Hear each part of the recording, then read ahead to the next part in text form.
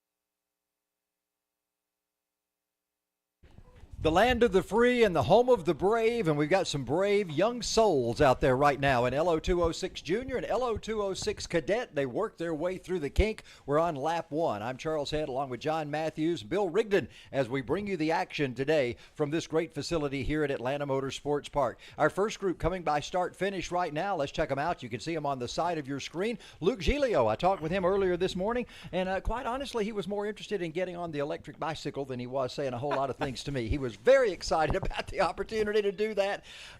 We're showing Cody Wright in second spot. Now, we know that is not Cody Wright. Lincoln Massey told me today, he said, I'm not doing it the right way, I'm doing it the Massey way. So check out Lincoln Massey, who runs in that second spot. Well, we do also want to bring in the third member of our announced crew this afternoon, Bill Rigdon, joining us for the broadcast. So, Bill, already ready to go, so welcome to the show. Well, thank you very much, and if you think the last four words of the national anthem are "Gentlemen, start your engines," you are in the right place today at Atlanta Motorsports Park for round two of the Winter Series here. Now, we go back talking about Lincoln Massey and his style. We can recognize him by that white helmet with the GoPro stuck on top of it. So I still want to get some of his footage, see what it looks, especially during that pre-main we had yesterday where it was where they finished in a dead heat. That had to be some spectacular pictures from his GoPro. Well, he's back up front right now, so Lincoln has worked his way around Luke Giglio. That happened in turn number 9, and Luke is right on the back bumper of Lincoln as they come out of turn number 4. These two have been tied at the hip for this entire weekend, so this is round 2 of our Winter Championship Series. Round 1 was yesterday. Luke Giglio won the final, where Lincoln prevailed just barely in the pre-final. We'll be back in action coming up Saturday, December 2nd and Sunday, December 3rd, the 3rd and 4th rounds of our Winter Series. That will be next door at the main track, which will provide its own host of challenges for these young drivers. And for these drivers who have never had experience on that track, it's going to be very interesting to find out what they learn when they first go out there for practice. Well, and that track has even more elevation change than this facility. This has 43 feet of total elevation change, most of it concentrated in that turn 2 U-turn with a 3-story decline and then a 3-story climb. There's 98 feet of elevation change on the main track, so you can imagine they are in for literally an up and down day. Well, right now we've got our second group of drivers. These are the drivers that are basically in the junior division. We've got some juniors and some cadets running together, but this is that second group that started behind our first group, and we see them coming 3 wide across the line. Well, that won't work, and they're able to get single file through turn 1, and there's that signature drop down into turn number 2, and then a U-turn and back up. And race fans, you can see it from that camera angle, the elevation change. On foot, it is even more impressive. And we were here, John, for a photo shoot earlier, I guess it was last year, and they were doing a photo shoot, and we saw some of the drivers actually catching air when they came off of turn number 1 and going down that big hill. They were trying to go as fast as they could down to the bottom. Of course, that was not during race conditions, so they didn't have to worry about slowing down to turn back up the hill. They were just getting maximum air coming off of that big drop in turn 2. It was a little bit concerning hearing the karts when they hit the ground again, that sort of screeching sound they made as they hit the asphalt. And of course, the shock package on these karts is not much conducive to catching air and landing softly, because there is no shock package on these karts. The shocks are the tires and your fanny. That's pretty much it, Yes. right? Pretty much it, yep. I think we need to have William going back, chugging back up the hill to show us the elevation change like we did yesterday. Yeah, that was entertaining in and of itself. That was, it's rare that our executive producer gets on camera, and when he does, it happens to be from that angle. How about that? So here we're seeing again some of our Lo206 juniors, a pass down the back straightaway.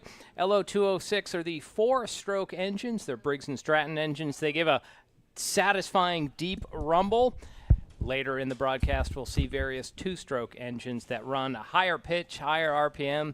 Bill, I have to say, I love the sound that these engines make. They sound like a muscle car shrunken down into a go-kart body. There's nothing more satisfying than that. Of course, as we were discussing yesterday, Briggs & Stratton's kind of a part of all our lives in one way or another, whether it's been a leaf blower or a lawnmower or a weed whacker or whatever. Those Briggs & Strattons are workhorses, and they have always been the source motor for go-karts, for home built and competition ones like we see here. You know, so many of those things that were popular back in our day, Bill, like Black & Decker, for instance, they went through a period where they were just junk. But Briggs & Stratton has just continued to maintain the quality. So much is still going on with Briggs & Stratton engines now. They're race worthy. They're able to get out there and just run at top performance, and it's good to see them maintain their quality. Well, top performance right now on screen. These are the leaders in our Lo206 Cadet Division. Lincoln Massey leads Luke Giglio, so it's blue versus red, pushing each other down the back straightaway. 6 laps in. This is a 10-lap pre-final. The way the races will work today, much like yesterday, each class will have a 10-lap pre-final. Where they finish will set up the starting order for the 12-lap final later in the afternoon. And John, we have both cadets and juniors running here. You would assume somewhat that the juniors would be faster. Maybe it's because of the weight difference with those youngsters. They're a little older than these cadets, but the cadets seem to be faster every lap. And it is somewhat of a weight thing. So when you hear cadets, think of elementary school students, and the junior class really is middle school age students. Just because the kids get bigger, the junior class weighs more. And when you're talking about a kart with a driver that maybe 270 pounds versus 290, percentage-wise, that's a pretty big change. Engine-wise, it's the same engine. They'll have a different, what's called a slide in them, and it just basically means when you step on the gas pedal, the carburetor won't open as much, so the slide prevents that. The juniors have a more liberal slide, so it opens more, but with the light weight of the cadets, they're able to get around just a little bit quicker. And Bill, of course, in the last 40 years, we've gotten the term middle school and so forth. But for us old guys, and I'm putting myself far older than you, but anyway, for us, it's very easy. You should. Well, thank you so much. As we go back, and it's very easy to say junior high versus senior high. That's right. Those were terms that we were familiar with. So our leaders coming up on one of the slower karts from the junior class. They look like they're going to dive down into turn 2. We'll continue to watch that. But meanwhile, it's a race within a race. Here are the top karts in our Lo206 junior division making their way through turns 9 and then our S's complex.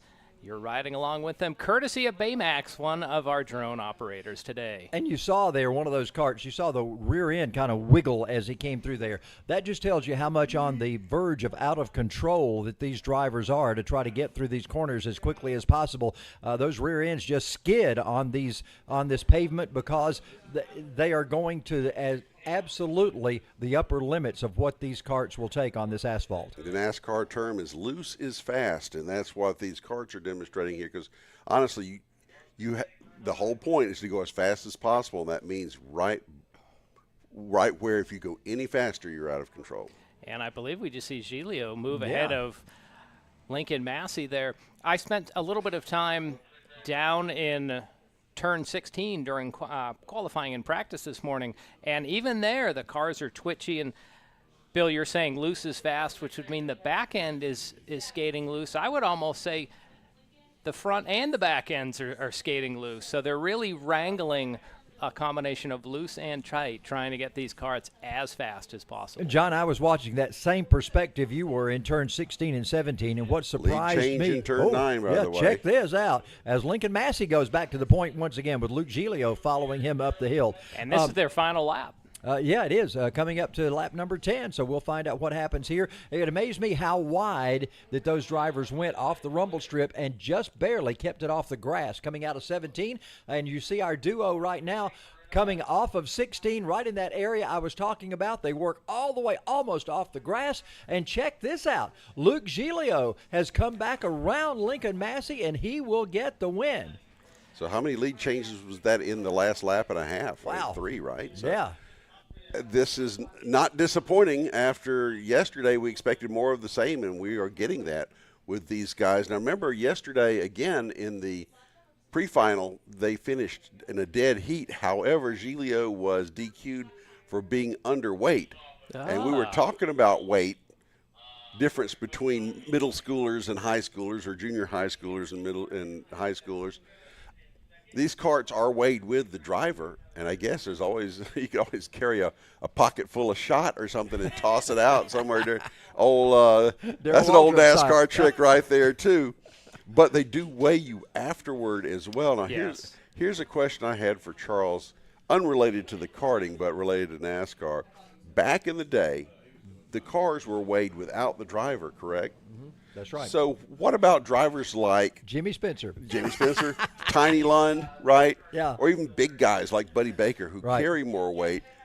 That I would think would be a distinct disadvantage, although nowadays your top drivers are all these little shrimpy guys. They look like Tony Stewart. They look like jockeys. They look like horse jockeys. Yeah. Well, it matters less in Cup because the cars are 3,400 pounds. Right. With a cart that weighs 300 is much different. Well, we do have a fourth member of our announce crew. Steve Newbold is down in the pit area, and he's going to get a word with some of our top competitors from our opening race. So when you have a chance, Steve, take it away. Well, Luke Giglio is down there. Also, Talon Laney. We didn't mention Talon. Talon was the winner of the junior division, so we'll have both of those down there in victory lane. Steve, what you got?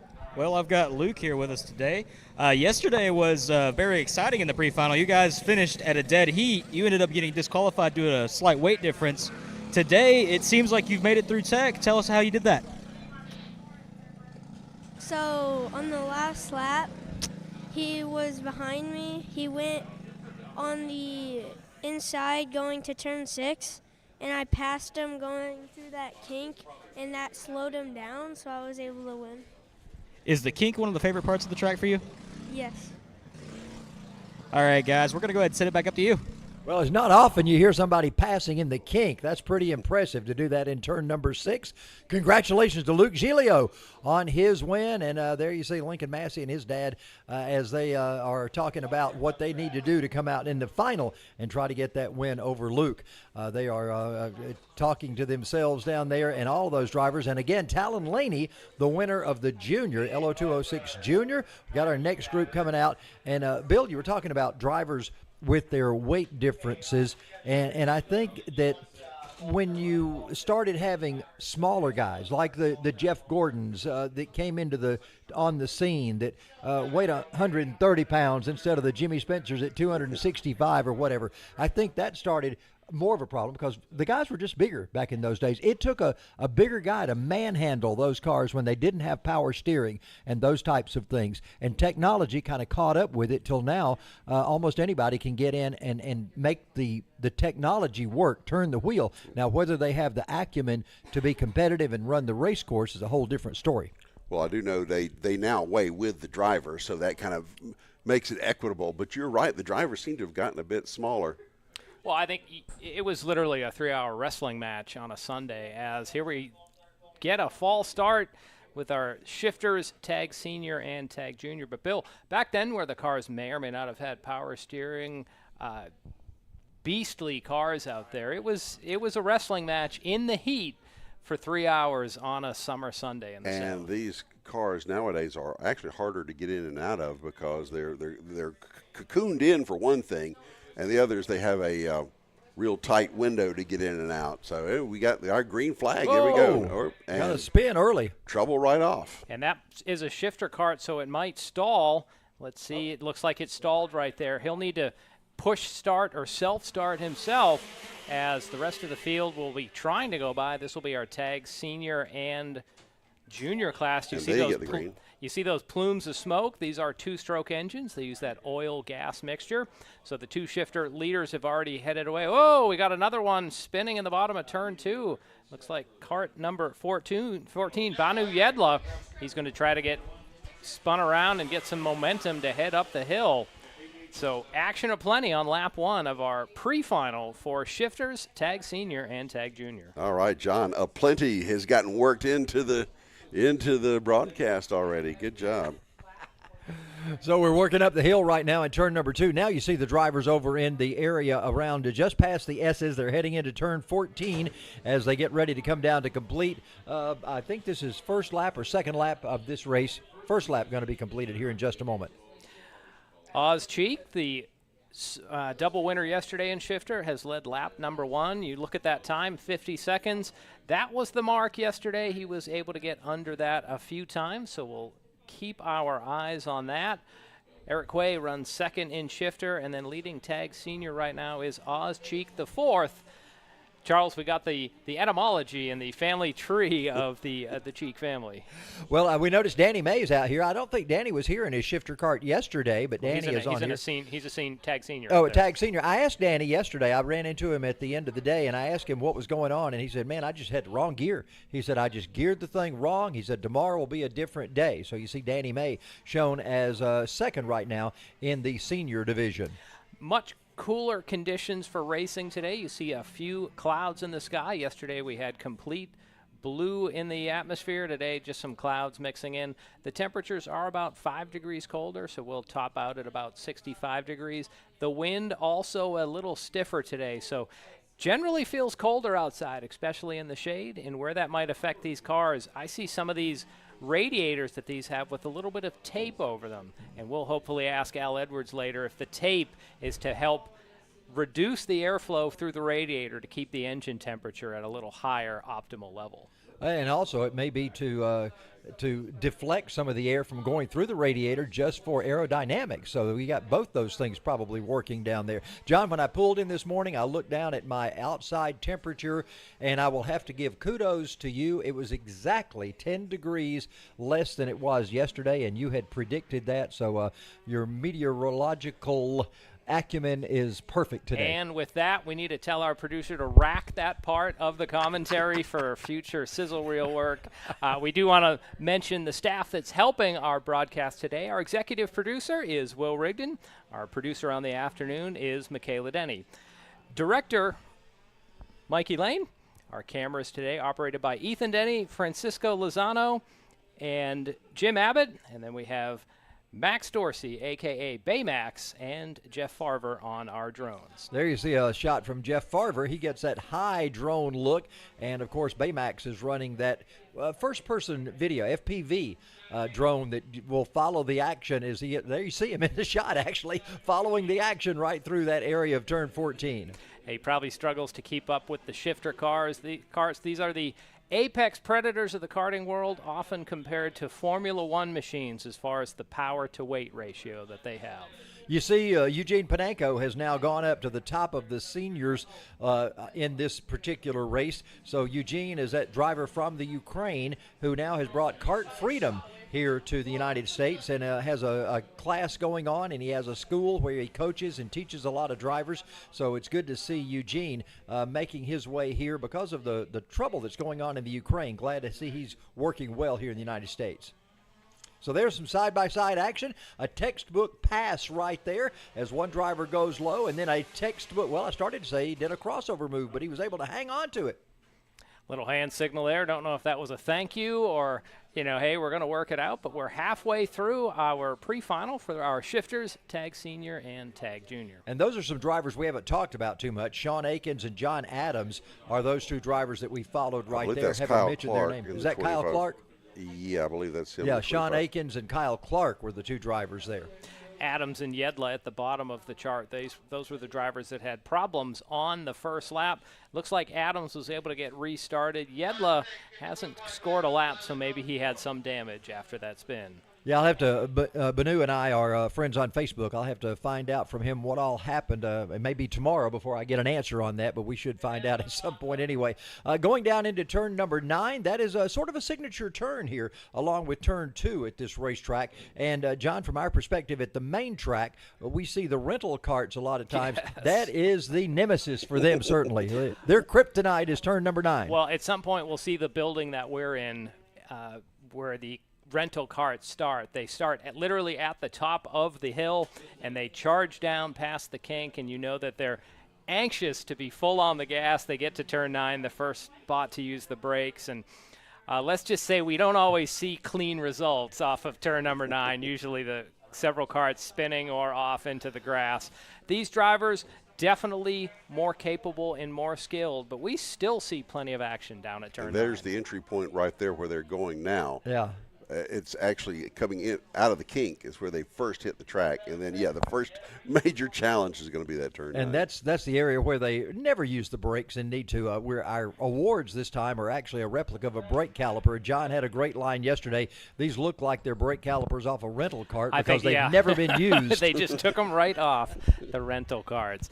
Beautiful, mostly sunny day here in the North Georgia mountains. Race fans, we are located just 3 miles west of the city of Dawsonville, long known as the center or the birthplace of stock car racing, as well as Bill Elliott and Chase Elliott. You know, we've got some great roundabouts here in the city of Dawsonville. We ought to name turn 2 the roundabout. How about that? That's pretty close. That's a little too Euro for me. I'm sorry.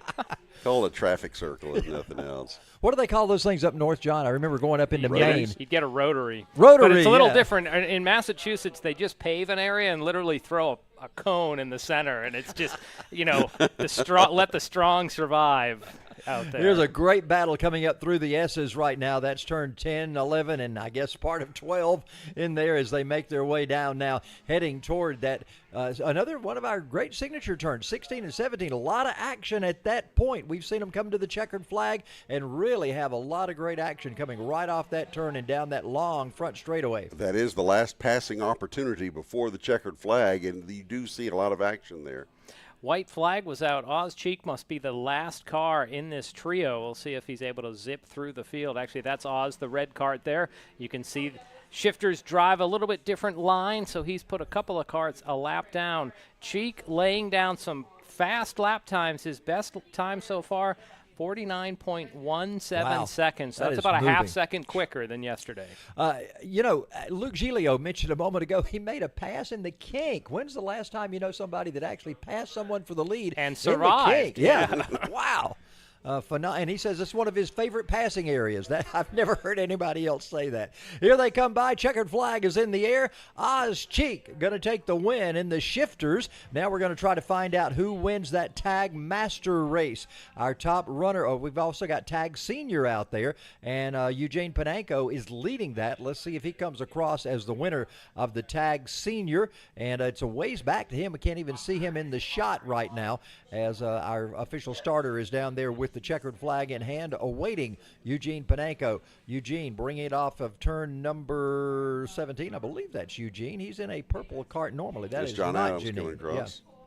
So Adams That's- was a lap down. He was able to get restarted. Good to see that. Here There's come a couple of Eugene. carts. Eugene, you can see the drivers maybe ducking their head. Eugene Panenko comes home as the senior winner with Ozcheek the fourth. Yeah, right you can tell behind. Eugene, he's got that purple driving suit and purple cart and purple helmet, so it's not hard to spot Eugene Panenko. We'll talk with him No, in is he just a moment. ducking his head for aerodynamic advantage? So I'm wondering if you've sacrificed visibility for aerodynamics. When the last time this was brought up during a broadcast, Al Edwards had indicated you do get an aero boost. Some groups have started outlawing it because of the visibility. You bring your head down, and it's not a huge aerodynamic advantage. Maybe part advantage, part placebo. But you're right. They're putting their head where they can't see, which causes some real, potential catastrophes. It's a out there. straightaway. I'm holding the wheel steady. What could possibly happen? Well, Al said that he always teaches his drivers do not do that because they lose focus. He said you break that focus on the racetrack for just a moment, and he said that can be disastrous for you. But like you mentioned, it's coming to the checkered flag. It's on the last lap. How much focus do you really need at that point unless somebody's beside It you? only takes once. Yeah, you only have that's to mess true. up once. That is absolutely true. That's like texting and driving. You think about it. Oh, it's no big deal. I'm just glancing. But no. Something jumps out in front of you. Somebody changes lanes. A chain flies off. Who knows? Things can happen. So We need to mention today that our race director, Eli, is doing race directing today. Nice. Lucas is down manning the grill. He's the grill daddy Yeah, he today. is our. Normally we have Chick-fil-A here. Obviously on Sunday that ain't going to happen. So we've got Lucas manning the grill and providing lunch for all of our staff and for everybody that's out here today. So Eli is at the helm of race directing today. Well, you see the building where this is the main building for the AMP Kart complex. We're in that building over by where the white tent is. The carts will come out from the left side where the garage door is open. But our next race will not start from this building. The kid carts will roll on track, and they use a segment of the course called the Jelly Bean, and they'll actually load in from right onto the front straightaway. And I think we're getting ready for our Victory Lane interview. We'll be going down to Steve Newbold in just a moment as Eugene Panenko and Ozcheek are going to be interviewed down there after their wins in their respective classes. We talked with Oz yesterday after his 2 wins, but we didn't get a chance to talk to Eugene, and I think he's on the way over there to talk with Steve right now. Clearly, that's Eugene Panenko in all purple. He is clad down there. So, Steve, what you got with Eugene? Well, we're standing here with Eugene Panenko. Eugene, tell us a little bit about running in multi-class races. There was shifters out there. You had tag carts. You had I can't remember what other division you guys had out there. But how is it running in multiple class racing? Again, sorry, repeat because they talk. I didn't listen to your answer. The multiple class racing? It's pretty tricky, but no problem. When we have done a lot of drivers, I understand this is normal situation. No problems. So tell us about holding off all the other drivers today. I didn't really get to catch a lot of the race from our vantage point. I did see, though, you coming through turn 4 and turn 5. You actually hugged the corner a little bit tighter than most people. Is that just your driving style? I think driving style, and also today first race when I moved from Masters to Seniors. This is only my first exit with this weight, so I just looking for setup and gear ratio. I drove with the same gear ratio like with Masters weight, so I had some problems with oversteer and not enough speed on the straight lines. Awesome. So we're actually going to get a quick word with Oz in real fast whenever he has a second, but thank you. Congrats on your victory in your class today. See you. Okay, we'll get with Oz here in a second. Here we are. And meanwhile, the kid carts are underway. Kid karting their way, working on lap number 3 right now with Harrison Marinch, your leader. Alex Schomer will be second, Stowers is third, and Luca Valadez is in 4th. All right, so let's go back down to Steve. He's got Ozcheek with him right now. Both Ozcheeks.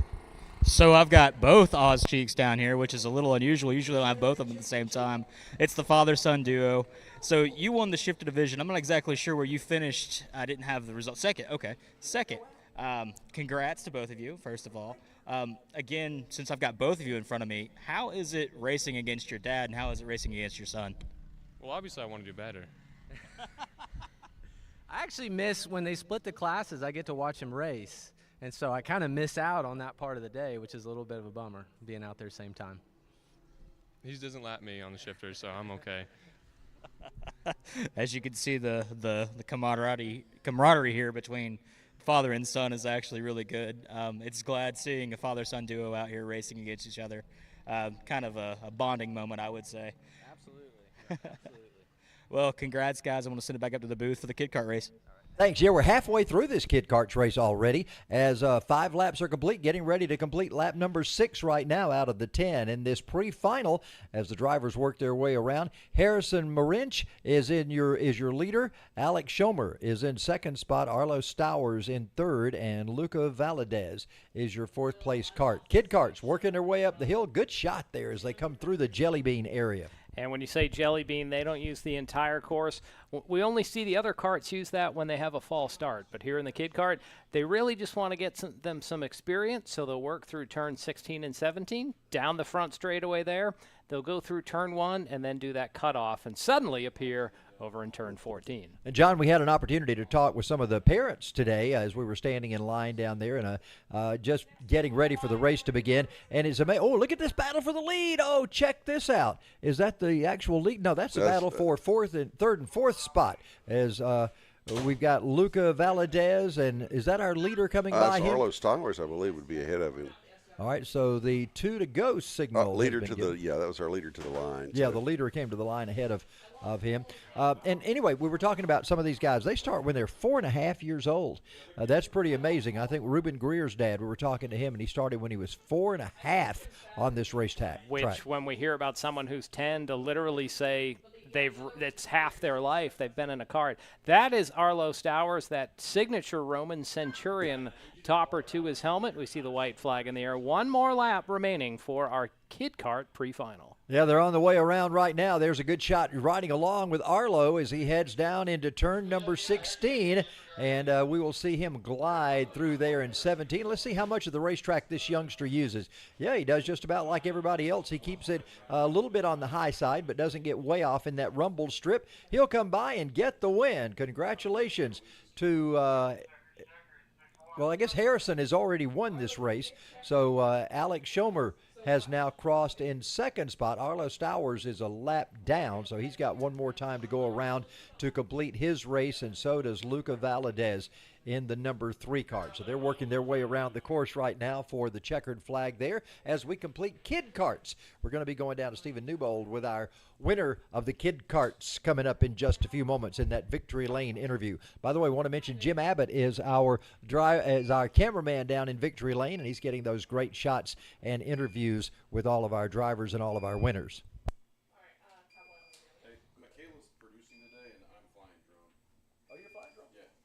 Uh-oh. Well, coming up next on the... You heard that. You heard the uh-oh, and I'll have to tell you why that was. Will Rigdon, our producer, our executive producer, just said he is flying drone today. Jeff Farver not here, so Will is doing that, and his dad, Bill, just said, uh-oh. It must be some reasoning behind that, Bill. He borrowed my car one time. I just know what his driving style is like. You don't want your son to come up to you and say, hey, Dad, do you know how fast your car will go? Well, there's also a reason that we have a pole cam and several other cameras around the track that are now stationary because they used to be drones at one point in time that got crashed. So have drone remains around. We had that one he mounted to his truck, his RC truck. That was actually pretty cool going through the garage or through the staging area. with the camera mounted to the back of his truck. Yep, truck cam. And of course, that was an RC truck. It Yes, wasn't yes. like a real truck, but an RC truck. And oh my goodness, the various incantations we've had of former drone cams here at this racetrack. Yeah, the drones seem to, we'll just say, find things that they're not meant to bump into, and then the propellers come flying off when that happens. Yeah, it's amazing how those walls just pop up on the side of the Yeah. building, isn't it? Well, I got to hand it to B-Max, though, with those drone shots we've been getting. He comes, in, to my perception, perilously close to the Marshall stand and the other carts and all sorts of things, but it really gives us some great video. Now, he's flying that virtually, right? Yeah. So, I mean, he's actually as if he were aboard, so I guess he gets even better perspective on that.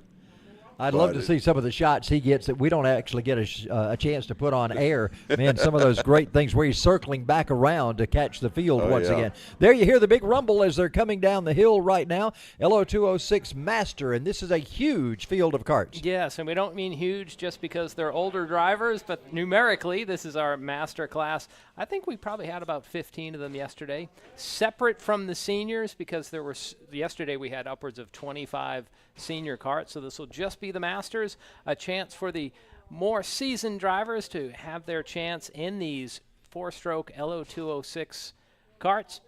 We do see Al Edwards go by the camera there in the 711. Al, the double winner yesterday, he qualified fourth, so he will have a little bit of work to do in this pre-final. Yeah, there he is in that 711. You see him on the inside of the second row as they head down toward turn 16. These guys are, as they say, chomping at the bit, which is supposed to be champing at the bit. But anyway, we'll go with chomping at the bit as they get ready to take off. We'll find out if they're going to get a good start or not. Well, so far it looks like they're in a picture-perfect formation there. You're riding along with our drone cam. So, Bill, just as you said, getting right in the action. Here you can even see tire choices. They're on the reds this afternoon. And there was some question yesterday about how many lug nuts they actually have on these cars. They have 3, and I think that is sometimes interesting to know that you've got 3 instead of 4. They got a green flag start. They're heading up to turn number 1. We saw some action here yesterday. Al Edwards and a couple others Yeah, right we over got some action curves. already. You're right, a spin off turn 1. So action aplenty once again in our Lo206 Master. And they work their way up the hill right now. We're getting to Thanksgiving and Horn of Plenty, the cornucopia. That's the good thing that you tied that in there, the aplenty, John. I'll have to work cornucopia later appropriately. Matt Lassiter is our early leader. Al Edwards behind him. These two are teammates in the Wilbite Racing stable. We'll see if it's the student or the master that prevails today. Well, the student is wanting to prove that he can be as good as the master. I don't think they say, oh, you go ahead because you're my teacher. I don't think that happens in kart racing, right? Why am I picturing Darth Vader and Obi-Wan Kenobi every time you mention that teacher and master business?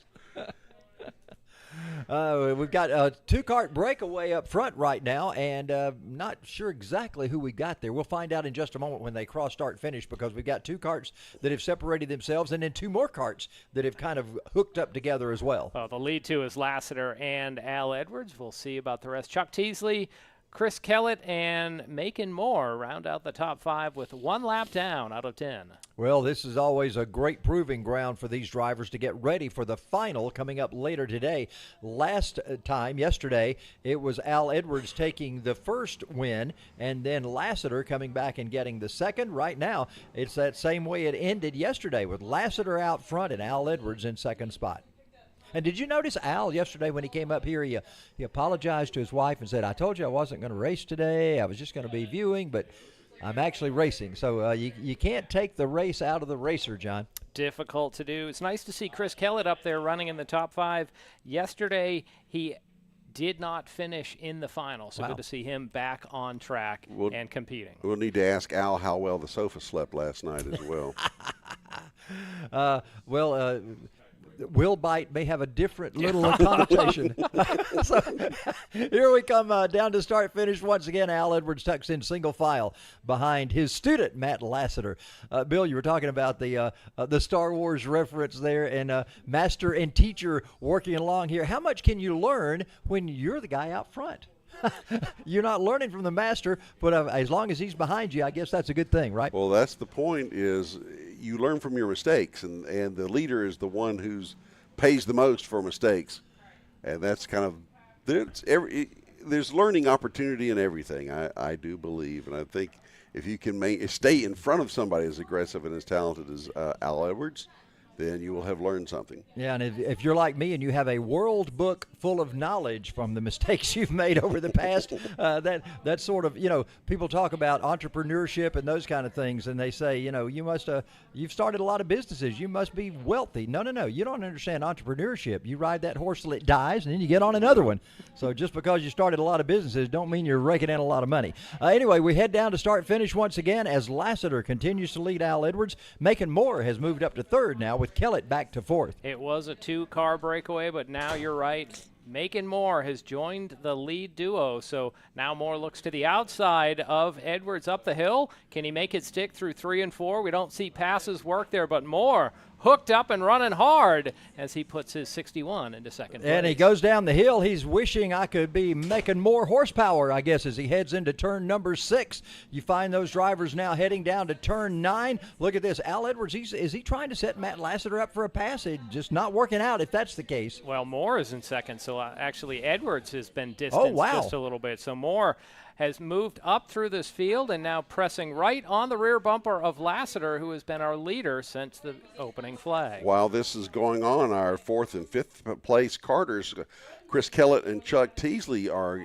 getting the opportunity to close that one up too. If they get a little racy up front, we may see a 5-car freight train settle out this pre-final. Man, that's amazing that Moore has gotten up there right behind Lassiter, and look at him pressuring him right now, and Al Edwards is trying to get back up there and join that duo up front.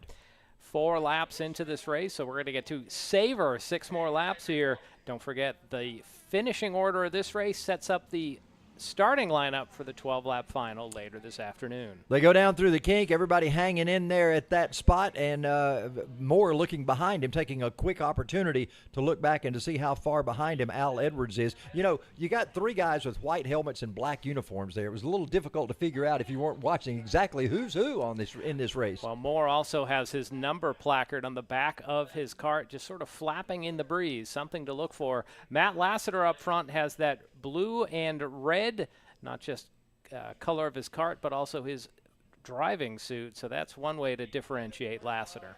Well, Lassiter comes through turn 17, and it doesn't quite use all the racetrack. It didn't get up on the rumble strips, but Moore still right in those tire tracks, may even giving him a little bump as they go into turn 1. You could see the left side of the bumper of Lassiter maybe just curl upwards a little bit, a hello note from Moore. Halfway through, completed 5 of these 10, working on lap number 6. Still have Lassiter being chased by Macon Moore. Moore is sticking right to his bumper like he's able to keep up, and then catching is one thing, passing is another, as we like to say. And as soon as Macon can find an opportunity, he may take advantage, or maybe he's got his spot picked and is going to do it late enough to where Lassiter wouldn't have a chance to get it back. Well, we noticed Lincoln Massey is up here with us. We'll talk with him in just a minute, but he was telling us yesterday, you keep the pressure on the guy up front. That's how you get by them at some point. You keep pressuring him, and all of a sudden he makes a little bit of a mistake, and that gives you your opportunity. So we'll find out if Moore is going to have that opportunity, as he certainly kept the pressure on Lassiter. Our top 2 are drawing away from the field. Look at the gulf that is formed between them and Al Edwards.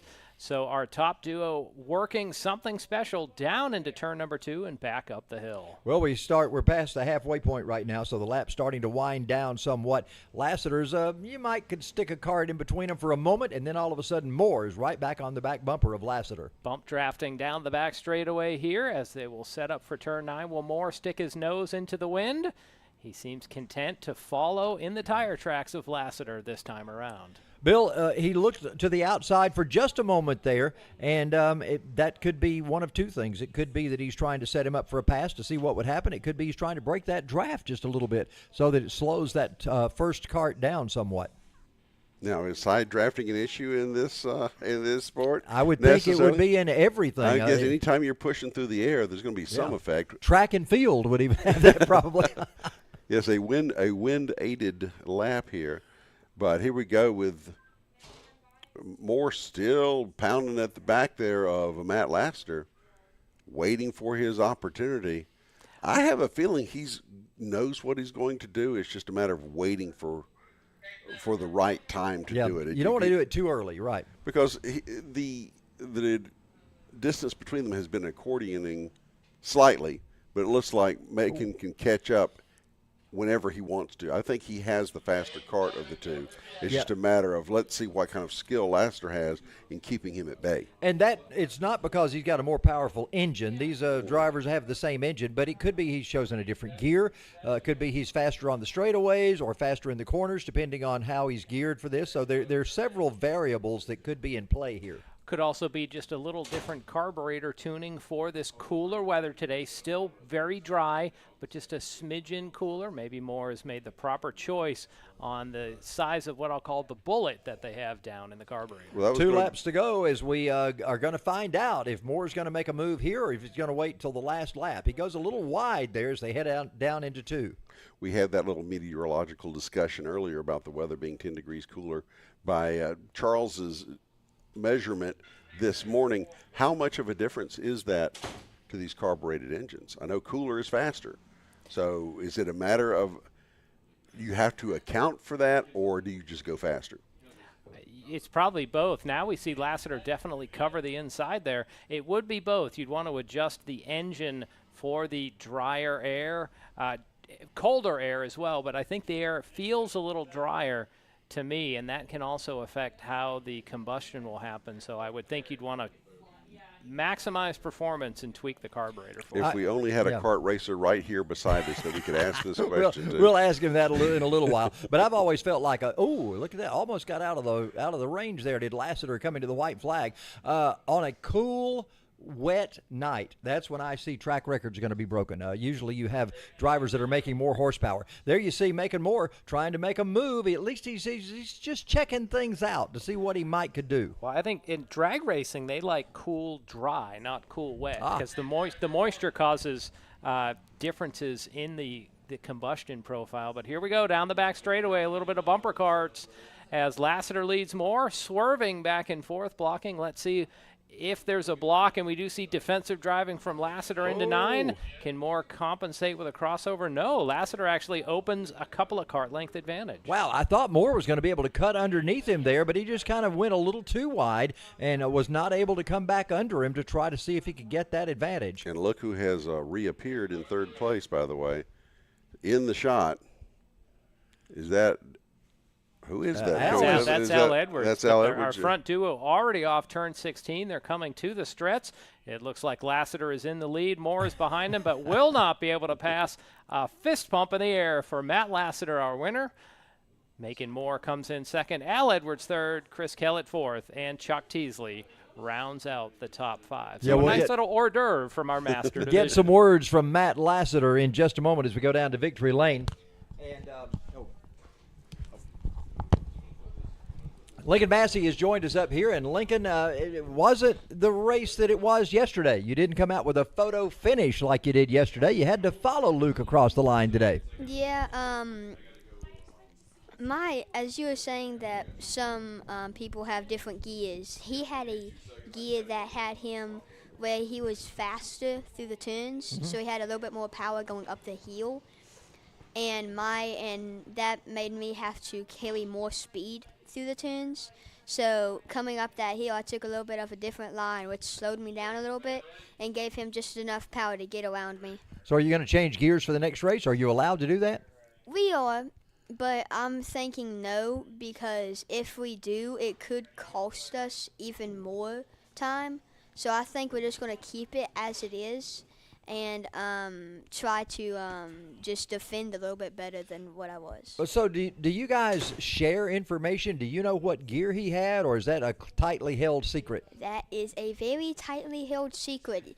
They can say what top speed you are running, but you can't say the gear. That will just give it all away. I got you. So it's like on the golf course, a pro, you're not allowed to tell anybody what club you're using. They have to guess, correct?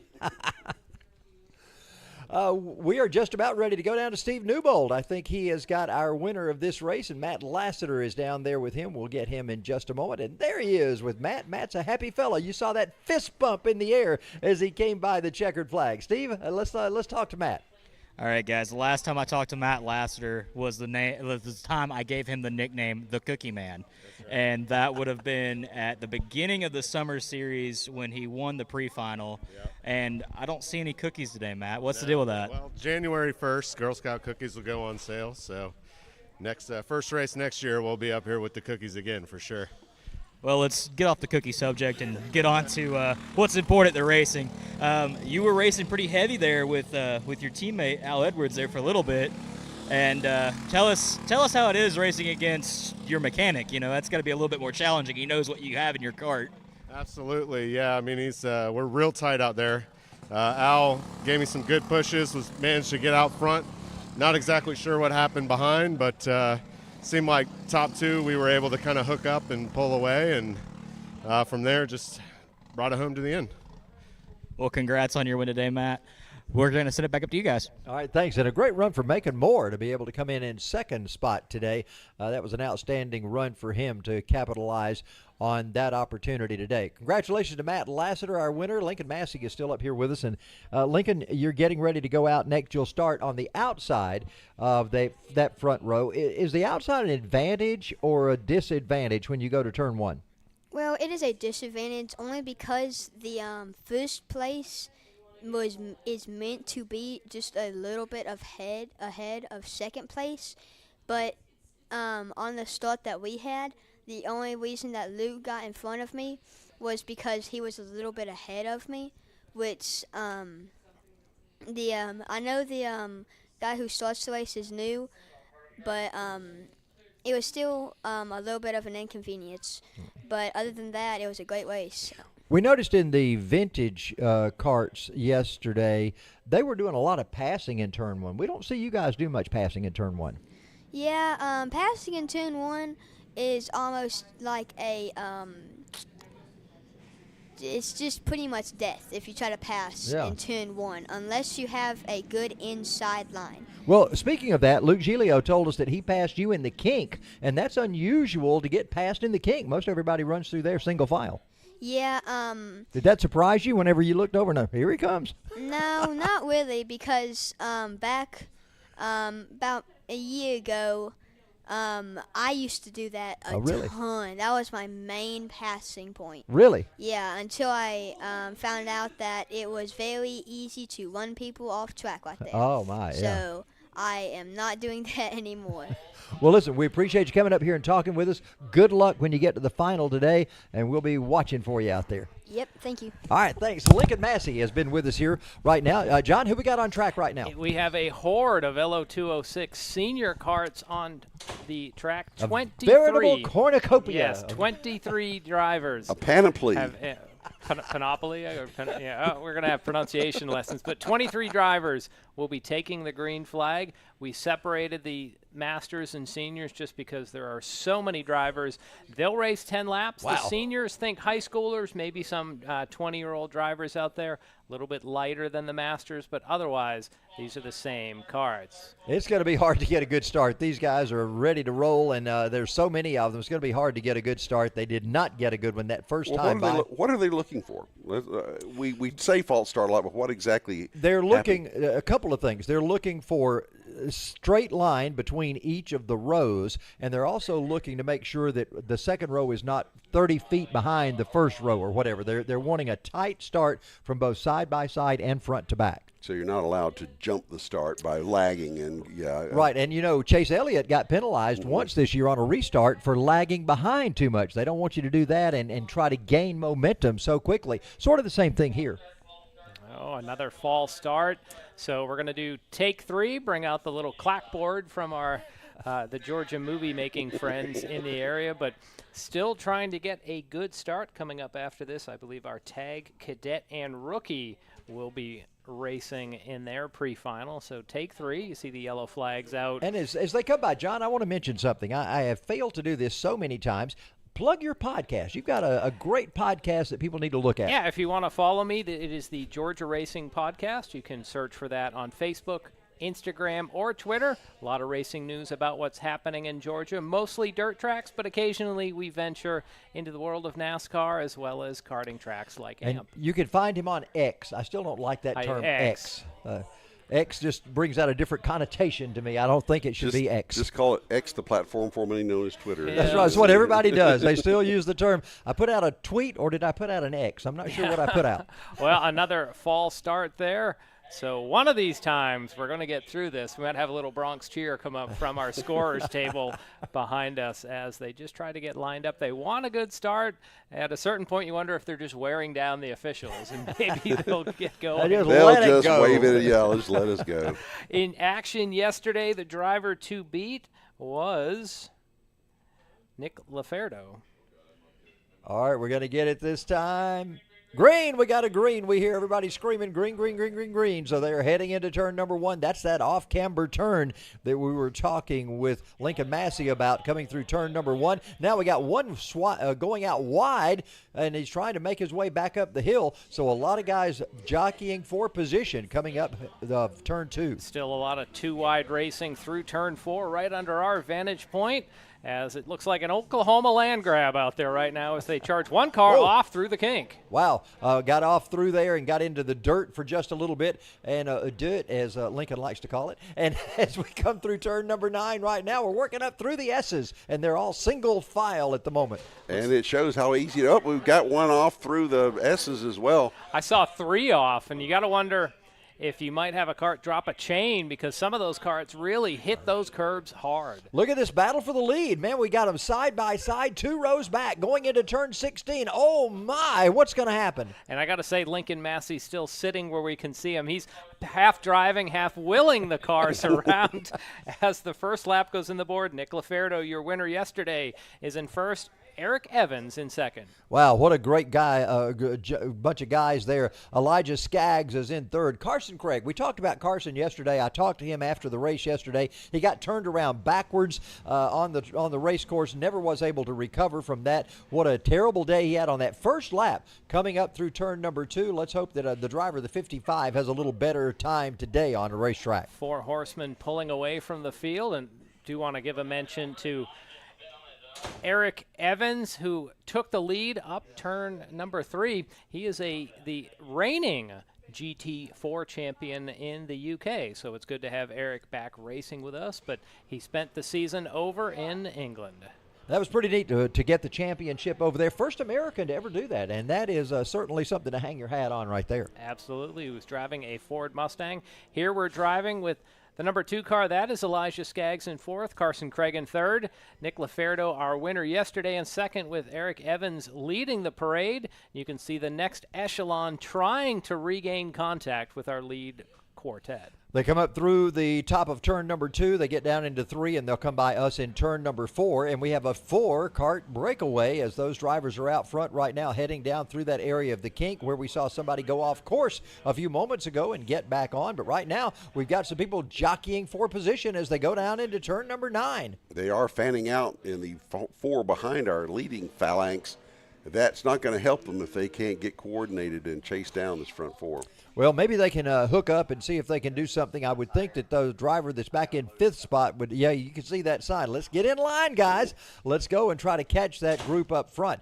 But they are still battling hard as they come off turn 16. And, John, we're just about ready to complete lap number 3, so basically a third of the way through this race. Charles, I'm still wondering at Bill's use of the word phalanx. Still in awe of that. Didn't think we'd have Greek military strategy make its way into the broadcast, but so it is as the field dives down into that signature turn 2 and heads up the hill. You can see Evans take a quick look back. No mirrors in these cars. You just turn around and see what's behind you briefly. He sees Nick Laferdo just inches away. Yeah, they're working their way down the hill. It's great to be sitting between 2 wordsmiths here and trying to figure out what the heck they're talking about. They're recumbent as they are here in these positions today. It is your word. Okay, Charles has a new word, everybody.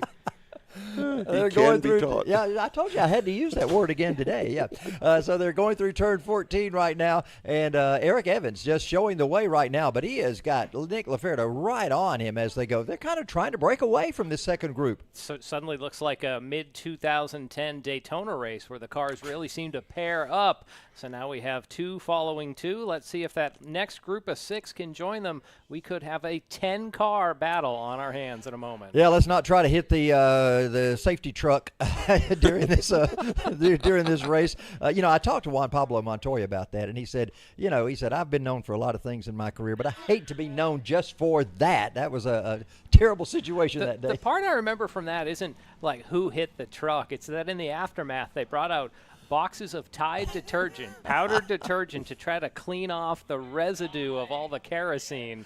And you see them, once they got the fire out, it's like, what next? And here they are bringing out just old laundry detergent. Bill, you will appreciate this. Juan Pablo Montoya's wife is like a supermodel. And so everybody wanted to interview Juan Pablo because he always had her on his arm. So they didn't care about what Juan Pablo had to say. They just wanted to be close to her, So why wouldn't John appreciate that? Well, John's heard the story before. Okay, I got you there. Okay. Being married to a supermodel myself, I can certainly identify with that. You and Jeff Gordon, right? Lead duo just a few kart lengths ahead of Carson Craig and Elijah Skaggs. So they head up the hill. We've crossed the halfway point, 5 more laps remaining. Once again, the finishing order of this race will determine the starting lineup for the 12-lap final later this afternoon. And Nick Laferdo started on the pole for this one. Eric Evans started behind him, but it wasn't long before Evans got the advantage and has held it so far. We're just past the halfway point, and those two drivers trying to separate themselves from everybody else if they can. You see third and fourth not really tightened up as a duo to try to chase them down, so that may be a disadvantage for those drivers as you see Laferdo right on the back of Evans heading up into turn 14. You can see Skaggs coming unhitched from Carson Craig. We'll see how much you need a partner, or if Craig is able to reel in this top duo down through 16 and 17. Once again, Laferdo content to just stay in the tire tracks of the GT champion from England. And you saw Carson Craig putting his hand up to get in line. He's telling Elijah Skaggs, let's get together and see if we can chase these guys down. Carson having a good run today. As we said, some bad luck has been on his side for the last I was talking to him yesterday, and I said, you got a lot of luck. It's just all bad. And he said, yeah, that's the case. So trying to get some good luck on Carson Craig's side today. Definitely seems like in racing, once you start getting bad luck, it seems like it follows you around. But once things turn around and you get good luck, it seems like a momentum just builds itself in the driver and on the team. I've seen drivers that actually put a monkey in their car and said, we got to get this monkey off. It reminds you of Jocko, back in the day. Jocko Flocko, yeah. Jocko Flocko. Wait, a real monkey or a stuffed monkey? No, stuffed monkey. Okay, because otherwise I'm thinking Talladega Nights with the cougar in the car. Well, now, Jocko was a little different deal. That was the Flock brothers, and that was a little different deal right there with Jocko Flocko. Back in the 50s when you could put monkeys in your car and get away with it. Yeah.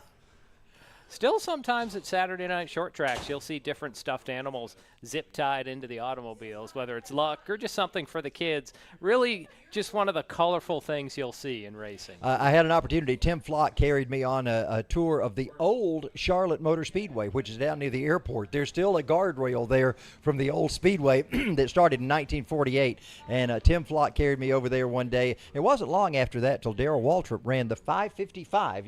Tim Flock was a driver that had triple numbers on his car, and NASCAR allowed Darrell Waltrip to run that 555 in honor of Tim Flock for a race or two. Tim Flock, I believe, was he the first NASCAR champion back in the day? Or no, Red Byron was the first NASCAR champion, and he's, of course, in the Georgia Racing Hall of Fame. Well, I'm thinking Flock has won the title. Oh, yes, absolutely. He ran one of the fabulous Hudson Hornets. That's right. The Carl Kiekhaefer. Yep.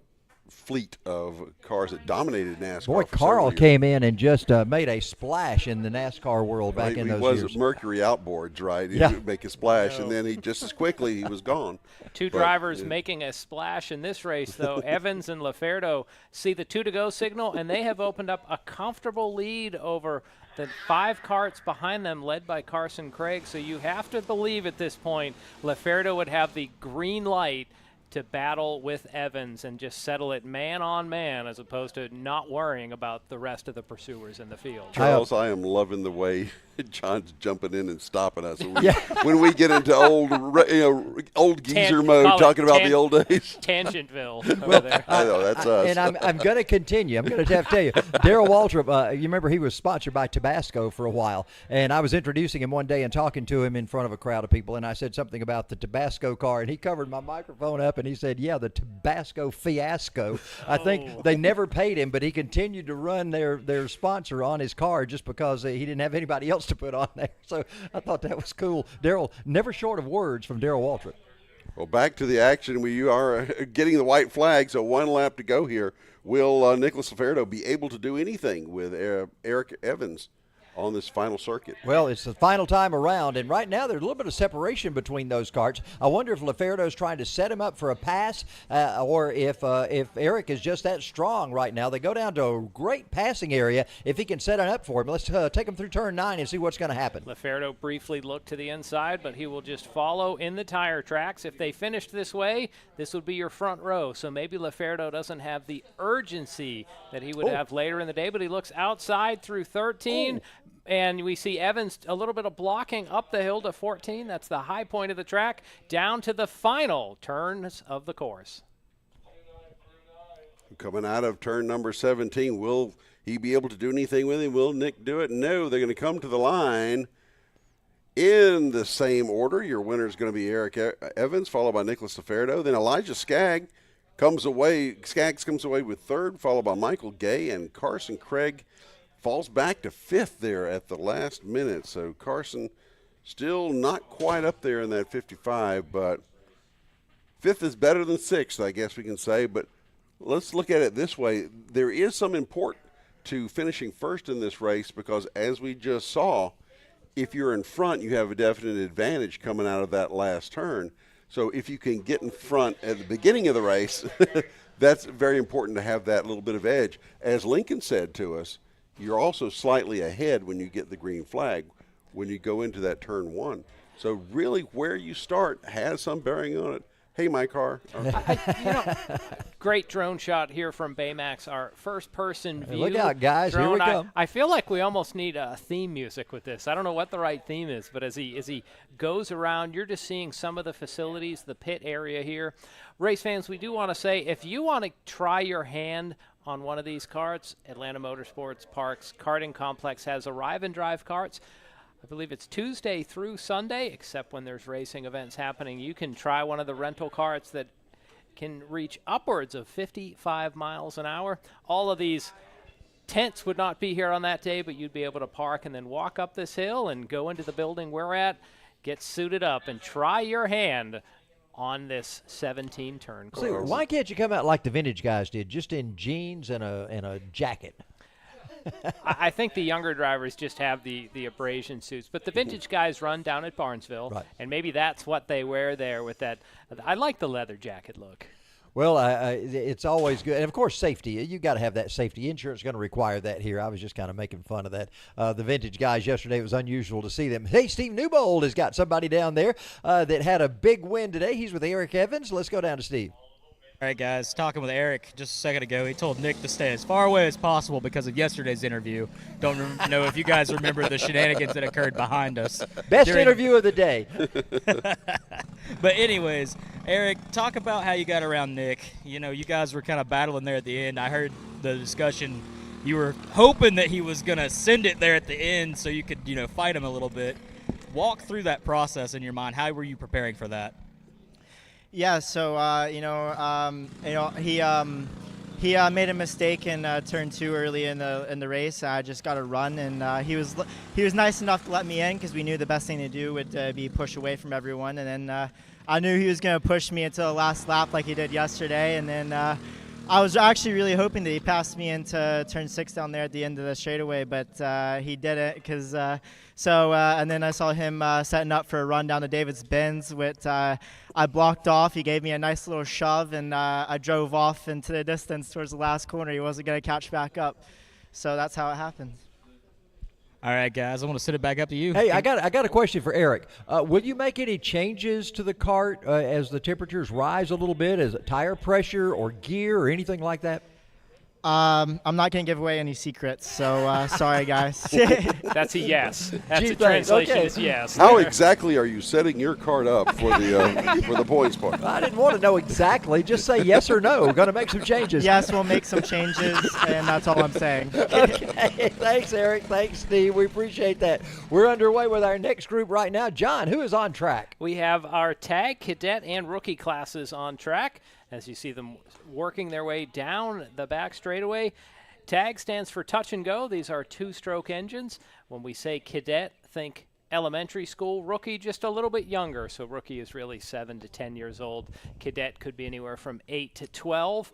And we see them out there with those plumes of bluish-white smoke, an indication of the two-stroke engine burning off that oil-gas mixture. And we talked with Ryan Perez's family earlier down there, and it was interesting to talk with them about his progression through his karting, and just neat to see these kids. And we call their names up here, but then when you see them, they're just such tiny little fellas. You don't expect that. Another one of those tiny little blonde fellas, Luke Giglio, is up front right now. We got one turned around. We'll try to get a name or a number on which driver that was. Let's see the replay here. Our lead trio goes through, and looks like the car at the back of that next trio might have just got too hard on the brakes, and the rear end snapped around. And we hear it was Giglio that spun out. Giglio spun out. Wow. Did not realize that was going to be Luke that spun out. I think that's Luke leading, though, that helmet, or is that Perez up front? We'll find out in a moment for sure. We'll see when they come to timing and scoring. Both. They both have similar helmets as far as the multicolor, so it's going to be hard to tell until we actually see them cross the line. One thing for sure, Emma Schumann in the foreground there in the 184. She is running in the cadet class, so our field coming around to put lap 2 on the board. Giglio leads Perez and Isaac Carvalho. So I believe it was Ruben Greer that must have spun out. Yeah, I believe you're correct. Ruben is the one that spun out. Giglio brings them down, or actually up the hill right now, coming into turn 4. And you see these karts lumbering a little more than some of our more highly powered karts as they make their way up the hill.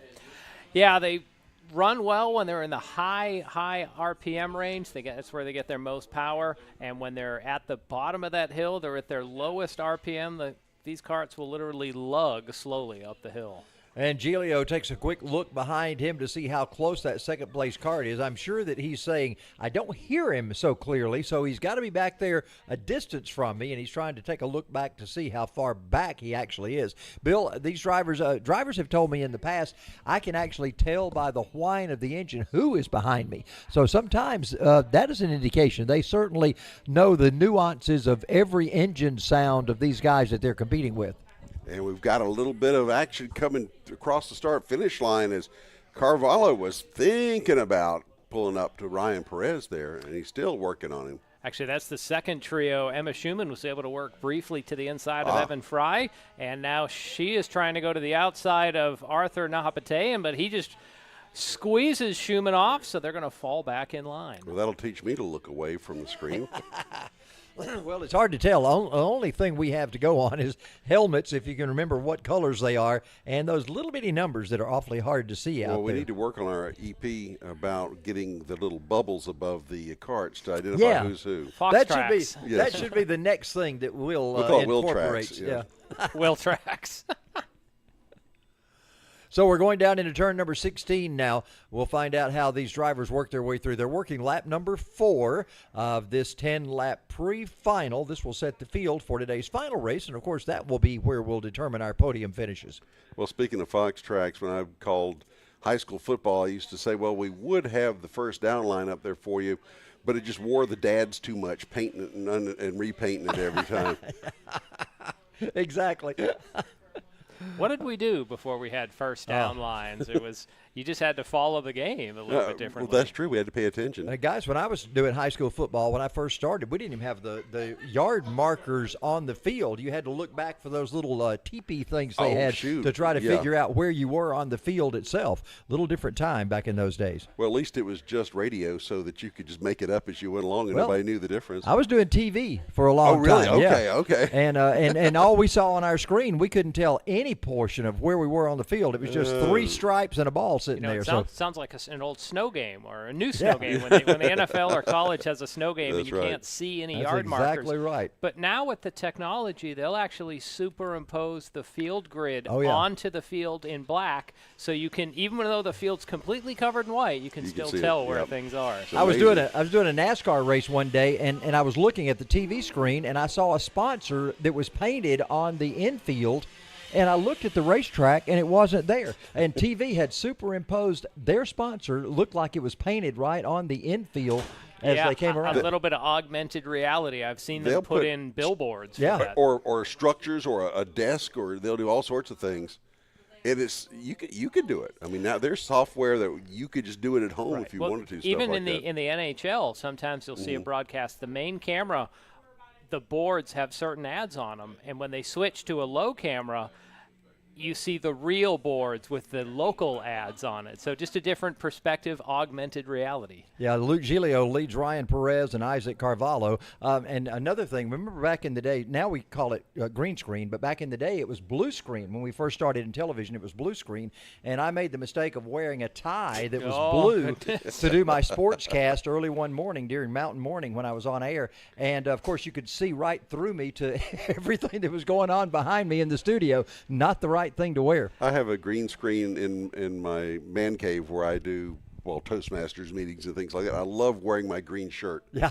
And my head just kind of floats disembodied around the screen. We did that in one of my classes for meteorology when I was in college. We took a can of Welch's grape soda, and it has some green leaves on it, so it looked like the can had holes with the map peering through it. As we almost get a battle for the lead there, you can see how wide Giglio takes turn 17 all the way out past the painted lines, and that keeps the momentum high in these tag cadet classes. So Giglio leads Perez. Then it is a 2.5-second gap back to Carvalho in third. Wow, these guys certainly have separated themselves from the rest of the field. Isaac Carvalho and Evan Fry and the rest of them back behind them. But Giglio now got about a car length and a half lead over Ryan Perez. But then Perez, look at this. Perez is trying to make a move down to the inside in turn 9. He does, but is he going to be able to come back? Yes, Giglio cuts back to the inside and makes the move back around him to retain that lead. That's a classic crossover move. Charles, in our broadcast yesterday, we learned the term parked it, and that would be where when Perez came through, he would almost slow down in the corner so he doesn't overshoot it. He could have used that technique there, but you saw him overshoot the corners. We have a local caution. I believe that might be Emma Schumann, who was stopped off of turn 16. So as they come across the line, who the last one is across in that group, do not see it. She was back underway, though, so it was just a spinner and a go. Is that Ruben Greer again? I'm not sure. Ruben has completed 8 laps. Arthur Nahabedian is only 7 laps complete. Now he's completed his 8th. That had to be Emma Schumann. Okay, because Ruben had the trouble earlier.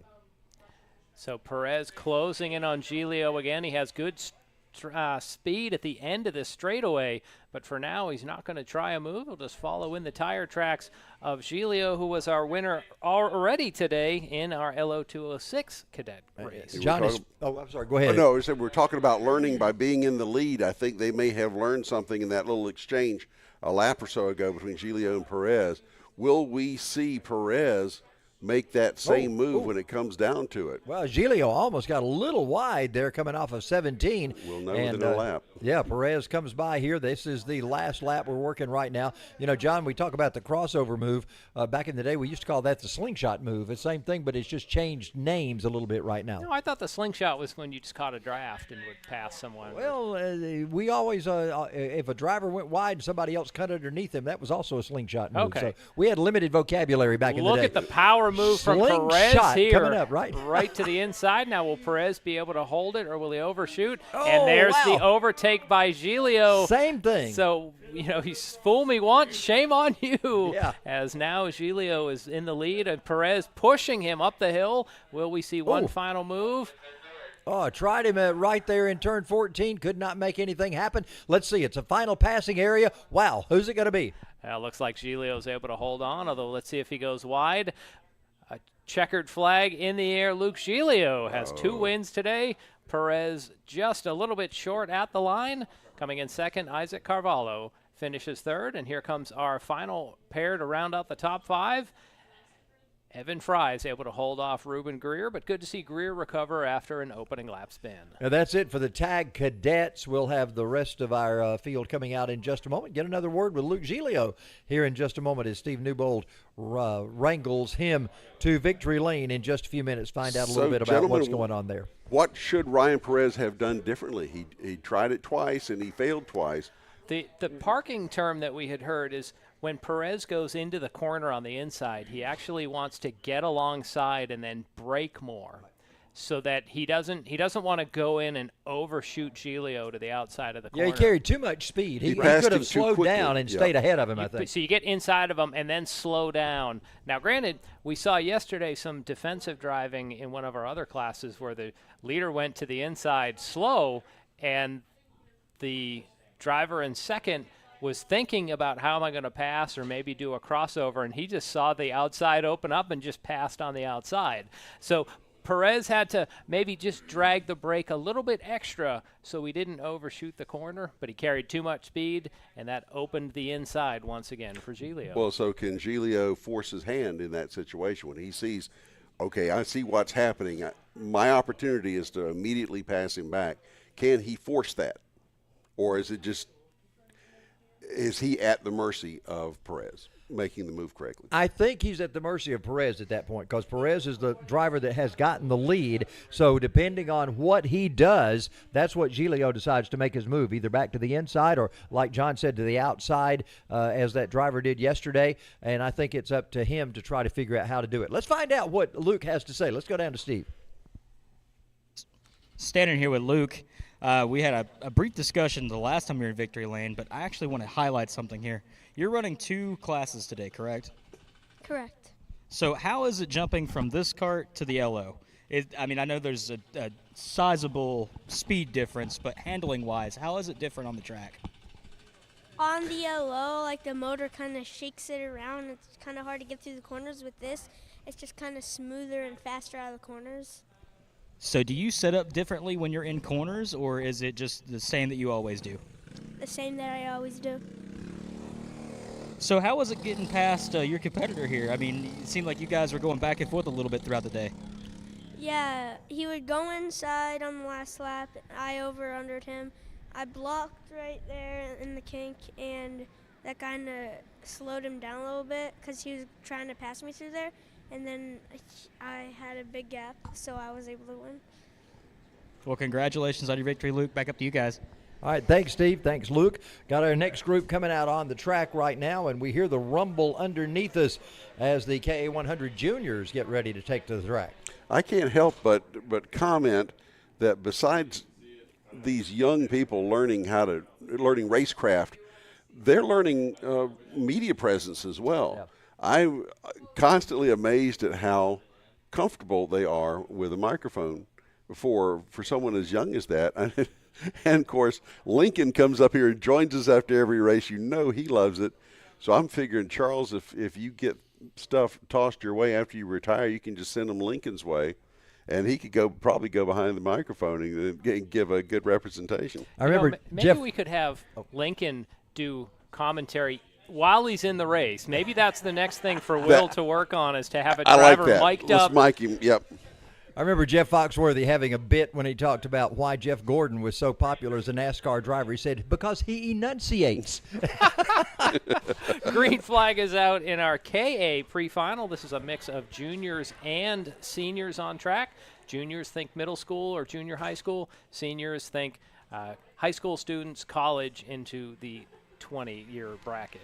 Yeah, the KA100s come by here right now. You hear that little whine out of those engines that you don't hear in many of the others as they work their way down to turn number 9 as we get ready for the first time these drivers have made it through this point on the racetrack. And you see that plume of smoke as they let off, and those, I guess it's a little bit of unspent fuel possibly that's igniting, then coming out of those exhaust pipes. If these carts look like they're burning oil, it's because they're burning oil, because that's the way a two-cycle works, and that's what we're seeing, especially, when they get into those deceleration zones.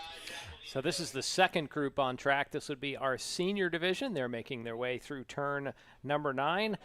The leaders in the juniors have just come by. Danny Perez, the leader. Jarvis Lee in second. Andrew Hamill third. 3 familiar names from yesterday.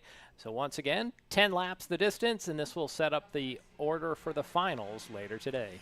Well, they're working their way past us down into the kink area right now, and everybody's staying single file through that area. We heard earlier today where Luke Giglio passed Lincoln Massey there, and Lincoln said that used to be one of his favorite places to pass, but no more. Now check this out, some side-by-side action in turn 9. And there we saw the driver get on the inside but not overshoot. That's how you make a pass through turn 9 and 10. Has maybe some team cars there with the orange fairings.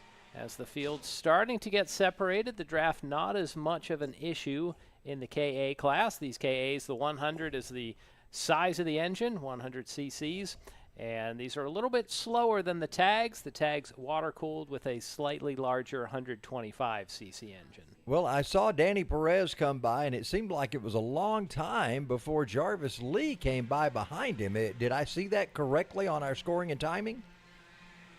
Well, it's got 3/10 is the difference the last time by. So 3/10 is quite a bit, yeah. So right now we're following this group around as they go in turn 9. There we come through turn number 9 right there. And that doesn't look like that's too far apart. That's Perez there with the sort of orange shoulders and then a multicolor, mostly green helmet. Shades of Ayrton Senna look to that helmet. And then we see Jarvis Lee behind him with a gap back to Hamill and then even further back to Banu Yedla in 4th. Well, they'll come by this time 3 laps complete out of this 10-lap pre-final. They're working through turn number 1. And again, yesterday we saw the vintage karts doing a lot of passing there. Nobody in our regular karts here try to pass in turn 1. Single file is the way that most of the drivers are handling this. You see that signature turn number 2, then back up the hill. In a moment, they'll sweep by turn 4 in our vantage point. And that's the kink there as the rest of the field once again heading towards the back straightaway. And they are carrying a lot of speed into that kink, as that is also a downhill section, although pretty much any part of this track you can describe as either uphill or downhill. There's not much that's very level here, but as John alluded to, the signature turn 2, you'll notice there's a whole lot of runoff coming out of 2 when they come through there, because they are getting gravity helping them as well, getting up to speed. So gravity helping or hurting, it depends on your perspective. Yes. And I would like to take this moment to apologize to the physicists out there, because I misidentified Newton's first law as Newton's third law, so I got those backwards anyway. That's it. You're banned from the broadcast today. We can't have that. Which law is the first law? Okay. Now we have to clarify. Okay, the first law is an object in motion stays in motion, so that's inertia. That's an object at rest tends to stay at rest. Exactly. So that's what we're seeing as they go into turn number 2. That object in motion tends to want to keep going in that direction. So that's where all that runoff is for. The third law, on the other hand, is the one that says is the equal and opposite reaction. And we were using that talking about drivers scooting themselves in the seat trying to get a little extra mo going uphill. So we skipped the second law. Which one's the second Second law? law is F equals MA? F equals MA, that's right. And as my a wise man once told me, all you need to know about physics is F equals MA, and you can't push on a rope. Can't push on a rope. So, hey, race fans, we'll have thermodynamics coming up in our second half races later today. I don't know. If I can't nerd out here, where can I nerd out? And I always tell people I am just matter. I have weight, and I take up space, and that's it. Our field halfway through this 10-lap pre-final. This is our last pre-final. After this, we will turn things around and get prepared for our 12-lap finals. And, I have realized that we need a lot of on-track action because it keeps us from going into areas where we just shouldn't be going. I don't know. I think, to be honest, we've had a lot of action the last couple of days, and it hadn't stopped us anyway. So I don't know if I'd even go there, Charles. I think we're just gonna. We're just gonna. That's right. Yeah. The lesson to be learned here is not to put mics in front of us. That's probably true. Oh my! They work up the hill in turn number 6. You talk about the elevation changes here. I guess at start finish is probably the straightest, levelest area. Yet when you're down there, you can see it right there. It goes down into a dip and back up. So even elevation changes at that point. Absolutely. Some of the camera angles will show that when we have the low angle. So here we see I believe that's our seniors flashing past the start-finish line once again. Out front, Daniel Perez leads Jarvis Lee and Andrew Hamill. And Daniel is doing so well, he is running first and first twice on the racetrack. So outstanding run for Danny Perez right now in 2 different karts, as a matter of fact. I'm not sure which law of physics that is, that you can appear twice. I think I saw that in Star Trek one time when they did something, but no. They did time travel kind of thing. Yeah. Maybe it's the Klingon Daniel Perez that's out there. That's what it is, exactly. Kapla there, Daniel. Okay. I showed my nerd side again. So. Well, if there wasn't a nerd side, there'd be no side at all, correct? Exactly. And right, now we got a battle going on. Side by side, trying to make that crossover move, and is he going to hang on to it? Don't know yet. So they crossed the line right there. We'll find out how that one turned out, and did not see that one that actually showed up on the screen when they came by. That didn't register as I think that was Hamill challenging Jarvis Lee on that for second. Actually, I think this is the juniors. And there I go again. The back car in that group was Talon Laney in the 48. So I think this is we'll say the leaders of our juniors. This is a race within a race. The seniors were the first group to see the green flag. The juniors started a gap behind it.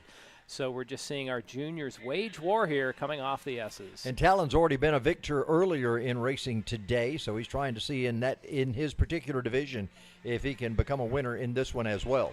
Head down to 16 right now. Everybody's single file pretty much through 16.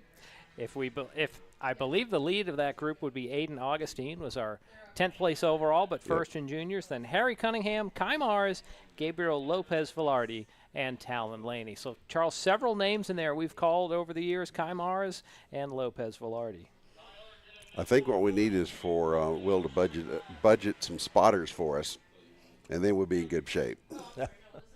Well, right now you see those two guys just now crossing the line, Andrew Hamill and Banu Yedla crossing the line. You saw them highlight on the side of your screen. So those are our seniors. They're already working lap number 9, I guess it is, while these drivers in the juniors working their way up the hill right now as they head to turn 14. Well, Daniel Perez now showing as having 5 laps on himself, so he's doing a great job. And I believe that right there on screen, those are the leaders in our senior division. So we zoom back in and see Daniel Perez. A safe distance over Jarvis Lee, and then it's a little bit more of a gap back to Hamill. So at this point, Perez just needs to keep it between the navigational beacons to win this pre-final. Working his way. Now you see that group of juniors as they come through turn number 6. To turn number 4 right in front of us, and a little bit of a look to the inside, but they all get back single file when they come to the kink. And Danny Perez does get the win. Jarvis Lee in second, Andrew Hamill is third. Banu Yedla and Christian Blevins round out the top 5. Now the juniors, we've still got them up for grabs right now, but it looks like Talon, is Talon still in the lead on this one? No, Talon's at the back in the 48. It is it's Augustine who is the leader at the front of this. And we will hopefully watch them right down to the checkered flag pass for the second in this group. Down to the inside, I believe that is Kai Mar is able to get by. So at the line, did not make it happen, though. Aiden Augustine, the winner in junior. Harry Cunningham, second. Kai Mar's third. The difference between those two, just 7 1/1000ths of a second. Gabriel Lopez Velarde and Talon Laney round out the top 5 in juniors. Now, we look at this vantage point right here. Not only do we see the beautiful forest there, but we see some of the landscaping that is here at Atlanta Motorsports Park as well. They've done a great job of incorporating the natural surroundings and yet bringing that in with the great landscaping that they've done here to make this just an absolutely picture-perfect place to come race. Every time I come back, there's some new addition or some feature of this. I had not seen the newly paved parking lot and paddock area until I came here yesterday, and that was a sight for sore eyes and feet. Yeah, or race fans, one big addition that's being added is the condos that continue to be built around the facility, starting from the low 300s. You can find out more information by going to the website for our facility, and that's atlantamotorsportspark.com. Well, we've got Steve Newbold standing by with Aiden Augustine. He is our winner of the juniors. Going to be talking to him in just a moment, and Steve will be ready to go as soon as we get set there. Daniel Perez was the winner of seniors, and I believe he's got Danny down there to talk with first. Oh, and he's not quite ready. So while they're readying themselves, let me mention this as well. We need a sky deck. We've got that over at the main track. We need one going out over turn 4 here so we can actually watch the maybe carts we could coming get under. the old Williams Grove Bridge. They just took that down from that speedway. We'll get to that in a bit. As you're just looking down at the tech process and pit lane, it looks like our Steve Newbold is handing the headset to Danny Perez, who is our winner in our KA 100 Senior, and now he's ready. So, Steve, take it away. All right, guys, I'm standing here with Danny Perez. Danny, I told you yesterday you'd probably be back over here. You said, all right, bet. So I don't know who won that bet, technically. I guess we both did because you won the race, and I told you you'd win it. But anyways, how's the conditions out there today? It's a little bit cooler than it was yesterday. Can you guys hear me? I don't know if they can hear me. Anyways. We heard everybody. Anyways, I was asking Danny about track conditions, and with it being a little cooler today, how was it, out there? It feels pretty good, to be honest. I think since we had the race yesterday, it was a lot of grip. Track feels really good, and the cold weather always helps the kart. So overall, I think it felt really good. Again, congrats on your win today over your teammate. You guys were duking it out. We were just having a small discussion that he wanted to be the next one to be interviewed. So all I got to say is I hope he does a little bit better. You had some extenuating circumstances going on there, Steve. So we had a coup up in the booth up here. Yeah, we had a takeover by our executive producer, Will Rigdon, has taken over the controls up here, and he made sure everybody knew that, and that kind of messed you up during that interview. But I asked Danny this. That race was, I wouldn't say uneventful, but whenever you don't have anybody really pressuring you hard, you're racing the racetrack itself. And I know that hitting your marks and that kind of thing is so important, but what's it like when you're out there in front and you got nobody to follow? I think it becomes a race against yourself. Like if you're qualifying, you just try to always go for better. Like you're always going to go for the better time, break deeper. Once you get the perfect line, you're just going to repeat it and do it again until it's perfect. Sounds good. We look forward to seeing you again. I bet you'll be back. See, I'm going to call this one. Danny will be back for the final win today as well. All right, guys, I'm going to go ahead and send it back up to y'all. All right, thanks, Steve. That message from Victory Lane down there as we talk to Danny Perez, the winner of this one. In just a few moments, we'll bring our next group out. It will be the Lo206 Cadets. They'll be coming out on track, and we'll find out how they're going to go in just a few moments. We'll get them lined up. It's always great to see them, the cadets and the juniors coming out on track in just a few moments. We need them to come to grid right now. Oh, we need you in grid. You're not there yet. Guys, let's go. We need all of our drivers. Let's go. Lo206 Cadet, Lo206 Junior. We got to have you in the grid now, so let's get lined up in the tower and get ready to go out on track. And I think Steve Newbold has got another win down there. I believe he's going to be going down to him right now for our winner of our junior division. All right, guys, I'm standing here with Aiden Augustine. Hopefully I said that correctly. I'm terrible with names. But anyways, Aiden, congratulations on your win in juniors. Walk us through how you did that. From what I've been hearing, it sounds like you guys kind of finished pretty close. Discuss that last lap and how you managed to hold everybody off. I don't know. I kind of just kept my head down and like kept a cool head, I guess, and just focused on the road. So yeah, that's always important, just focusing on the road, always looking ahead. So are you planning on moving up anytime soon, or is this the first time you've been in here? I think this is the first time I've ever interviewed you, so I don't really know that much about you. Yeah, in August I came down here one time. I got 5th, but I came here yesterday and I got 1st for the final. Well, congratulations. I'm going to go ahead and send it back up to you guys. Well, hey, I got a question for Aiden. Where's he from? He said he came down here, so you're like Tennessee or where? South Florida, like Miami. Oh, came up here from South Florida. Okay, gotcha. Well, listen, we appreciate you being here. Thanks so much. You brought us good weather. That's a nice thing. So thank you so much, and congratulations on your win. Thank you. Thank you. Well, you can actually come down here from Florida. It's just a lot longer. Wow, that is a stretch. You got to go all the way around the universe. We right? hadn't had geography lately, so that's now our geography lesson. Next, we'll be discussing Great Circle routes during I'm the not sure course we had of our good broadcast. geography there. I will say this: we were flying to China one time, and I started watching on the map. You know how you watch the map behind on the video, Right. And all of a sudden they're going up Chicago, they're going over Minneapolis, and I found out they go over the North Pole to go to China. They don't go around as you would consider that they might. That's that Great Circle. Yeah. Now, here's a geographical oddity for you. If you were in Arkansas, you can travel south to every state that borders Arkansas. You can reach every state that borders Arkansas by traveling south. Well, and here's another thing. You know, the group Journey, one of their favorite songs says, "From South Detroit." South Detroit is Windsor, Ontario, Canada. Okay. There is no such thing as South Detroit. We were in Detroit looking over the Windsor River, and you're looking due south into Canada. That's a kind of an amazing But with Arkansas, obviously, Louisiana is south of it, but even Missouri, which you think of as north of Arkansas, it has that little, like, boot appendage hanging down, and if you're in the right spot of Arkansas, you can travel south to get to Missouri. Well, it's another geographical lesson that we are bringing to you today, and no extra charge for that little bit of info today. Boy, you can see the flag bristling in the breeze out there. A lot more wind than today. I took a moment to step outside, and it's about 5 degrees cooler than yesterday, and with that wind, it definitely feels more like fall than it did yesterday. I still have a flag that I was given in second grade, and it is a flag that has 48 stars on it. Not a lot of those still exist, but I have one that had 48 stars. You are old.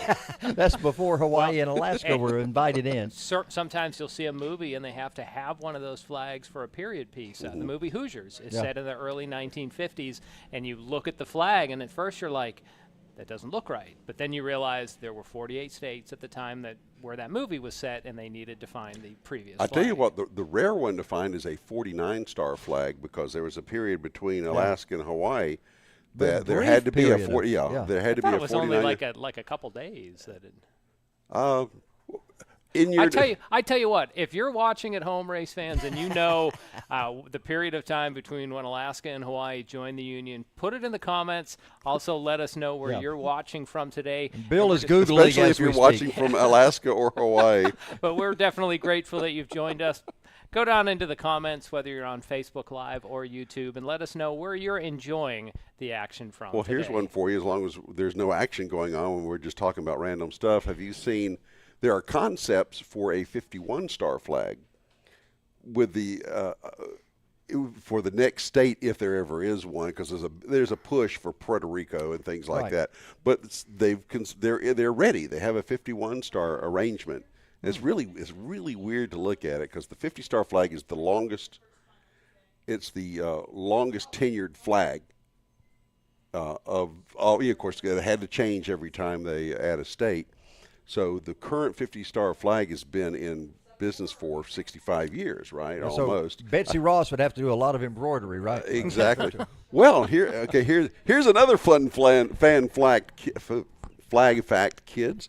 Is originally the idea was to add a stripe also for every state. So the Fort McHenry flag, the Star Spangled Banner of the national anthem fame, has 15 stripes on it.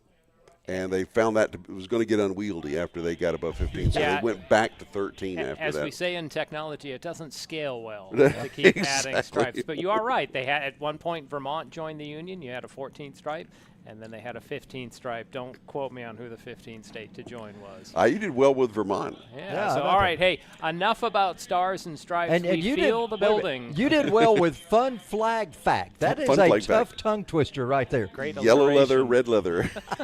All right. Irish wristwatch. The building is rumbling to life, and that can mean only one thing. Lo206s are warming up beneath us, and now you see them spilling out down towards the kink. Cadets and juniors getting set. So they release the cadets. Now you see the juniors coming out. That just makes sure that the two groups have a nice separation. So it's a race within a race, but really they can battle amongst themselves. And the good thing about this is the cadets, they have to be together to get a green flag start. The juniors going to go green. It doesn't matter if they're strung out all over the track. You get what you get That's at right. that point. Our winners in the pre-finals earlier today, Luke Giglio, the winner in cadet, Talon Laney was the winner in junior.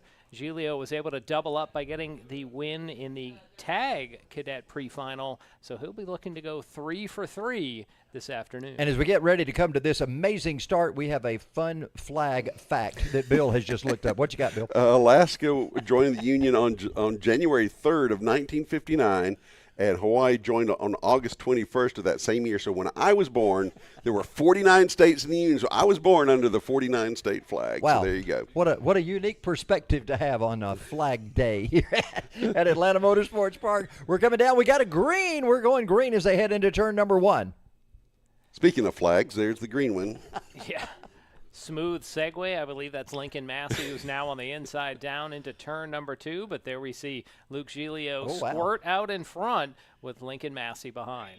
Yeah, Lincoln's in second spot right now. As they were hollering green, green, green for the juniors. They don't have a choice. Just to be clear, that the green flag was coming, so we know our juniors are on course as well. As Giglio clear by 3 kart lengths down the back straightaway. Yeah, they're heading into turn number 9 right now. Now, Luke passed Lincoln in the kink earlier, and so we'll find out if he's going to able to reciprocate. Of course, Lincoln told us, I will not pass in the kink. He is pretty firm about that, even though that used to be a great passing area for him. There you see him going up the hill in that tall rise to the highest point on the race course, turn 14. They come through that little bitty bend of turn 15 and then down to a major passing area in 16 and 17. Isaac Carvalho gets right to the rear bumper of Massey in his 21 kart, but he's not able to get by, so your lead trio, Giglio, Massey, and Carvalho, make the first lap. They come up the hill right now. Lincoln Massey still glued to that back bumper of Luke Giglio. Isaac Carvalho is right there as well, and Carvalho's got a little run on Lincoln Massey right now. Well, remember what Lincoln told Charles in the interview, that he wasn't going to change anything other than to defend better. And that's what he's going to do here. But he also said he wasn't going to give away all of his secrets No. either. So you never know. Now his dad may have had something different to say about that. Well, and it's tough to defend when you're in second spot if you're wanting to get up to first. So we'll have to go on to the offensive at some point. As Giglio leads this trio, they have broken clear of Emma Schumann, who is running further back and forth. They're trying to break away from Isaac Carvalho. There you see about 3 car length separation as they work their way down to turn 16. And those two trying to see if they can get a little bit of separation. But look at this, Carvalho. Oh, he drives it deep into the corner and then loses some ground. Yeah, you could see the kart getting all kinds of sideways between 16 and 17. And you're right, Charles. A couple of more kart lengths added at the distance between him and the leaders. Now we see Lincoln Massey getting right close down to Luke Giglio again. Well, they head up to the top of the hill right now as they make their way into turn number 4 and separating themselves just a little bit. So you got to wonder, is Luke thinking to himself, I wonder what Lincoln's got in store for me as we get to turn 9? In the first race, Massey had commented that he had better top end speed, so maybe we're going to see him try to make a move at the top of the hill or at turn number 9, as once again our lead duo repeating the script that we've seen 3 times already in Lo206 Cadet. It's Giglio and Massey battling for the lead. Well, here's a question that I want to ask Lincoln when he comes back up is he holding back from trying to get around him? Is timing important in this, or is it get around him whenever you can and go? Good question. We'll have to ask if that's the case. I think that may vary depending on the driver that's ahead of you and depending on the race condition.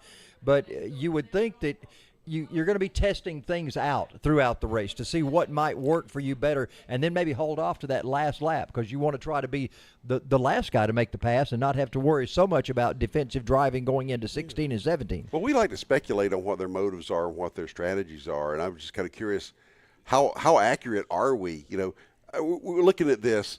Lincoln is right on his tail. Could he pass him at any time if he wanted to, but just leave himself open being passed back? Yeah, I would say. say. Is that what the concern I would say we're not accurate at all, or we'd be out there. You know, there's a reason that we're in here talking about this, not out there doing it. No, my kart would not be able to make it up the hill going into 3 if I were in one. I can go ahead and tell you that. Well, we're seeing other great battles and some side-to-side contact and some rub there. We also have a Lo206 Junior race going on. Talon Laney leads that group. Scotty Arnold first and Luke Corman running in third. So this is one of our battles amongst the juniors out on track. Well, they're coming up top of the hill right now as we're keeping an eye on those drivers as they make their way down to 16 and 17. There you see the leaders coming by. Well, that's not the leaders. That's on back in the pack. Carvalho has just crossed start-finish. Actually, and those that is were the Laney junior. and Arnold. Yeah, and that second group should be Corman and Right. That's, well, Cody Wright is the alias for Lincoln Master. Lincoln, okay, then I saw Cody Wright. You're right. Lincoln, They're both scored out there, so maybe we do have the real Cody Wright. Maybe so. That's possible. With the real Cody Wright, please stand up. I'm not always wrong. That is numbered 7, and that would be the number for Cody Wright. Well, Lincoln spotted me this morning as I was coming into the facility, and he stopped me and he said, "Just want you to know, today I'm not doing it the right way. I'm doing it the Massey way."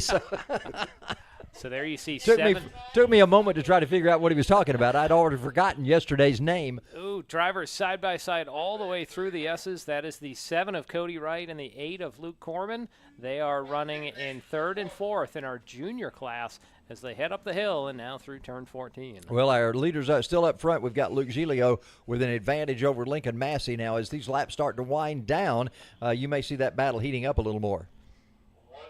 5 laps on the board as now we see Corman take a peek to the inside of Wright. At the line, they were close. They're going to be side by side through 1. You can see that pushes Wright all the way off to the curbs on the exit of turn 1, but he's going to send it into turn 2 and retake that spot. Boy, they're tight up the hill. Look at this. Who's got the advantage now as they turn to the left? And I'm not sure if he was trying to push him with his hand. I think he was saying, "What are you doing, bro?" At that point, as now they're down through the S's. You're riding along with them. They're going to try side by side again. Great action continues here at Atlanta Motorsports Park. And you saw a bit of that elevation change. They work up the hill toward turn number 8. Look at this crossover, slingshot, whatever you want to call it. Oh, even some contact off the exit of the S's. Again, a hand out saying, "What are you doing there?" Yeah, as these two are putting on a demonstration reel for how you pass and race in karting. Over the curbs at 14. Wow. Meanwhile, they've got company. And they've lost a ton of ground to the leaders in the junior division. So the third car coming in there, that should be Aiden Courtney. Man, look at these guys go. Wow. Just a real heated battle going on back in the field, but in the midst of the juniors, they're running well. A pitched battle. A pitched battle, yeah. Now a push from the 00. That is Aiden Courtney pushing one of his competitors up the hill, as right now it is the blue Kart of the number 7. That is Cody Wright, is the leader of that trio. They run 3rd, 4th, and 5th in the junior class, and now a lot of other gestures, we'll say, going on right now. Well, let's hope this doesn't result in an imbroglio. Oh, goodness. I'll say Luke Corman's doing most of the hand gestures. You can see the frustration building it's in like, these drivers. Dude! Every time, dude! We are in the finals, by the way. This will be a 12-lap event. I believe we have transitioned over into finals right now. We've already seen this group on the track earlier as they battled out for starting position, and now we're seeing the finals underway. So they're still single file. Now we look forward to, I believe that's another battle on track, but not our leaders in the cadet class. That didn't look like Giglio. Well, Lincoln Massey has faded back to 3rd now as Isaac Carvalho has taken over that spot just behind Luke Giglio. Emma Schumann is running in 4th, and Kyan Aker is your 5th place kart. Now, all of those are cadet karts. They're just a little bit ahead of the juniors, and Talon Laney is leading that junior division. So Talon Laney is about 12 seconds ahead of this trio that we're seeing putting on a wonderful battle here. A ballet at 60 miles an hour. But you mentioned a minute ago, Bill, about that these drivers were battling so hard they were losing position on the track, and I think that's clear by the fact that they're 10 or 12 seconds behind. Check this out right now as they're going in. One driver scooted out just a little bit. That was Lincoln there, right? With his no, that's Aiden Courtney. This is okay. I see the GoPro, and I just saw, Excuse me. That is the lead in our cadets. That is the lead, and there's Isaac Carvalho working on Luke Giglio. You see Giglio in that red helmet, or red and white helmet, and Carvalho right behind him. Lincoln Massey is in third, and this is our battle for the lead as our drivers in the cadets come across start-finish to complete lap number 9. Carvalho pulled briefly down to the inside, but could not make the pass into turn 1. So our lead trio getting down to business here with 3 laps remaining. Man, they come up the hill right now. It's still Luke Giglio with the lead. Carvalho is kind of stuck in there in the middle between Lincoln Massey and your leader, Luke Giglio. They head down through the kink, and everybody's staying in line right there as they go up the hill once again to turn 9. A couple of drivers getting together. And you know what? That's Courtney and Corman. So a couple of the drivers, you'll see it here. A crossover move. And right there. Some contact. So Corman making contact up the inside of Aiden Courtney. Those two finally coming to contact on track. Great job of getting the replay that we didn't have on screen at the time, but we had the opportunity to go back and grab that replay. Good work by our crew here at Atlanta Motorsports Park. They're just in front of our lead trio in the cadets as now we watch Giglio, Carvalho, and Massey running on track. Massey now coming unhitched with Carvalho taking over the lead. Wow, Isaac Carvalho, first time we've seen him in the lead yesterday or today. And so Giglio is relegated back to second spot, but he's right on the back bumper of Carvalho as they come by 4. One slower card out in front, and that could play an important role here as we're seeing them charge down the hill to the kink in our cadet class. And they head through turn number 9 right now. They're giving that other cart giving way to our leaders as they make the way by. So Carvalho leads them through there, coming well through those S's as Giglio still relegated back to second position. For a second there, we saw Courtney and Corman. Now we focus back on our battle for the Lo206 Cadet race for the day. Giglio applying maximum pressure to the rear bumper of Carvalho as they head down into 16. Well, Carvalho is saying, hey, get in line behind me. Sure, he'd like for him to do that. I don't think Luke's going to heed that too much, though. White flag in the air. One more lap around this 17-turn complex. Carvalho leads Giglio, and then it's a short gap back to Massey. You see the 2 cars in front of them. It's Courtney and Corman. Let's hope that they're able to continue their battle but stay clear of this, the main event on track right now. Bill, this is the classic last lap. You know, we have discussed that. When do you make your move? Is there a move to be made on the last lap? Let's see what Giglio does to Carvalho as they get to turn 9. And don't think that Lincoln Massey is out of this by any stretch, because something can always happen between the front 2. When they start racing, he'll get an opportunity to catch up, although time is running out as we head through 14. Oh. And we see Giglio get up to the inside at 14. They're going to head down the hill. It's all downhill from here. Oh, right off the exit, Charles. You saw Giglio getting right in front of Carvalho. That was another one of those dude moments. Here they come off turn 17. Who's it going to be? Side. Oh, Giglio is going to take it barely. Wow. What an exit off 16 and 17. Luke Giglio gets past Isaac Carvalho right at the line to take the win. And, Bill, he waited till the very last possible passing zone to make that move. 31 thousandths of a second was the difference at the line. He made the move up turn 14, and that's where you saw him off the exit of 14, almost with a slide job up in front of Carvalho to make sure that his rear bumper was in front of that. Now we're seeing Corman and Courtney continuing to battle at the back end of the speedway. These two have made contact and swapped positions multiple times. They'll be bringing home this field, so you're going to ride along with them. The front car in this pairing is Luke Corman with Aiden Courtney behind. I can announce that the winner of the junior class was Talon Laney. So Laney sweeps the day in Lo206 Junior. So the final time, Courtney on the inside and hit the line. I think Courtney did it by 18 one-thousandths of a second. Well, those drivers exchanged position. Here's the replay on that. You see him coming down. Look at Courtney on the outside. Oh, man, just barely. I mean, less than a half inch of that fairing ahead as he gets that advantage. It wasn't for the win, but it was a great race going on back in the pack. They swapped positions. They swapped gestures and maybe even swapped some words once they get to the tech area. We'll never know about that. Well, we might see them on the left side of the screen. Let's hope cooler heads do prevail. They're congratulating They're each other. shaking hands. Okay, good to see good sportsmanship here at Atlanta Motorsports Well, they Park. have identical driving suits, so you got a feeling they're running out of the same camp. Probably friends off the track as well as on the track. Good to see that great sportsmanship there. Yeah, Luke Giglio is back with us, and we're heading down to Steve Newbold with another talk with our winner, Luke Giglio. Man, he got it right there at the line. How cool was that? I'm going to be completely honest. I've kind of run out of questions for Luke because this is the 4th time in like 2 days you've been in victory lane. Well, you won the final for this. That last pass in turn 16, 17. Explain to us how you did it. I mean, you guys finished across the line kind of like the pre-final with you and I'm losing names right here. Number 7. Lincoln. Yes, Lincoln Massey. Explain to us how you got around him.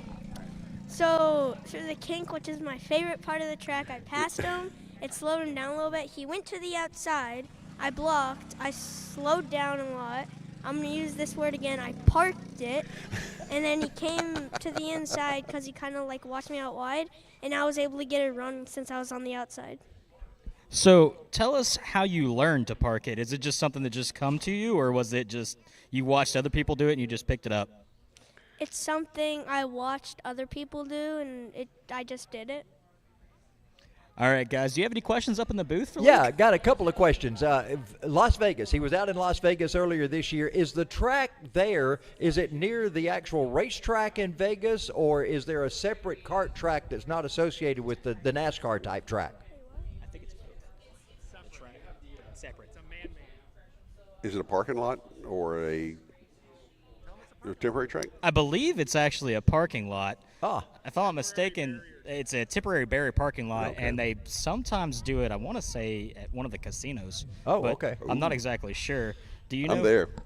They do it in the parking lot.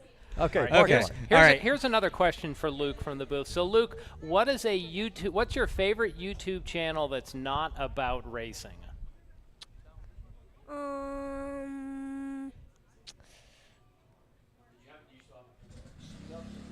I don't know. He doesn't have an answer for that. Well, I've got another question for him. With your 4 wins here this week, what is your favorite racetrack? Is it Vegas or is it Atlanta Motorsports Park? Atlanta Motorsports. Yeah, there you go. Yeah, that's what we wanted to hear. That's the right answer. Thanks, Steve. You got another winner down there for us to talk to? Or I am currently looking for him. I don't see him. And while you do that, Steve, I do want to make the announcement. In about 20 minutes, race fans, for those on the property, Lucas's Grill will be closing down. My. So if you want to get another burger or a hot dog, you got about 20 minutes before the grill closes down. Wow, Arnett's is going to be closed, huh? Man, we don't need that to happen. So it's been great to have Lucas out there taking care of things today in so many more ways than just on the racetrack. He's taking care of us today. Yeah, Steve's got another interview. Let's go down to him. As I am here with Talon Laney. He won the, I believe it was the junior division, correct? Yes, sir. Awesome. So let's talk about that. You guys look like you were kind of hot and heavy coming through 4 and 5. Did you have a good setup going into the kink and into the backstretch and entering the S's? Yeah, I mean, it was a little loose, but it was still good. It seems like you guys were pretty much stacked up the entire race from our vantage point here in 4 and 5. Again, you guys were just stacked, kind of a little freight train going through there. Does it make you a little nervous leading a pack like that? No, because if they can draft me, then they're just going to bump me away to the end, and then I just defend. Well, congratulations on your win today. Hopefully, next race, which I believe is December 2nd and 3rd, correct, guys? That's right. And that is on the big track. Hopefully, we see you up there. All right, thanks, Steve. Yeah, we see the Tennessee vest back there. Not going to say anything about that Georgia-Tennessee game, but to my friend Bill, I'm going to say congratulations to Georgia Tech. Man, they went over Syracuse, and I got some inside information this morning. It was such a devastating loss for Syracuse, they're firing their coach today. I saw that, but again, yeah, not racing related. But the fact that he was able to come close to winning that game with no quarterback to speak of, I thought was a pretty good strategy. They ran like crazy all over the Jackets, but Tech was able to pull it out at the end with a final time-eating drive that won the game. But I was impressed. I don't know the whole story behind that. I mean, Syracuse had one win in the ACC. They're 5-6 now. So maybe it was time to move on. But frankly, I thought that team was very well coached for the situation they were in. Well, what kind of result do you think Tech will have next week? Charles or Bill? Well, let me tell you. There will be points scored. Georgia Tech, every game that Georgia Tech was supposed to be a huge underdog, they've won. And the games they were supposed to win handily, they haven't. They're all over the place. Nobody can figure out the rhythm or rhyme at Georgia Tech right now. It's up for grabs. So I should be more worried if it were Bowling Green showing up rather than Georgia. Okay. All right, let's go down to Steve again.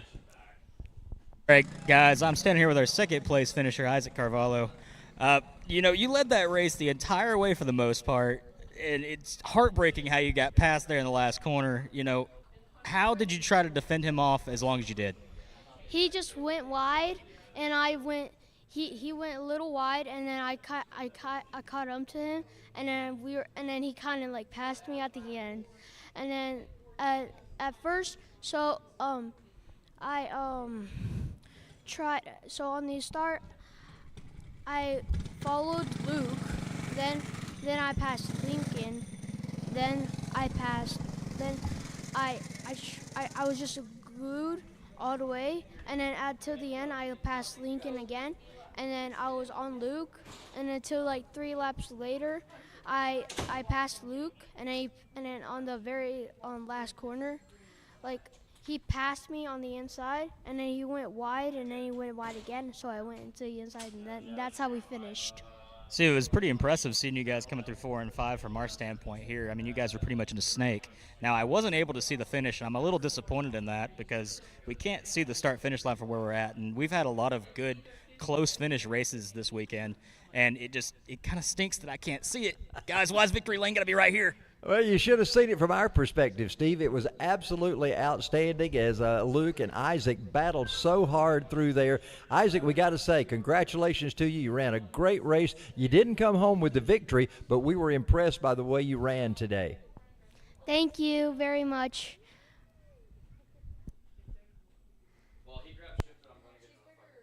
Hey, guys, well, I'm going to go ahead and send it back up the booth. I think I'm hearing something going on down in the pit lane area, maybe. I'm not exactly sure.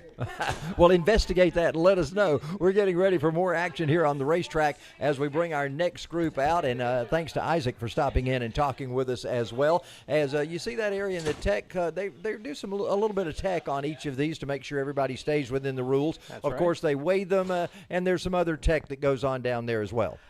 Our timing and scoring today is in the app Race Monitor if you want to follow along. Charles, I was just looking at other races in Race Monitor, and maybe we need a road trip coming up. There is a Bermuda karting track that's happening out on the island of Bermuda. I was looking on Google Earth by the airport. They have a little karting complex over there. So, well, apparently if you have a parking lot, you can have a kart track, right? It's as simple as that. So this was just a paved area out by the main airport on the island of Bermuda. So our shifter is coming on track. I wonder if we're running them separate from the tag seniors and masters. I don't see that any. Yeah, so we have heard that they're going to run the shifters in a separate race out there. Usually they give the shifters a lap maybe to get warmed up. I can't tell if they are just getting warmed up or if they have officially started. Well, they're certainly not anywhere near in line right yet. We got to do some better work on that. They're in warm-up right now, so they'll be coming to the green flag here in just a moment. And, John, so much of the drag racing wound up on taxiways of airports. That was a big place for much of the drag racing to take place before they had actual professional drag strips. That's right, because you had a nice flat, straight piece with the big runoff that they need in dragsters. Something I noticed as these carts came up over the hill, none of them had tape over the radiator. The air temperature's a little warmer, so you get the feeling they want to get maybe a little more airflow into the engine. So a shifter carts will be one of the 2 times today we will see a standing start used. A shifter cart uses a 6-speed sequential shifter. They do the shifting with their right hand. They operate the clutch with the left. The only time they'll need the clutch is when they're stopped. So they'll reach out and pull in the handle with their left hand. They'll downshift so that they're in first. You'll see the light start to turn green, and when it does, they'll literally release the clutch, stomp on the gas, and from there they can upshift and downshift just by pulling the gear shift handle with their right hand. Well, Ozcheek must have gone to the governing body and said, I want to watch my son race as well, and he wasn't able to do that because they were in the same race. I think the tag guys wanted a chance to be separate from the shifters. So Probably we'll see so. here. You'll watch those lights on that black board at the top of your screen, and at some point they will change colors. Then you'll see the huge plumes of smoke as they're getting ready. Green flag's out. And we're underway. Ozcheek, it's a great start, leaving everyone else in the literal dust. You know, we've seen this shifter kart class have as many as 10, 12 drivers in it in the past. A little slim today on our shifter karts as these 3 drivers make their way down the hill as they head toward the kink. Maybe with 3 on track, we'll be able to hear them shifting up through the gearbox, and you can hear a little bit of that, Bill, on our ambient microphone, that sound of a motorcycle, you know, working up through the gearbox. Most of our karts are single gear. You don't hear it, but here you'll see that telltale shifting sound. Well, that's where that extra level of skill comes in for these karts, and also what makes them faster because they're able to adjust to the various needs, especially on a course like Atlanta Motorsports Park where there's so many elevation changes that gearing up and gearing down helps you. Anybody who's ever ridden a bicycle knows that it's good to gear down to the lower gear when you've got to crank up a hill, and there are a couple of those here. And especially you see them go up that hill like it's almost flat ground compared to our other courses. Drivers will again shift with their right hand. When they pull towards them, that's going to a higher, faster gear. Ooh, kart getting real loose by our vantage point at turn 4. When they need to downshift, they just blip the throttle and then push the shifter away from them to go to a lower gear.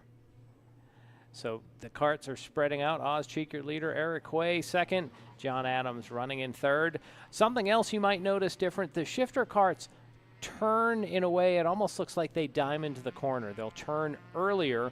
The premise of that, race fans, is so that they can get the power down to the ground quicker. They're basically trying to square up and get the turn done sooner, because when they go straight, they can really put the power down. If they're turning, Bill, you know this, if you're in the middle of a turn and stomp on the gas, your back end's probably going to break around on you. That's the whole point about turns, is you make them as straight as possible.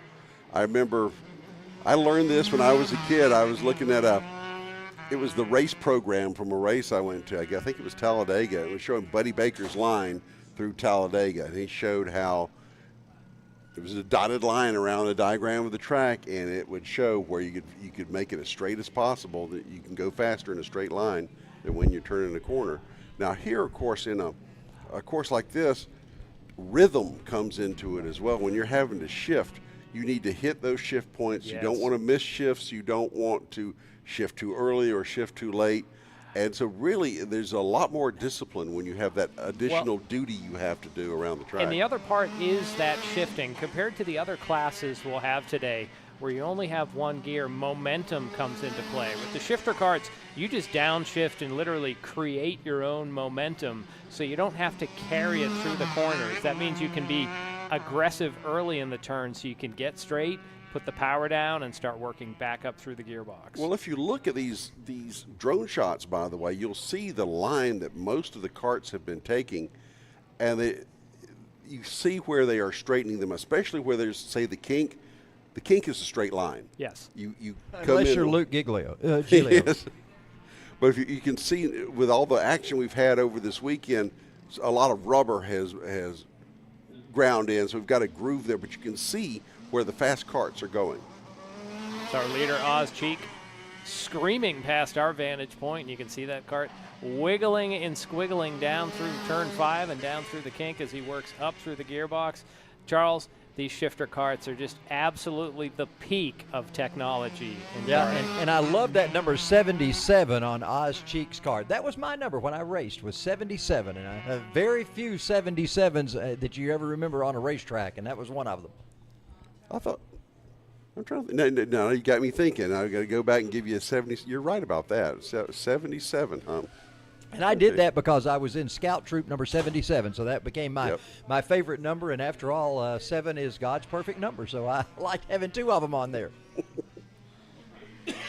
Once again, Ozcheek will go screaming past our vantage point. You can hear the revs really pick up through the gearbox. Little puffs of smoke coming out of that two-stroke engine. These are two-stroke engines with a small radiator for some water cooling. And that makes them able to gain upwards of 30 horsepower out of these machines. You see the radiator on the left side. It makes you wonder, and that means the driver scooted a little more toward the right possibly. So you've got, is the left-hand turn going to be more advantageous for you than the right-hand turn, which makes it easier for the cart to turn? Those are interesting things. I think the driver's in the center, but the engine might be slightly off to the right side, so it all balances out when everything is said and done. I don't think you'd want left side weight compared to, say, NASCAR. Right. You want to keep it pretty much down the center line. Not if you're turning left and right. Absolutely. You'd probably do some weight bias if you were on an oval. Yeah. I mean, you absolutely would do weight bias now, if you're on they an oval. can do front and back weight bias. Not so much that you see it in this class, but in other classes, you'll see the white weights bolted on in various places. Oz Cheek grabs a little curb there off turn number 11. You can tell he's not backing off. He is running for everything he's got, and whether he's got competition behind him or not. Look at those, 49-second lap the last time around. They might have front to back weight depending on where you're, if you're tight or loose, you might move the weight. So again, there can be a little bias there, and that could matter by driver. Just how tall the driver is may shift the weight forward or backwards. And John, of course, we're familiar with circle track world in dirt racing. Stagger's not so much of a situation as it is in asphalt racing, or especially sprint car racing. Stagger is a huge thing between those tires, the circumference of the tires. Sprint cars. Here, you don't want that at all. No, on a sprint car on dirt, it's upwards of 8 inches is the difference between the right rear tire circumference and the left, which literally makes the car look like a solo cup rolling through the corner. Plus, you can't keep it straight on the straight. It's right. nearly impossible to drive it in a straight line, which is what you don't want to do anyway. Stagger, these are getting a view of our main track there briefly. Stagger actually slows down your straight line speed. Right, sure. But they're turning so much on an oval that it's worth the sacrifice. Even tracks that appear to have a straightaway, oval tracks, the drivers don't drive it as if it's a straightaway. They still are going to arc that corner as much as possible.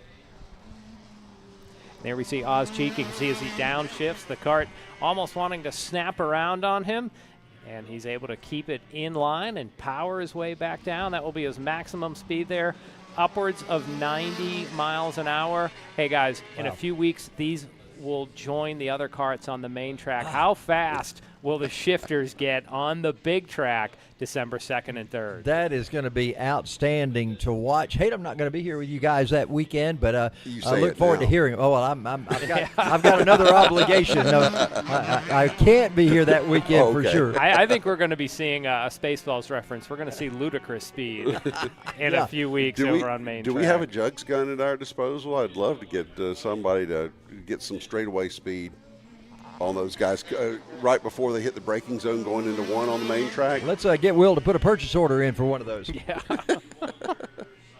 We have enough fan demand for. The Braves are off right now. We could go borrow one from them.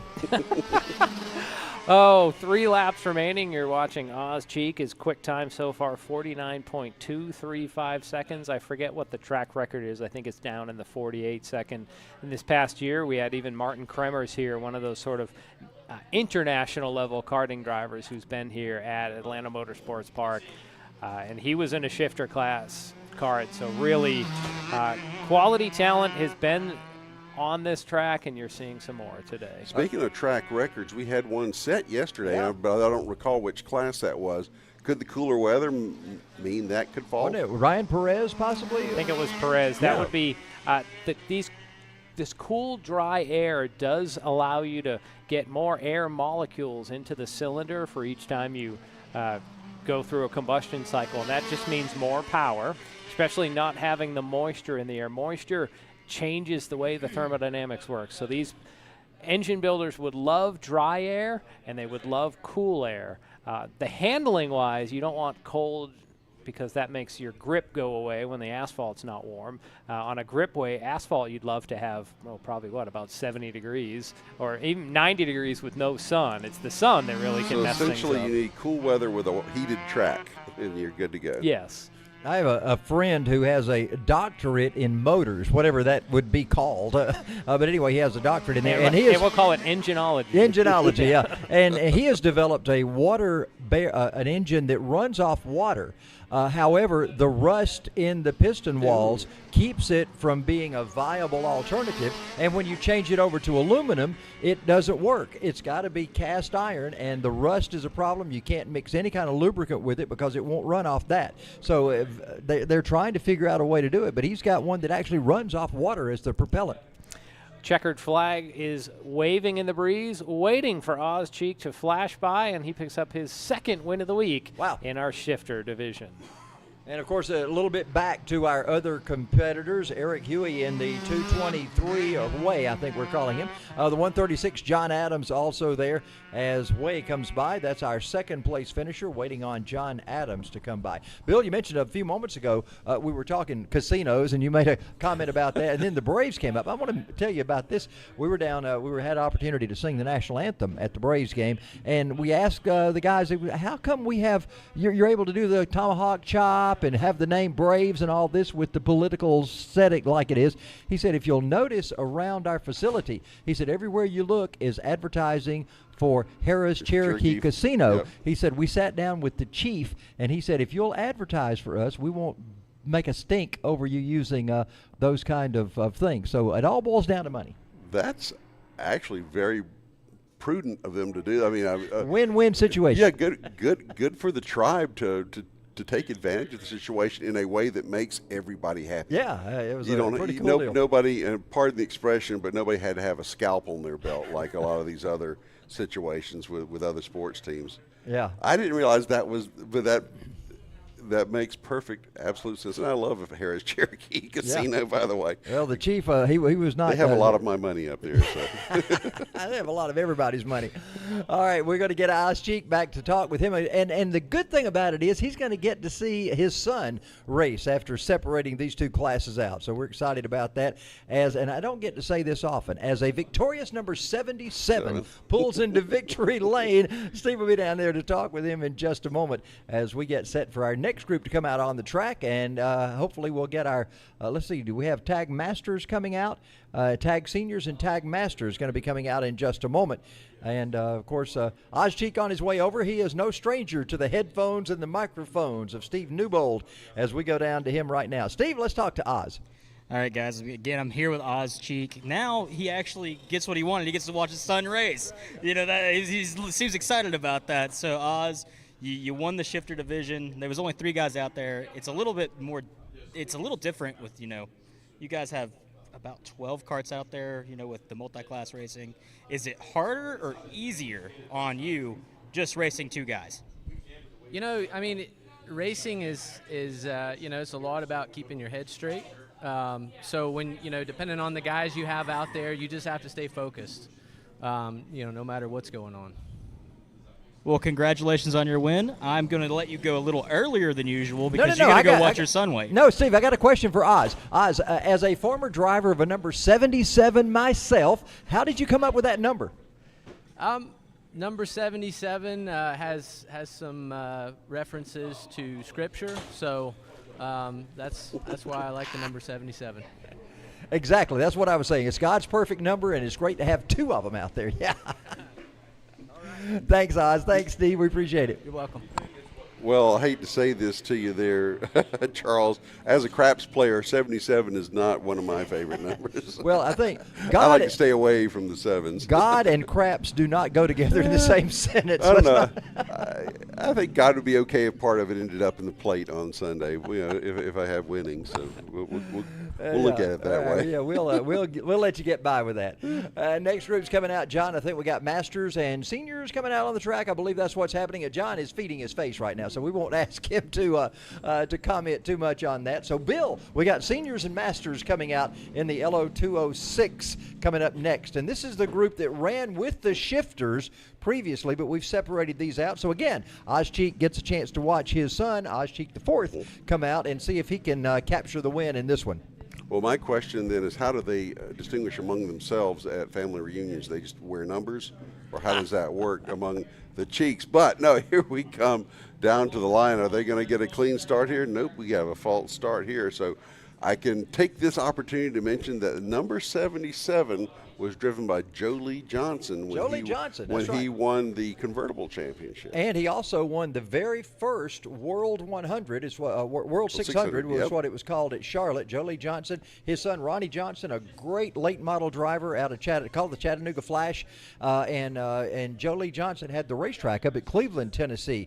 Great guy, got to meet him, got to interview him many years ago, but Jolie Johnson, one of the great NASCAR drivers of the day. Well, let's see if we get a green flag this time around to spare our listeners our discussion of the first World 600, which I was about to launch into. And we have green. Yes, you lucky fans. We have green flag as we take off here with the tag seniors. And John, a name that you may know, Leon Sells, who is a famous driver and, of course, had a lot of races at Sonoya. He was a 77 driver as well. So they bring it off turn number 4 right now. They're heading down to the kink, and we've got these drivers separated out. Got a little bit of separation between the seniors and the masters as they work their way into turn 9. Is anybody going to set up for a pass? Look like they might be trying to up front.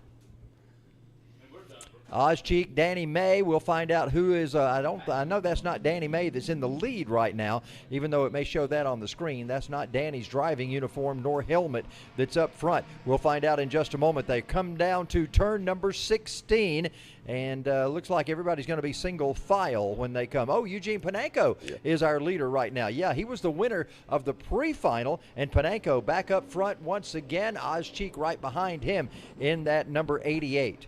These drivers getting straightened out, getting nose to tail to start to figure out their strategy for this race.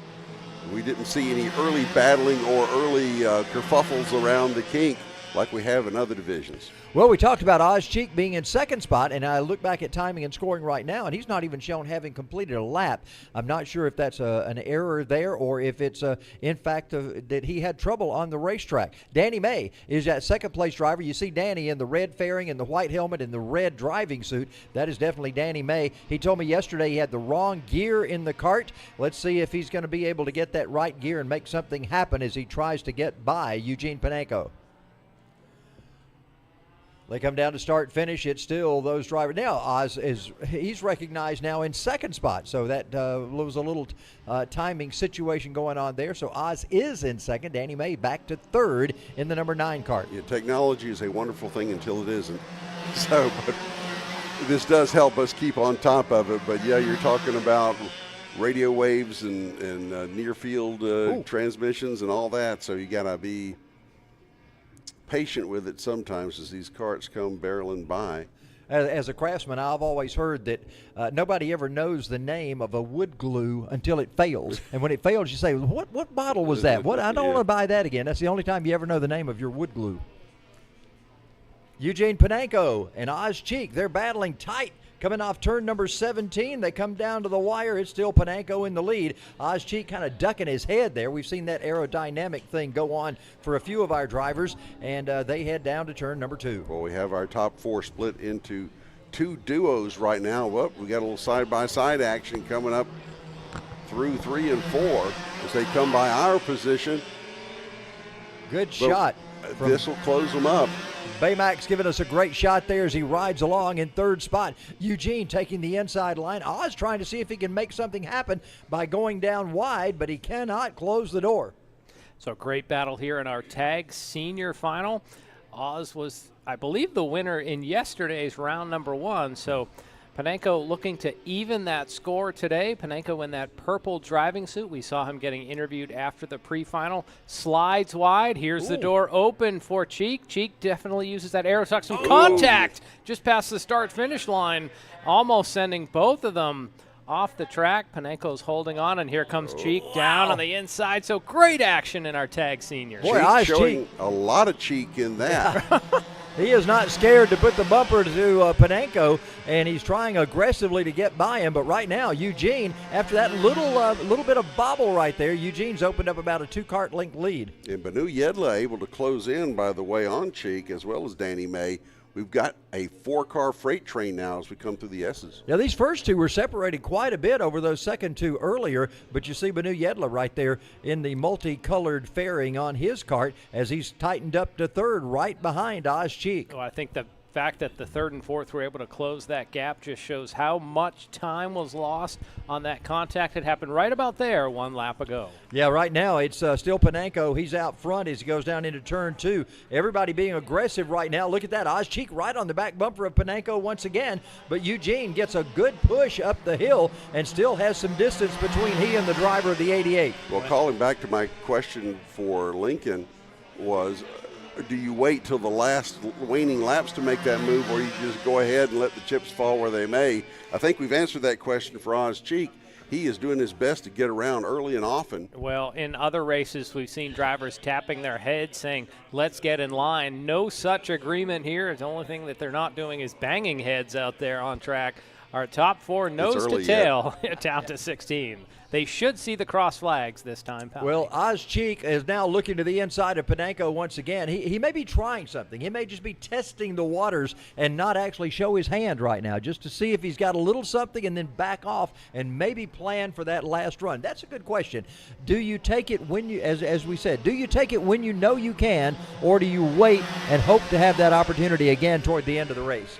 I think it depends on your confidence of staying ahead. Yeah. If you can drive aggressively and defensively at the same time, such as it is now, we got them side by side one more time, trying it through 9, not quite. Yeah, Panenko with a more defensive line down on the inside. Now he puts his hand up almost as if to say, guys, let's settle down and get some laps. But we'll see if a peace accord is going to be agreed to or not. But Cheek once again closes in on the back deck lid of our leader, Panenko. I vote against settling down myself. I'm enjoying this. Bill, again, another thing is you may not want to pass that driver that's in front of you because he may not be the kind of driver you want behind you. It just depends on the personality of each individual driver. That's how it's important to gauge your competition. Absolutely.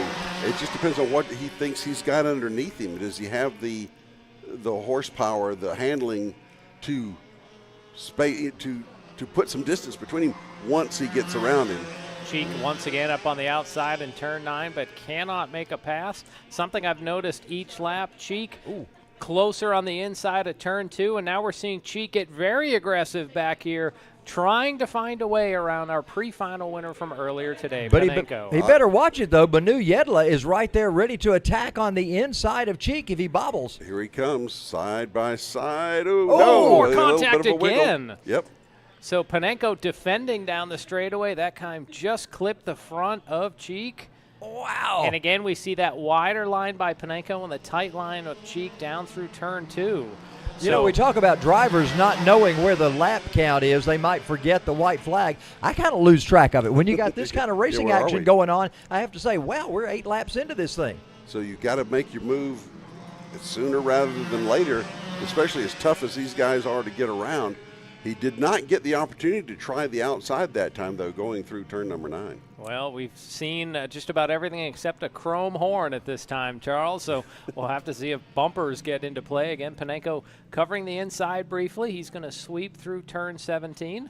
Last couple times, Cheek has gone to the inside down the straightaway. For now, he just tucks in behind and gets right to that rear bumper again. Maybe turn 2, he'll use that special line again. Well, he's been going to the inside trying to make that move. Can't keep the momentum up, but every time he comes there thinking that maybe Eugene's going to slip a little bit coming out of turn 2. So they'll go down through the kink. Our top 4, this is the battle for tag senior. Further back in the field, the man-on-man battle for tag master. Kyle Clark leads Sean Atkins by about 1 second. So we'll stay focused here on our tag senior final. Well, they're working up the hill right now to the highest point on the racetrack. Eugene Panenko tops the hill right there. Everybody's single file at the moment, but we've still got a lot of racing left to go, coming to 2 laps to go right here as they come by start-finish. They sweep off of turn 17. Single file for right now. You see Oz Cheek not just pulling his head down, almost pulling his arms in to create a more aerodynamic profile like a cyclist.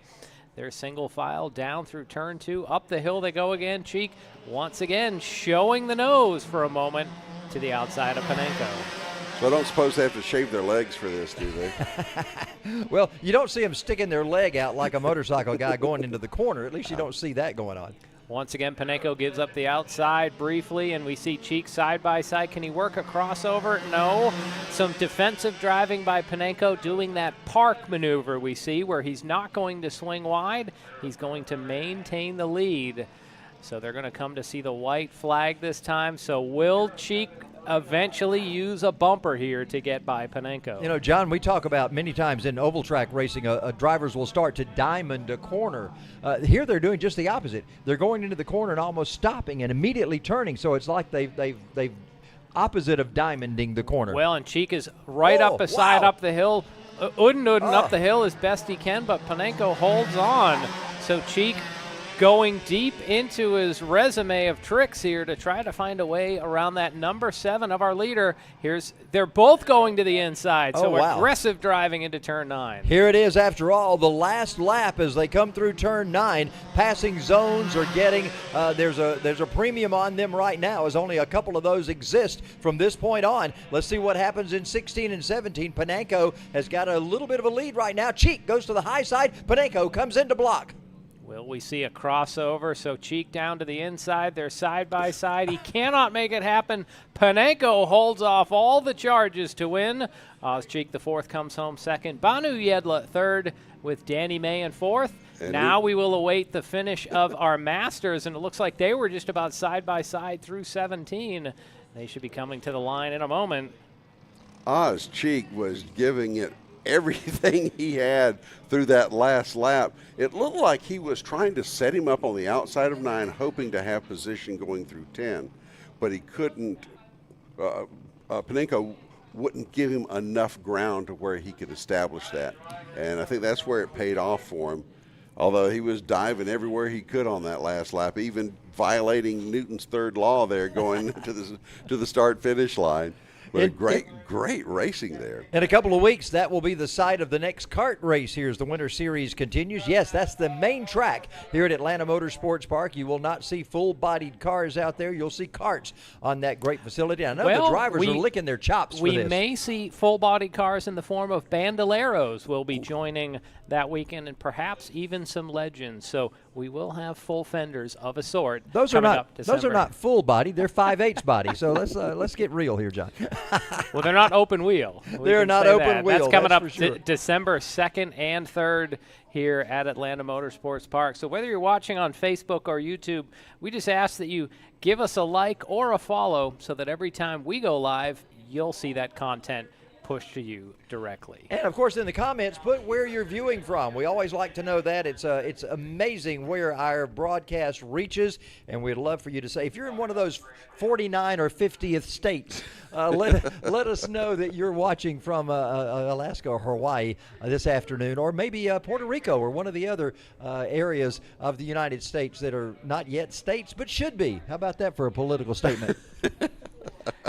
Can we work in American Samoa somehow during a broadcast? Or the Northern Mariana Islands. Guam. If they get to vote, they should be a state. I put it that way. All right. If they get taxed, they should be a state. That's I right. think it's probably their argument. I've got kids that live in Washington, D.C. and Georgetown, and they have the taxation without representation deal going on there. Let's go down to Eugene Panenko and to Steve Newbold. Let's get his opinion on Man, I'm glad I'm not up in the booth right now because you guys know my opinion of that stuff. But anyways, we're going to get on a different subject. We're here with Eugene Panenko. There's a reason it's called Liberty Racing Review, right? Exactly. We're here with Eugene Panenko. This is what, your 4th kart this weekend that has been in victory lane? 5th kart? No, first. First kart for Eugene in victory lane. I went yesterday in Masters class, TAC Master. Now I drove TAC Senior. So Cheek was giving it everything he had to get around you. You guys were racing really, really hard. Very hard, yeah. It was maybe sometimes even under the limit. Sorry for that, but I had some issues with the engine and I didn't want to lose my position. Well, all is good. You and Oz put on a great show. It's always wonderful watching you guys go out and race these tag karts. Do you have any do you want to go up to a shifter at some point in time? Yes, I want to come back to shifter, not to move to shifter, because in past 5 years in Europe I drove shifter. Well, awesome. I'm actually going to hand it back up to you guys unless you guys have a question for Eugene. Yeah, I got a question for you, Gene. That was a great race, and I have a feeling that you had more fun doing that than if you'd been out all alone and not a whole lot of competition behind you. You like to have those guys racing you tight. That's just what's fun on this race course, right? Sorry, only because I hear you and I hear a lot of people behind, I catch only like 30% of your words and didn't understand your question. You. Sorry. Yeah, Steve, tell him what I said, Steve. He was asking, do you enjoy racing with other people? Yes, for sure. It's always big fun, and I always enjoy of racing, especially when it's difficult races like it was now.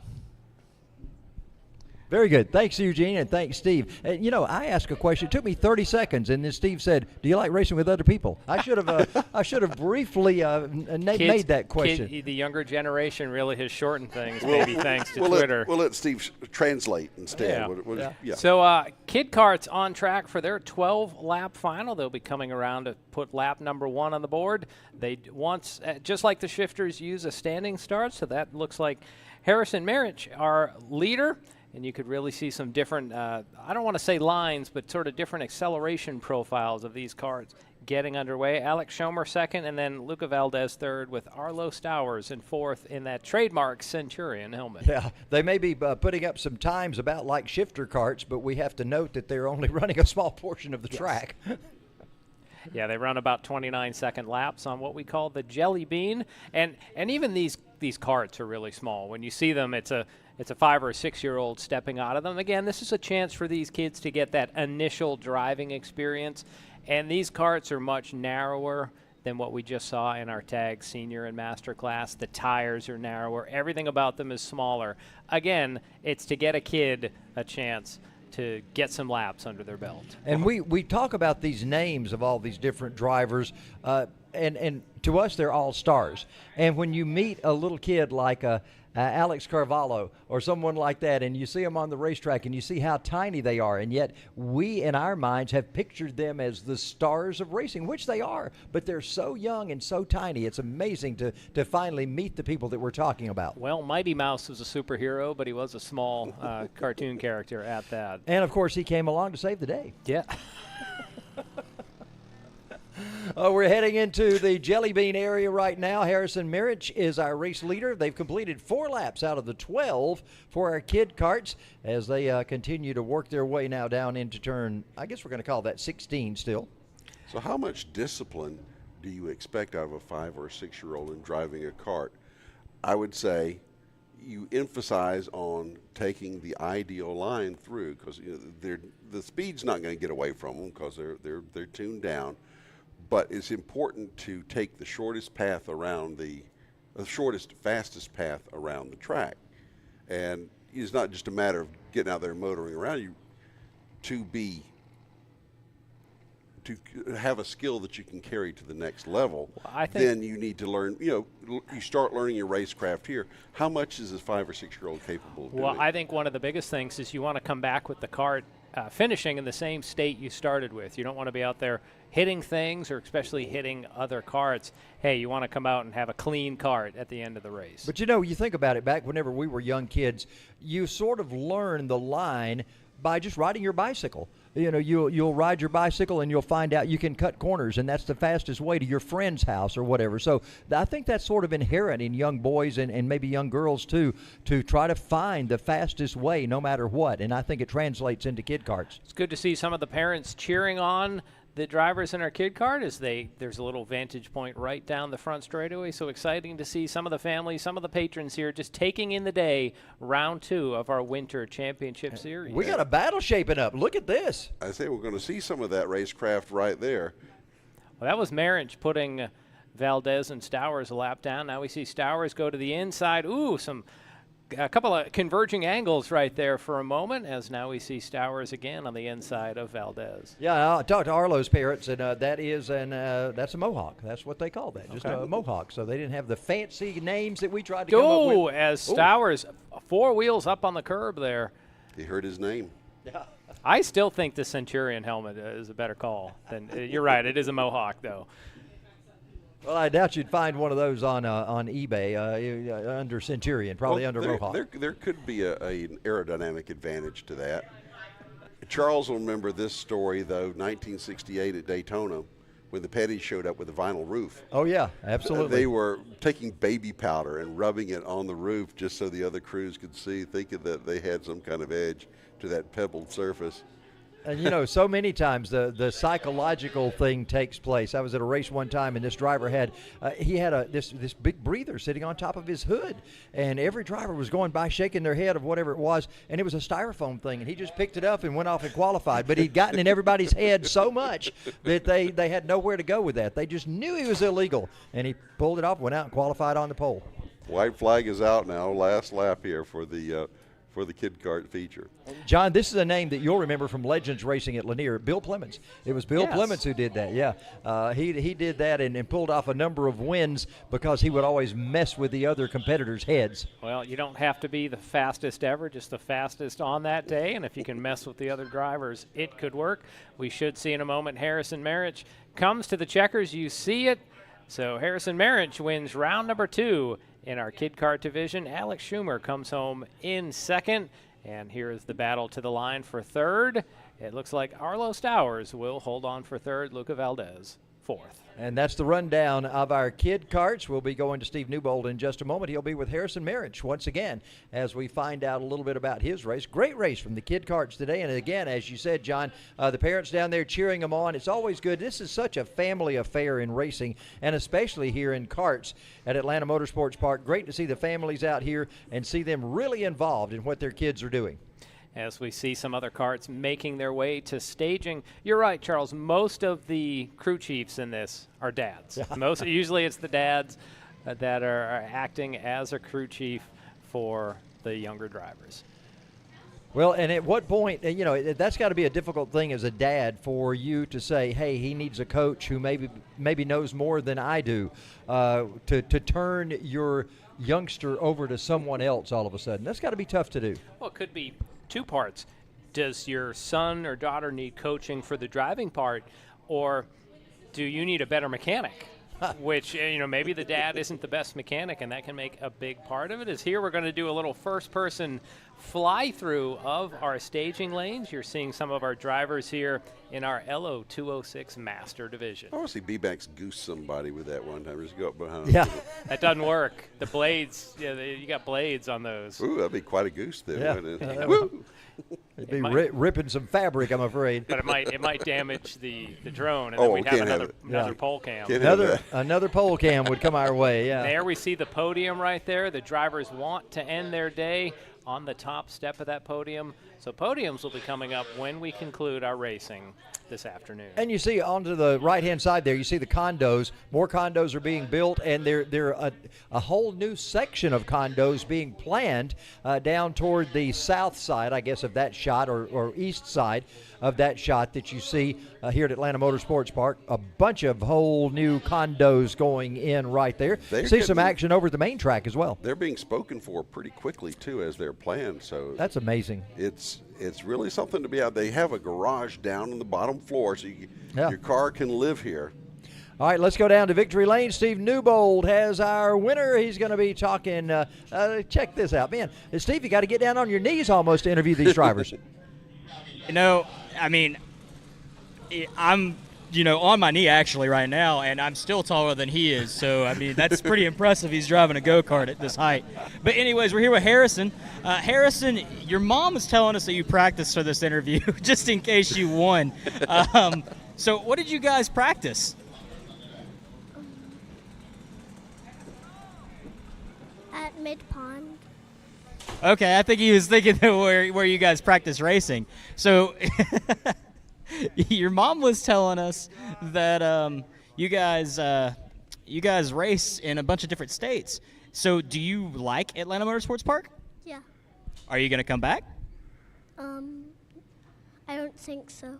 Oh, that's so sad. I was kind of hoping he was going to come back. Well, he may have to come back. You know, we got to have him here. He's such a good kid and does such a good job. Got to have him back at Atlanta Motorsports Park, right? Exactly. You know, I like interviewing the young drivers. They're the future of motorsports. Speaking of motorsports and careers, Charles, thank you for all that you've done for motorsports in our community, in the state of Georgia, and nationally. I was told today might be your final rodeo here, and I just wanted to say thank you from the guys at LRR and from myself. You've helped us out greatly with everything you've done, and you're helping these young drivers out by announcing their names and getting them out there. So thank you very much from the bottom of our heart. Well, thank you, Steve. I appreciate that. It's been a great career, and love being here at Atlanta Motorsports Park. What a fine facility and staff. Before we get to that, green flag is out. It is our Lo206 Master on track. We'll have that picture-in-picture. You see that in the lower left of your screen. But now we have Steve back in victory lane with another one of our young kid drivers. So we're going to make this interview a little quick because, as I like to call them, the Lo206s of mayhem are out on track right now. So we're here with another kid kart driver. Buddy, tell me your name. Alex. All right, Alex, I talked to you yesterday. You were a whole lot more chipper than everybody else. Why are you always so excited? What? Why are you always so excited? Do you just love racing that much? Yeah. So you were telling me yesterday that you wanted to be a race car driver as a career. Where do you want to start your career here and move to the big track at some point in time? Yes. So what kind of cars are your favorite cars? IndyCar 4 drivers and IndyCar 1s and go-kart. Awesome, buddy. Well, I'm going to go ahead and head it back up to the booth for you guys to cover this Lo206 race. All right, thanks, Steve. Bill, you'll appreciate this. The ARC link letter down there of kids say the darndest things. Right. That's going back a few decades back, but you never know what kids are going to say. Now Al Edwards out in the lead of this group with Matt Lassiter behind him as they head up the hill, one lap in the books. Charles, what I would love to see is, a couple of karts all kind of cattywampus at the bottom of turn 2. Let's see, they may struggle to get up the hill. They don't have any momentum. That is, I believe, Chris Benson in the 76. The 22 is Chris Kellett. So, and I didn't get the number of the other kart there. They can't really climb up that hill without some momentum, as we see our top duo, both out of the Wilbite Racing stable, drawing clear of the rest of the field. Charles, something I'd love to see is when we see kids out there, or any driver where their mom is present. I want to see how much cuticles are left by the end of the race as we see some marshals trying to push these carts up the hill. One driver pushing his own cart up the hill. And the 22 looks like it's rolling. But they're going to have, the leaders are going to be on him here in just a second as they work their way up the hill in turn 1. They're going to be getting to him in just a minute, or are they going to be able to clear him? If there is a worst place on the track to stall, that is where it is. And, you know, they tell you in the rentals, don't try to do that. You normally go down the hill, gain some momentum, and then come back up the hill. That's how steep it is. It's a 3-story climb. Do the rental carts, do they make it up the hill fairly easily, or do they lumber up that hill? Well, they're much heavier than these carts. There's a lot more, I don't just want to say fenders around them. There's a lot more substance, because I'm sure the rental cart drivers use and abuse that extra substance. But they feel like turkeys out there compared to these sort of hawks and eagles out there. So you're saying Charles William has not gotten you into one of these, into one of the rental carts? Well, Steve Frank has invited me to come up and take part in the driving school. And, of course, since I end my tenure today, that offer may be off the table. I don't know. We can find a substitute for you, Charles. Lap 3 about to go on the board, so Al Edwards continuing to lead. He was 3rd in the pre-final. Matt Lassiter comes home, currently running in 2nd. He was the winner in the pre-final. Well, we always talk about Al Edwards, and Whoa! oh my, and there he goes. Never Edwards mind. off track, and you could see Lassiter follow him almost like he got sucked in. Edwards looking down, maybe dropped the chain on that 7-Eleven cart, so heartbreak. Wow. 7-Eleven not so lucky. There's the replay. There's what happened as Lassiter and Al Edwards both go off track. Let's check this out again. They both head right off track. You know, he's following his master there and followed him into unknown territory. Whoa, and we got some action on the back straightaway as well. So once again, action and chaos all over the place here in our Lo206 Senior final. Wow. That's going to shake up the top of the order as Edwards and Lassiter were running 1st and 2nd. We'll have to see if Lassiter is able to continue. Here's another bit of action coming out of the kink. Driver goes to the left side, some defensive driving, and then you see some Ooh. contact and some heavy sideways. brakes there. Well, at that point, it would Chuck Teasley, making more. And there's the replay. I don't know if Lassiter got into the back of Edwards or Edwards just went off and Lassiter just had target fixation and followed him off. Well, it looks like Lassiter was even further out to the side than Al was when they went up the hill. And, man, just devastating for Al Edwards. Making more, the new leader, Chuck Teasley in second with Lassiter in third. Let's see if he will be able to recover. So there is your leader, Moore, going into turn number 9. Behind him, Teasley with the black driving kit and black helmet, and then Lassiter in the blue and white card. Well, Macon won the first race when we were out here, and an opportunity for him now to come back. Didn't he win Master? No, Lassiter won Master, yeah. Macon Moore won another one of our races, but right now Moore has charged up from inside the field to get to the top spot. So congratulations to him on some good driving to put his card up in top spot right now. Well, Macon challenged the whole pre-final but was not able to get around him. Yeah, and that's why I was wondering, once he got around him, was he going to be able to put that distance between him?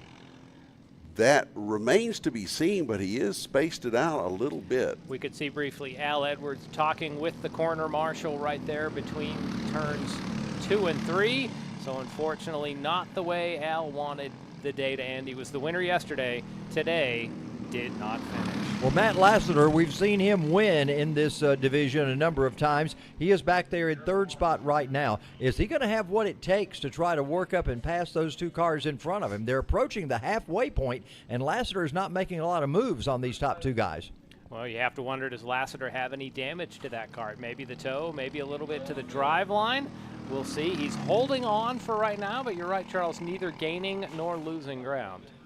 They bring it off turn 16, and that white helmet of Macon Moore comes by. He'll come by start-finish. We'll complete the halfway point. Oh, giving him 2 to go. I'm not sure what that was all about, but it should be halfway.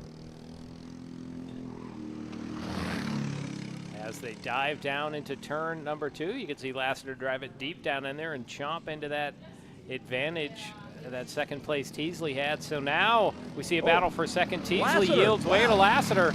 So Lassiter on the move, trying to atone for his one corner where he went off into the grass. Able to park it, too, in front of him. So they're making more leads, and Matt Lassiter is in second spot, but tied up on him is Chuck Teasley now as they come through those S's in turns 10 and 11 and work their way back up the hill. It's still making more with the advantage, but closing in fast is Matt Lassiter. Steve Newbold had called these the Lo206 of Chaos. Living up to the billing here? As Mayhem. Mayhem, okay. Chaos would also fit. A cornucopia of chaos out there. We finally got the word actually worked in appropriately. How about that? Yeah. So that time at the line, 1.2 seconds, the gap between Moore and Lassiter. That's something we will monitor in the closing laps. You forgot to use the word veritable. Always with cornucopia, Veritable. veritable has to be ahead of it. Are you sure? I don't think you have to. No, okay. It depends on how you use it anyway. Here comes Lassiter still working on that second position, trying to close in. He separated himself now from Chuck Teasley a little bit, but he's still quite a distance back from Macon Moore, and laps are starting to wind down. He's got to make a move here soon. So on to the brakes. The drivers will be in turn 9 with the far clubhouse turn, we could call it here. Moore leads Lassiter and Teasley. Then it is a long gap of about 10 seconds back to Devin Knight, who is running in 4th. Coming up after this, more Lo206 action. The senior division will be on track. Well, right now, it's making Moore having to drive absolutely the best lines he can because Matt Lassiter is on the run. We'll come by to 8 laps complete, 4 to go. Can Lassiter make up this kind of distance in 4 laps? Possibly so, well, but something's got to happen. Last time it was 1.2 seconds, now 0.9. So Wow. if we do the math, he would catch him on lap 11 and then would have to figure out a way by. So, Bill, you've said it yourself. Catching is one thing, passing is another. Lassiter's at least working on the catch part. Yeah, I would think you would need at least a lap to work on him once he did catch up to him. And if he's only making up, what, a 10th or so? He made up 3/10 that last 3/10, time okay. by. That remains to be seen. It wouldn't hurt to have Teasley tucked up behind him, that but would help.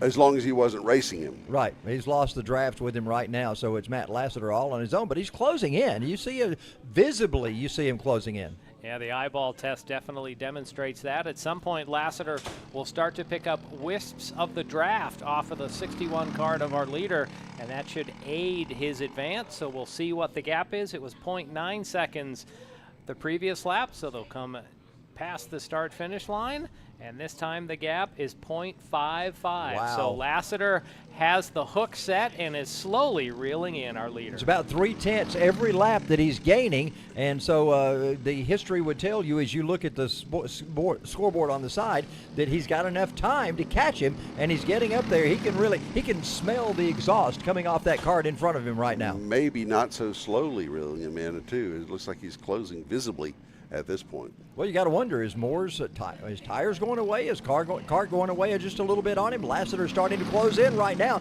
He is going to be within striking distance here very soon, and we've still got 2.5 laps to go.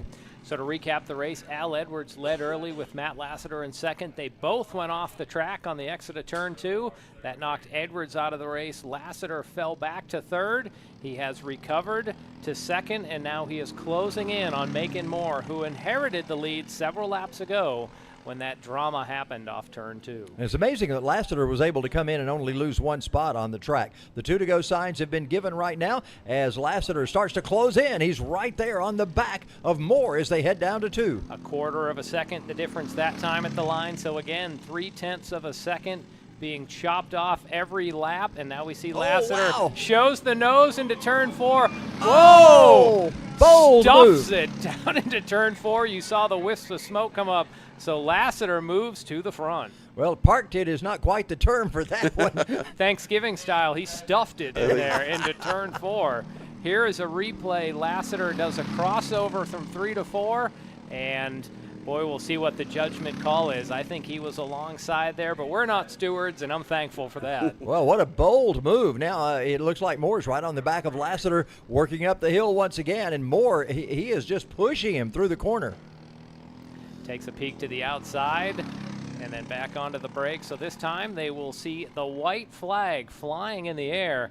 Matt Lassiter, a drive to the front, to the back, and to the front once again here in our Lo206 Master Final. Whichever one of these drivers wins, it's going to be an interesting victory lane interview because they're going to both have a great perspective no matter who wins this race. Look at this. Lassiter, he's got Moore right behind him. Moore trying to make a move to the inside, but Lassiter blocks him as he comes off turn 4. There'll be single file through the kink. Moore had good momentum going up the hill, not quite enough, but he was closing there for a little bit until gravity caught up with him. But here we go. Oh, my. Move to the outside.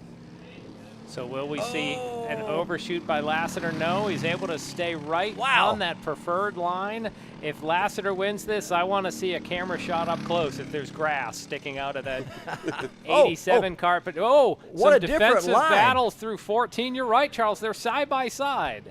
Wow, we've not seen that all day. You usually see somebody trying to cut off to the inside of that corner, never go wide on the outside. Oh, look at this. Moore goes to the inside once again. Lassiter, it's a drag race to the checkered flag. Lassiter looks back, and he will take the win. Wow, what a great finish over Macon Moore. Chuck Teasley finishes in third spot, and we got another good side-by-side battle heading toward turn 16 right now. Check this out as they come down to the stripe. Drivers looking back to see where the other one is. That is going to be Devin Knight and Jeff Griffin, and they cross the line almost simultaneously. Look like a couple of team cars coming in behind them. I believe that's Camille Ortiz in 6th place. So Matt Lassiter winds up with the win after suffering some problems in the early going of this one. He worked his way back up, made a very bold move in turns 3 and 4 to overtake Macon Moore, and he'll be going to victory lane. Rest of our drivers in the Lo206 Masters work their way by to finish up their race. It's going to be an interesting interview down there because you don't often have a situation like that where a driver goes off course, gets in the grass, and is able to come back and take a win. Usually they'll drop the chain when that happens, and I imagine that's what happened to Al Edwards. You start bumping, and we have official word. Matt Lassiter is the winner. You see him pushing his cart off of the scales. And once he gets the helmet off, he'll have a chance to get an interview with Steve Newbold as his kart's just rolling backwards there. But, wow, Yeah, what an event. No cookies for Matt Lassiter today. Steve's going to talk to him in just a moment. But I got a feeling those Girl Scout cookies going to be coming soon. By the way, Matt Lassiter, his kart's rolling away back there. Yeah, Matt, your kart's rolling away. Cart's rolling. Somebody put the brakes on that thing. Even parked, it wants to win. Let's go down to Steve. All right, guys, I'm here with Matt. He has no cookies, but I think he's earned a beer after that one. That was an amazing race all the way through. Turn 4 and 5 from our vantage point. You guys will-hopped each other. You went off track. You got it back together. You went from 4th or 5th right back up to 1st. Yeah. Tell us how you did it. Man, I don't know. I just want to say sorry to Al. Bumpers got hooked up there. Didn't mean for that to happen, so very sorry. But I don't know. We had the speed today, and I could see I was gaining just a little bit every lap. And thankfully had enough laps there, chase them down. Well, guys in the booth, I didn't catch the turn 16, 17 action. Can you explain to me exactly what happened? So it wasn't 16, it was in 2 here. Al just came wide, our front bumpers got hooked up, put us off the track, and then was able to make a good run, made a pass down here in 4 for the lead.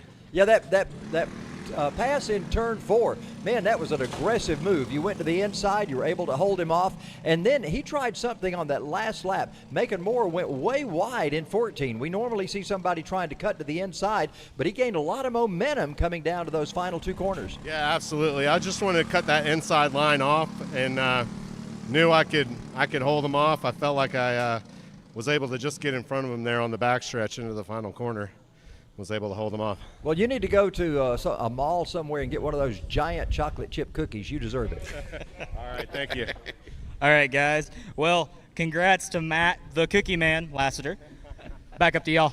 Thanks, Steve. Got our next group on the way out right now. It'll be the Lo206 Seniors, and they'll be out on the track. And always a good crowd of those drivers here. Nick Laferdo has been kind of the class of the field in this one over the last couple of days. We'll find out what he can do as well as the rest of this field coming up. Eric Evans was the winner in the pre-final. So Evans, I would say, is about on even terms with Laferdo. We'll see. They'll start side by side on the front row.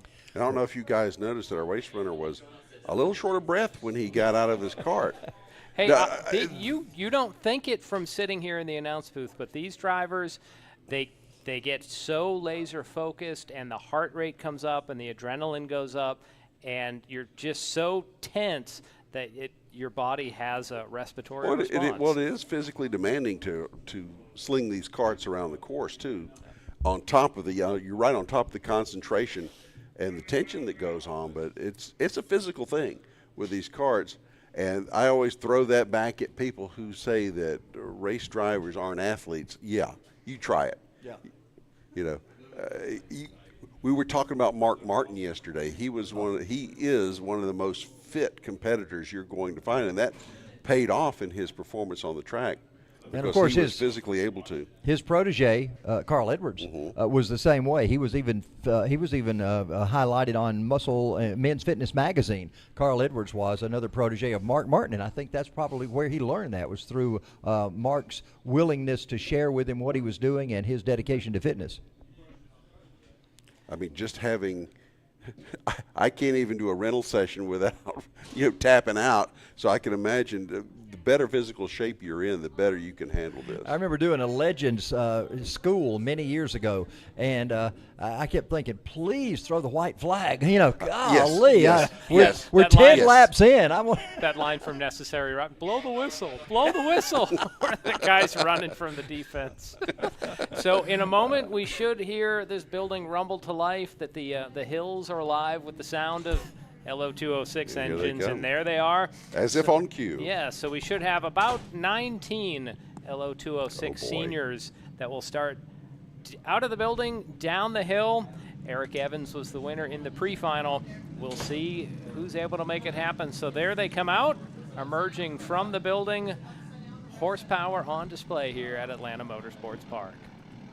Lo206 seniors working their way out right now. We got a huge group. of drivers. Always love to hear those engines rumble as they come down the hill and get ready to go. And this is kind of the mayhem race, if you want to know it. Yes. A lot of mayhem going on during this one. They'll be tightening them up 2 by 2. See if we get a good, clean start for this one going on in just a minute. And Charles, where you're saying about hearing these engines, also the way you feel them, that's why whenever I have a chance, I tell people to go support local racing. It's one thing to see it on TV. When you see it in person, you experience it different. You feel the sound of the cars off your chest and off your body. And if it's a dirt track, you know, the dirt's in the air, the smells of the exhaust or the brakes or the tires, it becomes a 4D experience when you're there. And television or video does not convey the speed. No. Correct. That was made very apparent to me the first time I visited Bristol.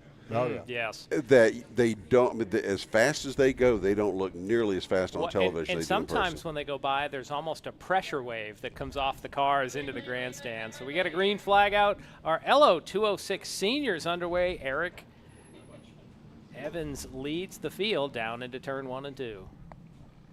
And he brings it up to the hill right now in turn 2 as they get ready to kind of single file things out. Got a little side-by-side action going on back there for 3rd, 4th, 5th, or 4th, 5th, and 6th spot. But they single file right now as they get ready to go down to the kink. Do not get out of line, guys, when it comes to the kink. So our field serpentines their way like a snake down the back straightaway. We'll try to get the name of the leader. I don't think that's Eric Evans. I don't think he had a green helmet in the opening race. I thought he had a white helmet on. Well, according to some of those drivers, I asked them, I said, what's your helmet going to look like? They said, well, it depends. If I wear my such and such helmet or if I wear, so they may have changed helmets. You never know. That is possible. Going for that lighter carbon fiber helmet, possibly. I think we need little suction cup numbers to stick on top of their helmets, like figure 8 cars. You know, have the Yeah. the little card on the top so we could tell. The little Pizza Hut triangle on top. Until we can get the. Nick Laferdo was the leader. Michael Gay second. Danny May third. So Eric Evans, not the first lap he wanted, falling to 5th. Well, Danny May is right up there in that lead group as those 3 drivers try to break away. A little bit of folks stepping out of line, but for the most part, they're single file as they come by our vantage point and work their way down the hill. There's another double file going through the kink. Guys, that does not work unless you're trying to pass somebody like Luke Giglio does. So our top 3 have broken away. Now we're seeing some battles into turn number 9. That's a great passing opportunity. I believe it's Carson Craig is one of those in there, the blue cards. Charles, am I correct? The 55 blue card? 55 is Carson, yes. So he is in the mix there, currently scored an 8th. He may have moved up a spot in that battle as you're seeing the cars filter by our first-person view. Carson, I think, was running in like 5th spot on that last lap, and for some reason he faded back to 8th. Not sure exactly what happened on that final turn. We didn't see that action on screen. So Carson trying to work his way back up, and he's up to 7th now. So Laferdo the leader, Gay in second, Danny May running in third. Charles, over the last year or two, Danny May has won several races. Almost a surprise to see him not leading this race or any race this weekend. Yeah, and of course he's won shifter karts. He's been all the way up into shifters for a time or two. He's won in that. He's won in a number of different divisions. And he, like he said yesterday, he just picked the wrong gear, so hopefully he changed things. And he is running in the top trio today. He's just not quite up there in the top spot. So 3 lead, I'd say about 7 karts, and that second echelon like a rubber band trying to pull back to the lead trio so they'll all be together. And that trio is quickly becoming a duo. Bill, Danny May is kind of in no man's land back there by himself right now. I don't think that'll last very long. It will, depending on, again, the level of cooperation between 1 and 2, although we see Michael Gay looking inside as they come out of turn 17. So I don't think that's going to last very long, especially with the trio coming behind him as well. We're going to have a snake of at least 6 karts before long. And there they are all together. Eric Evans was able to gain 1 spot on that last lap, getting by Jack DeLucci. So Evans, the winner in our pre-final, had a bad first lap, and now he is chipping away, working his way towards the front. And they come down to the hill. This is the lowest part on the race course as they come down to the bottom of the kink. Now our leader is going to turn number 9.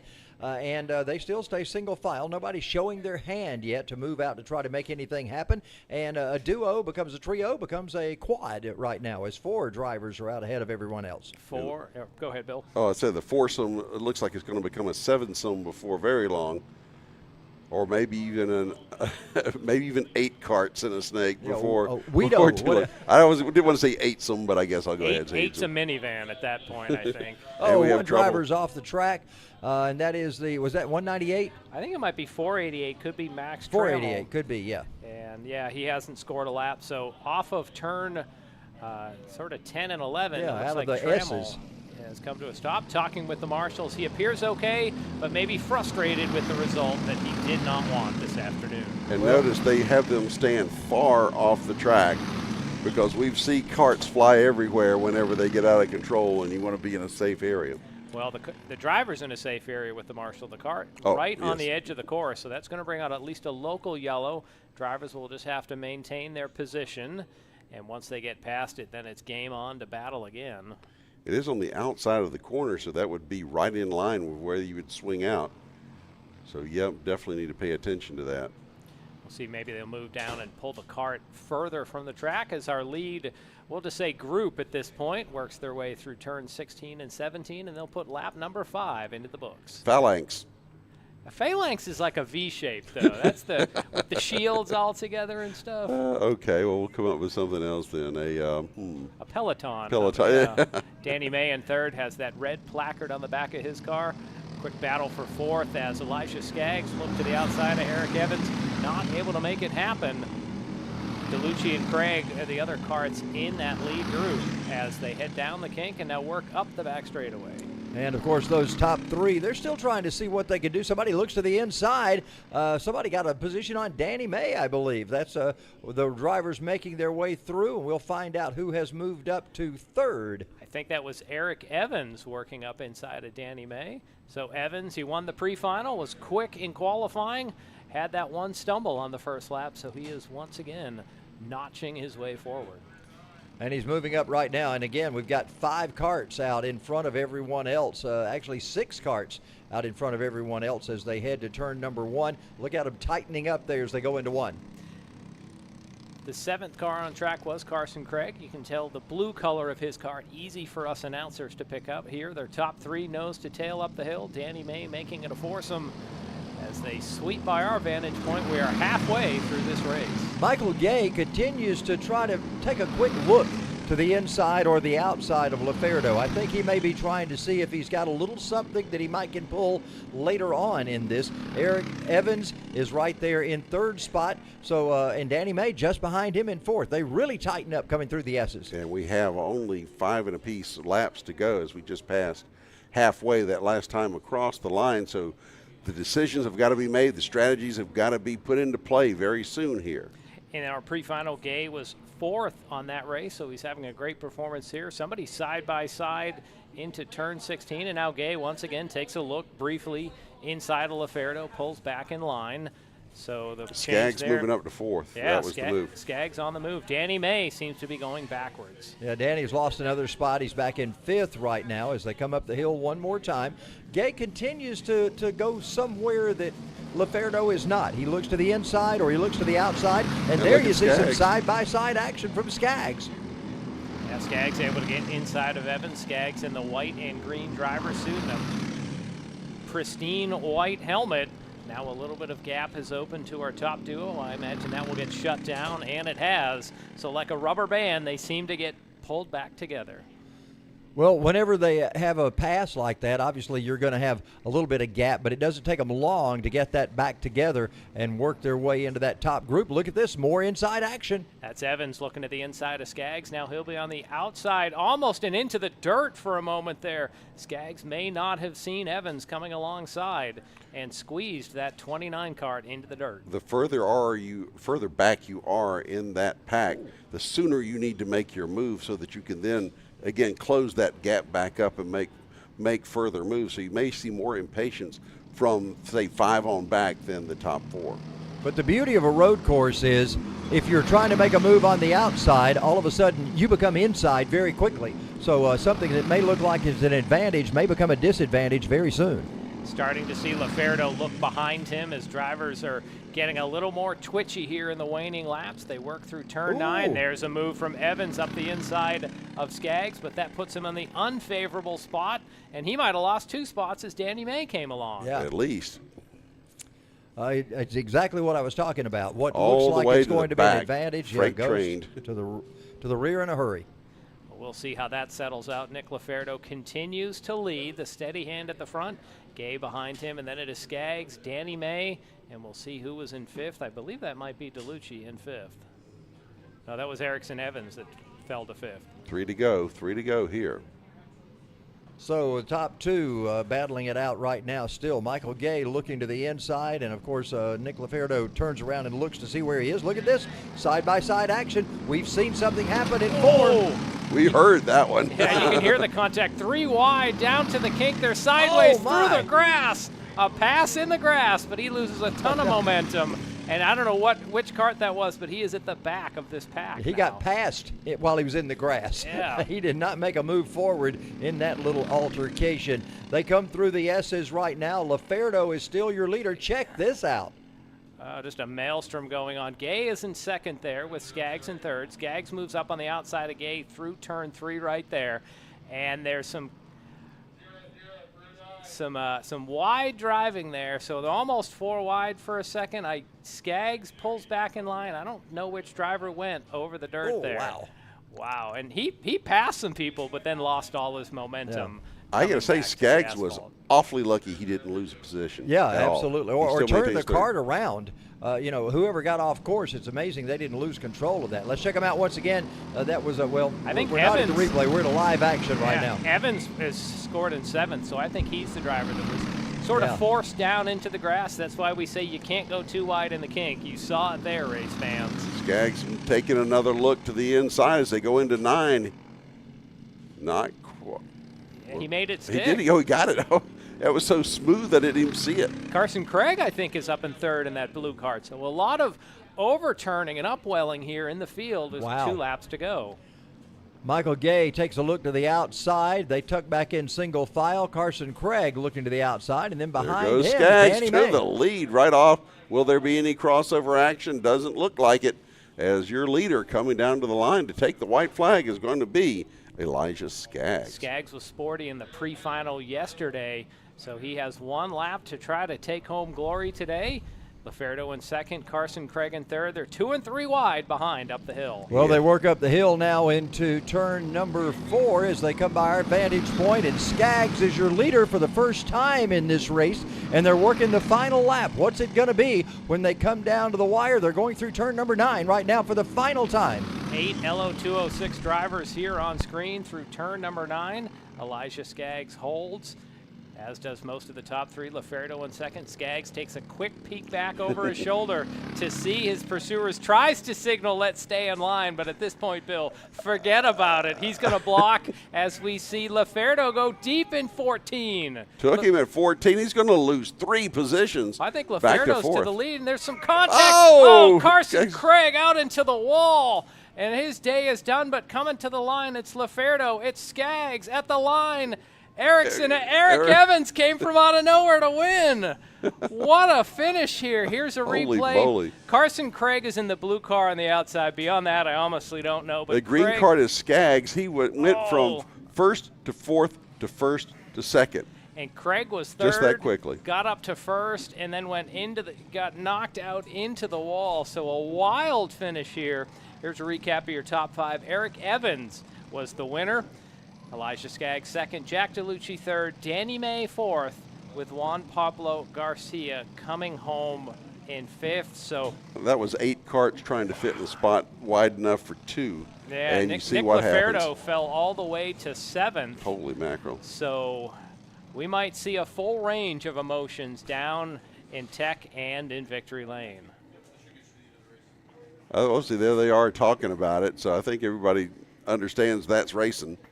And we didn't see any I don't say overly aggressive. We saw plenty of aggression. There was the but contact, nothing that was unreasonable. The one bit of contact was where Carson Craig was on the outside, and the driver hit inside of him, and that sent Craig into the turn 16 wall. Beyond that, it was just wild mayhem out there. So we'll be setting up for some interviews down in Victory Lane.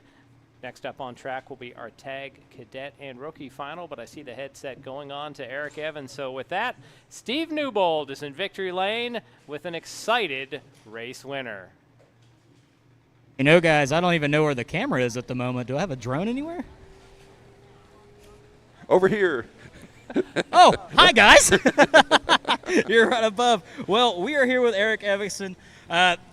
So first, you know, how do I describe this? If I don't know what to do with my hands right now. Anyways, Eric, talk to us about this race. The amazing last lap pass. It was wild all throughout. Walk us through step by step. We started the race. I started on pole, and I think I'm not sure if the outside line jumped or not, but I was like 6th or 7th before I even got to the first corner. You know, that was crazy. And then the race just developed from there. I kept having some dirty driving out there. I mean, especially number 2. He just kept running me off the track in the braking zones, and he even took out the leaders in the last corner. So I think that number 2 there probably deserves a couple penalties during that race. But you know, other than that, it was absolute mayhem out there. Danny did a good job. He was hard but fair, you know, stuff like that. So I think that pretty much sums up the race. It was a little bit of a dirty race, and but I tried to be as clean as possible, and it prevailed in the end. So let's talk about that last corner. What was going through your mind? Were you just going to send it in there, or were you methodically planning? I mean, it was absolute chaos. I mean, I think I was like 4th going into the last corner, and I was all the way on the inside, and then sure enough, I saw number 2 just brake super late and take out everyone. So a gap opened up, and I made sure that I got on the gas and drove to the line first. All right, guys. Do you guys have anything up in the booth to add to Eric? I'm just going to say this. I had a perspective to hear the people that were in the viewing area, and I don't think I've ever heard such loud cheers come from this building from the folks that were watching in the viewing area over there today. Man, what a tremendous job. Nick, so good to see you back in victory lane. Yeah, no, you know, it's kind of, you know, unfortunately, you know, crazy racing brings joy to the fans because there's a lot of stuff going on, but you know, on the track it gets a little dirty, and that's not necessarily the way I like to roll. So, you know, as much fun as it is for the viewers, I mean, there's some people could have seriously gotten hurt out there today. Yeah, Eric, I'm sorry I called you Nick. Y'all have exactly the same driving suits, and I happened to see your name, so I apologize for calling you the wrong name. But congratulations on a great win. Yeah, thank you. Back up to you guys. All right, thank you, Steve. So a season's worth of drama wrapped and compressed down into 12 laps there in our Lo206 Senior race. Eric Evans started on pole, and he won the race. And if you just saw that as the byline, you would have missed all the action. Drivers spinning out, some hard passes, some good passes, drives down into the grass, just about everything that we saw. So coming up next, our tag cadets and rookies. I can hear them idling somewhere on the premises, so we will get to that as we are down to just 2 races today left. Well, the final races are underway. It's going to be it is a great afternoon here at Atlanta Motorsports Park. Could not have been a better time. The weather is beautiful. Who would have ever guessed this time, almost Thanksgiving weekend, and the weather is as pretty as it is. So we're going to end this thing today under beautiful clear skies in the North Georgia mountains. If you haven't stopped by the NASCAR or the Georgia Racing Hall of Fame, make sure you do so. It's right here in Dawsonville. If you've never gone in there, sit down and listen to Mike Joy narrate all about what happened with the Moonshiners and how things got started in the North Georgia mountains. That really was the formulation of what we now know as stock car racing. Well, since we're getting close to Thanksgiving, I imagine we're going to need to swap Thanksgiving plans here. But first, let's see if we can get a good start. In our race earlier today, Luke Giglio was the pre-final winner for cadets. Ruben Greer was the rookie winner. Green flag is out, and we see Giglio on that pole. And I am thankful for a clean start. Yes. So they work their way up the hill. They're down the hill now into turn number 2, and they'll work their way back up. These carts got pretty good speed going up the hill. Everybody got a good attack on turn 2. John, you mentioned that you've got to set up for that rise back up the hill and get those carts set just right. Those drivers did it to perfection. Yeah, you need to have the momentum to get you and propel you up the hill. If you try to start from the bottom of the hill, it's going to be a an odyssey. So right now it is Luke Giglio leading. I believe Ryan Perez in second. You know, as an adult, I just stand out there and look at turn 2, and I think, ain't going to do it. And yet these kids go down there and they attack that track. From the one time I've driven here, it is scary down into turn 2 because you realize you need to slow down, but some of these carts and the rentals only have a rear brake. Yeah. And if you over-brake, you will lock up the rear axle, and then the cart will spin around real quick. So Giglio leads, Carvalho in second, Perez in third. Yeah, Isaac is up in second spot, and he's right there on the back bumper of Luke as they work their way up the hill, and just a little ways back is Ryan Perez. So those drivers battling hard right now. They're separated by about, you could probably slide, what, Bill, 2 carts in between them all right now at the moment? There's about, 2 cart between each. As they get sorted out, we see the races start this way, and then they'll start to get crazy within just a couple of laps as far as when the raciness starts. Well, it started right now. The top 2 started going at it, yeah. Giglio takes a quick look over his shoulder. So once again, this is our penultimate race today. We'll conclude our racing with our KA Senior Junior 12-lap final. Shadows growing a little bit longer as we've just crossed 3 o'clock local time here outside of Atlanta, Georgia. So they come across start finish right now. They'll complete lap number, I believe that was 3 complete. It's showing 2 complete, but I thought that was 3 complete. Well, that means we get to enjoy just another lap of racing here. So, Charles, we got to ask, what's the Thanksgiving plans? How are you preparing the turkey this year? Well, I'm brining a matter of fact, I did a Facebook post about that today, and I said, tip number 1, get your turkey out of the freezer today. It needs to defrost in plenty of time. I'll be brining it on Wednesday night, and then I'll be smoking it on Thursday. And so we're getting it ready that way, brining it and a little bit of salt and maybe a little bit of Splenda. Don't use sugar, but a little bit of Splenda helps to tenderize that meat somewhat, keep it juicy. They make rolling papers big enough for the turkey? Different kind of smoking going on, Bill. How long do you We're smoke? no longer in the 70s. No. How long does it speak take? for yourself. Yeah.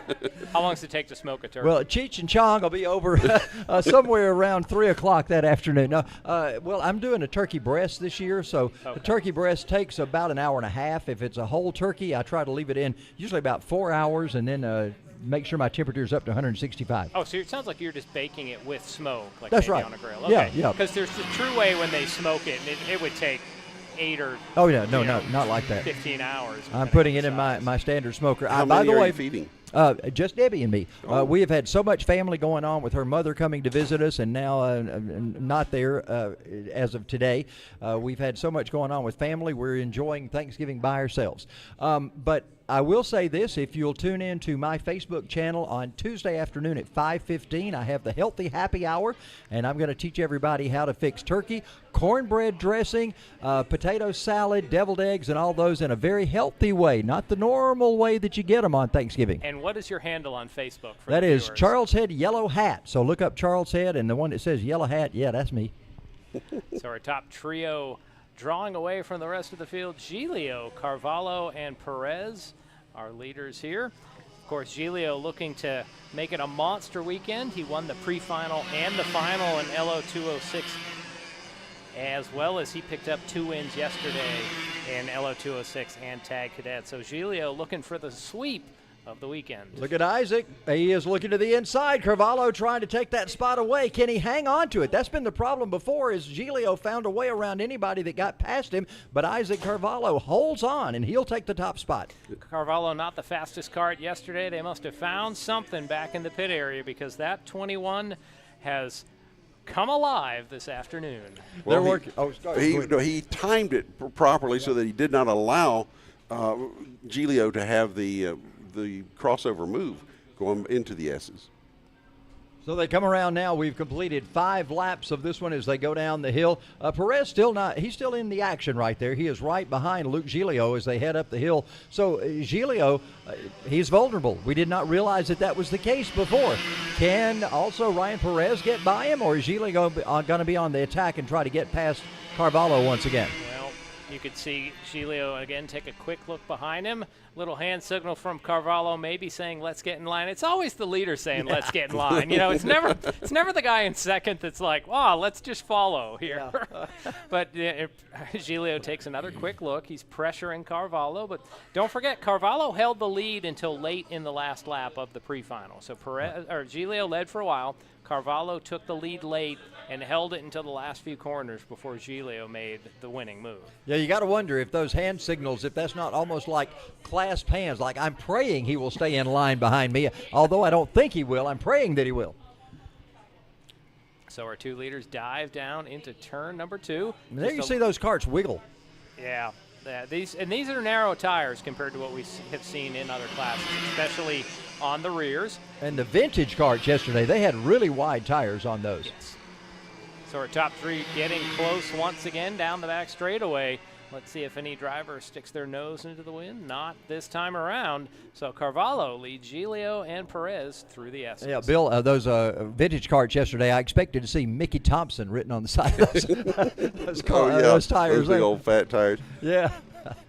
Well, you could pretty much throw a blanket over the top 3 here to pull up a Ken Squireism as well as they come into turn number 16 and 17. Each taking their own line to kind of see what's going to be available. We are completing lap number 8 now, so we should have, or is that 7 completed? Excuse me.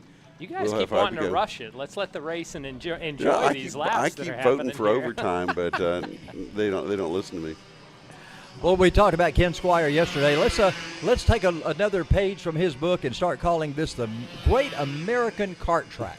Yeah, we could do that. This is the battle for 5th here. Arthur Nahapatayan, Emma Schumann, and Ruben Greer battling. Greer is the only rookie on the track, so he is battling up with the cadets here, which just means about a year difference. Greer in that 20 is the rear of this trio. Which means Ruben will be on podium. He will. Yeah, absolutely. He might be the podium. He might be the podium, that's right. But you know that the heart of a racer, he's still going to want to pass the drivers in front of him. Schumann in the middle of this trio, and you can see that they are, say, about 10 seconds behind our lead trio. Evan Fry, the only driver we really haven't talked about, is in the middle of these trios. Yeah, he is in no man's land. So just out putting in laps right now in his 133 car. Well, you know, when you're out like that, it's like a football team that gets way ahead of another. You start putting your other players in to try to get them some experience, and that's what Evan Fry's doing right now. He's lost that lead pack, no chance of really getting the win here, so all he's doing is trying to log laps and get seat time. Some continued battles here for 5th, 6th, and 7th. Oh, man, they're going at it. I think Schumann is at the front of this group, but now we see Arthur moving up to the inside. Greer just waiting his moment. Oh, so Nahabedian. Tried to get it. I think he went for she was going to go for a crossover, and he sort of slid out and almost seemed to stop in the middle of that corner. He parked it. He parked it late, though. Yeah. She got helped. And then she got helped up the track a little bit, too, though. And the leaders cross the line. Carvalho still leads Luke Giglio and Ryan Perez. And here we come. We got a good battle coming off of turn number 17. You could see Nahapatayan really struggle to turn through the middle of turn 16 and 17. Lets a little bit of daylight open up for Emma Schumann. So Schumann charges down into turn number 2. But here comes Arthur again. Arthur got a great drive up the hill on the last circuit. And these are the drivers that are battling in 5th and 6th spot. Ruben Greer is also back there in the number 20 in the tag rookie division. So you're going down through the S's. You're in 8th place right now, getting a bird's eye view of this facility. Now Greer comes up to the inside, onto that brake. So he almost had to brake a little earlier, so that cost him. Yeah. Almost wonder if he overbraked because Arthur just sent it on the outside to hold on to that spot. Yeah, Carvalho continues to lead. We're working down to the final 2 laps. They'll see the 2 sticks go in the air in just a moment, and they've done that as they come by start-finish. So the leaders have already taken that 2 to go sign, and now here comes our drivers who are back in the pack, and also our rookie driver, Ruben Greer. So this really goes to show that when the drivers are out of contention for the lead, they just don't give up. Every driver is trying as hard as they can every single corner around this complex. And so for so many of these drivers, like Evan Fry, he is learning what to do if you're leading a race, because if you're leading a race, you're not following someone, and you've got to run the track itself. And even though Evan Fry's back and forth and nobody around him, he is learning what you do when you lead a race.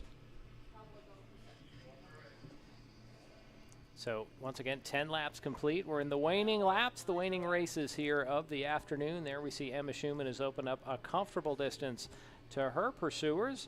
That's the battle for 5th, 6th, and 7th. Now back to the front. Isaac Carvalho leads. Luke Giglio right there on the rear bumper in 2nd. Ryan Perez waiting in the wings in 3rd. All right, keep an eye on the kink. We're talking 74 one-thousandths of a second, Wow. so they are really, really close right now. Luke has passed someone for the last 2 or 3 races right here in the kink. Is he going to try it again on Carvalho? No, he stays right behind him as they come through that area of the racetrack. So down to turn 9, the driver's onto the brakes, just staying single file for right now. No mistakes from our leader Carvalho, who seems to be growing by leaps and bounds this weekend, holding off Luke Giglio for the moment. Yeah, Isaac Carvalho doing a great job. This is the final lap, by the way. He protects that inside in turn 14. They come down to 16. Luke looks to the inside. Luke trying to take the advantage. Carvalho now tries to come back on the inside. It's a drag race to start-finish. Oh, and Luke gets it. How about that? Wow. Man, last lap, last corner, he makes it to the lead. Luke Giglio once again proving his prowess on this racetrack. Congratulations to him. Isaac Carvalho, what a valiant effort, but he comes up just a bit short at the checkered flag. Ryan Perez finishes in 3rd. Evan Fry was there in 4th. And Emma Schumann, good run for her as she pilots up to 5th spot. Ruben Greer did get by Arthur Nahapedian, and he wound up in 6th. And, of course, Arthur in the number 30 car in 7th. Oh, boy, you could see that Giglio really sent it deep into turn 16, and we were all waiting for the crossover, Right. and he didn't swing too wide. You could see Isaac turned down to the bottom, and he just scrubbed off too much momentum. So in the run to the line, Giglio holds on by, what was it, about 3/100ths of a second, I believe. What discipline it must take to try to keep control of that and hold on. Oh, here we got a replay of our drone coming in for a landing. How about that? That's pretty cool. Baymax out there grabbing that drone as it comes. Normally they sit those on a table, but he's just grabbing it. Look at this. Like Check a carrier landing with a tail hook. Well, he can change the battery quicker that way. Yeah, that's pretty cool. Man, what an outstanding-looking drone that is. I think he told me he built that out of a whole bunch of parts that he ordered himself and a custom-made deal that he did himself. That's just pretty amazing technology, way beyond my pay scale in the world of racing Don't right sell now. yourself short, Charles. Well, Luke Giglio is getting himself prepared for a Victory Lane interview. I think Steve Newbold may have somebody else down there as well. He probably has Ruben Greer. It looks like Isaac Carvalho, actually. It may be in Isaac the white there. helmet there. Okay, so Luke is readying himself. He gets the headset on, and another interview. What in the world can you ask Luke Giglio this time, Steve? I'm kind of lost for words right now. This is I don't even know how many times he's been in Victory Lane today. But very impressive run. I don't know how you do it. Your nickname is now the closer. That's all I've got for you. I mean, do you guys up in the booth have any questions for him? Well, at what point you really showed a lot of patience when you came through in order to not overrun that corner in 16. You got down to the inside, but you hung on to it and didn't swing wide. How much of that is you working the throttle of the car or the brakes of the cart, and how much of it is just inherent talent, do you think? This is the 3rd time I've done this. Through the last corner, I parked it again. Well, see, we were expecting it to happen in the kink. You disappointed us because you didn't make the pass in the kink. I didn't have the run in the kink, but I noticed Isaac started celebrating early, going to the last corner. He started pumping his fist up in the air, and then I passed him and I won. And that makes it extra special when the guy's already celebrating, right? And you still pass. Now, were you waiting to pass at the end, or was that just the opportunity? Would you have passed him sooner if you could have? No. We've been asking that all day. Is that do you guys purposefully wait to the end just not to give him a chance to get back around you? Yeah, the answer is yes. Say yes. All right, guys. It makes it exciting for us up here, though.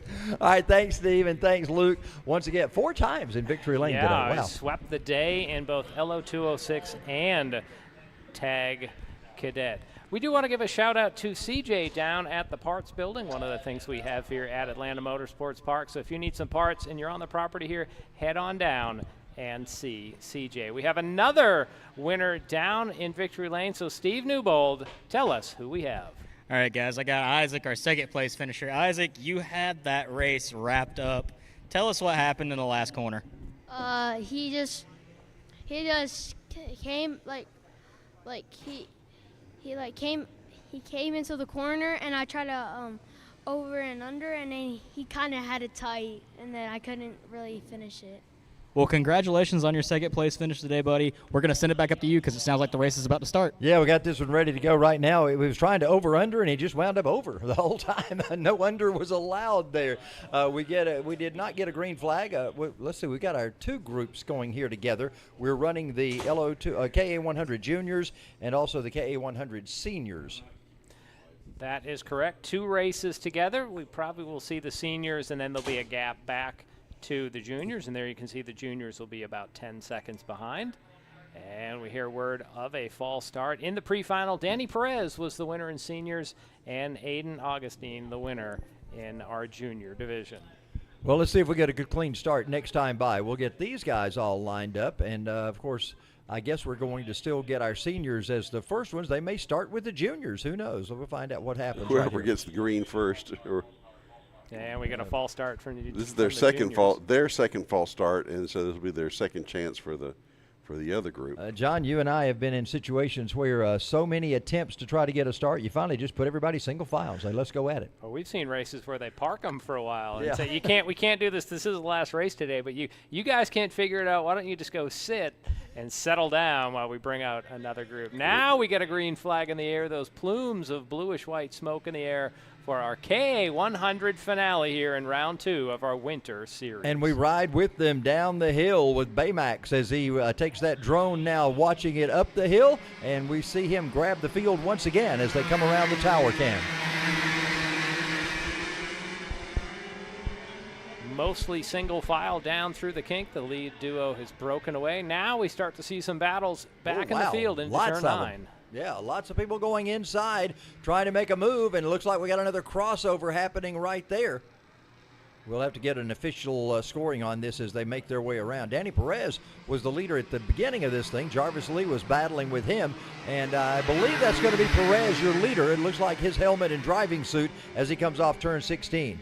So we'll see at the line. We'll have to see if that is Jarvis Lee. That might have been his number in second. So Perez leads Jarvis Yee.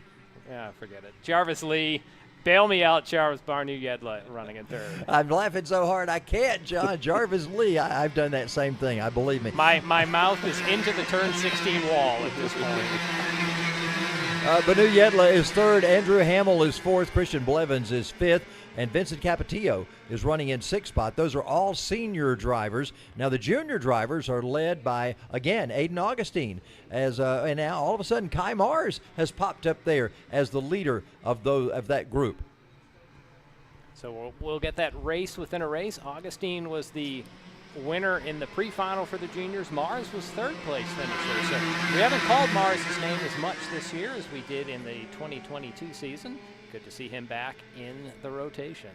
Well, right now they cross the line still. Danny Perez is your leader as they head down into turn number 2. And not a lot of action going on up front as Perez is well ahead of Jarvis Lee, but some more stuff behind him going on. Yeah, you could see coming in from the clubhouse turn. These are our junior division. There's our top 5 on screen. Trying to settle things out. You could see how much they wiggle off of that turn number 14. Whoa! And the second car in line locks up the rear, spins around. That was a heck of a wiggle right there. Everyone else able to avoid. We'll see it here. I think might have just been a driver too hard on the brakes and locked it up. He didn't get turned. Certainly no contact from behind.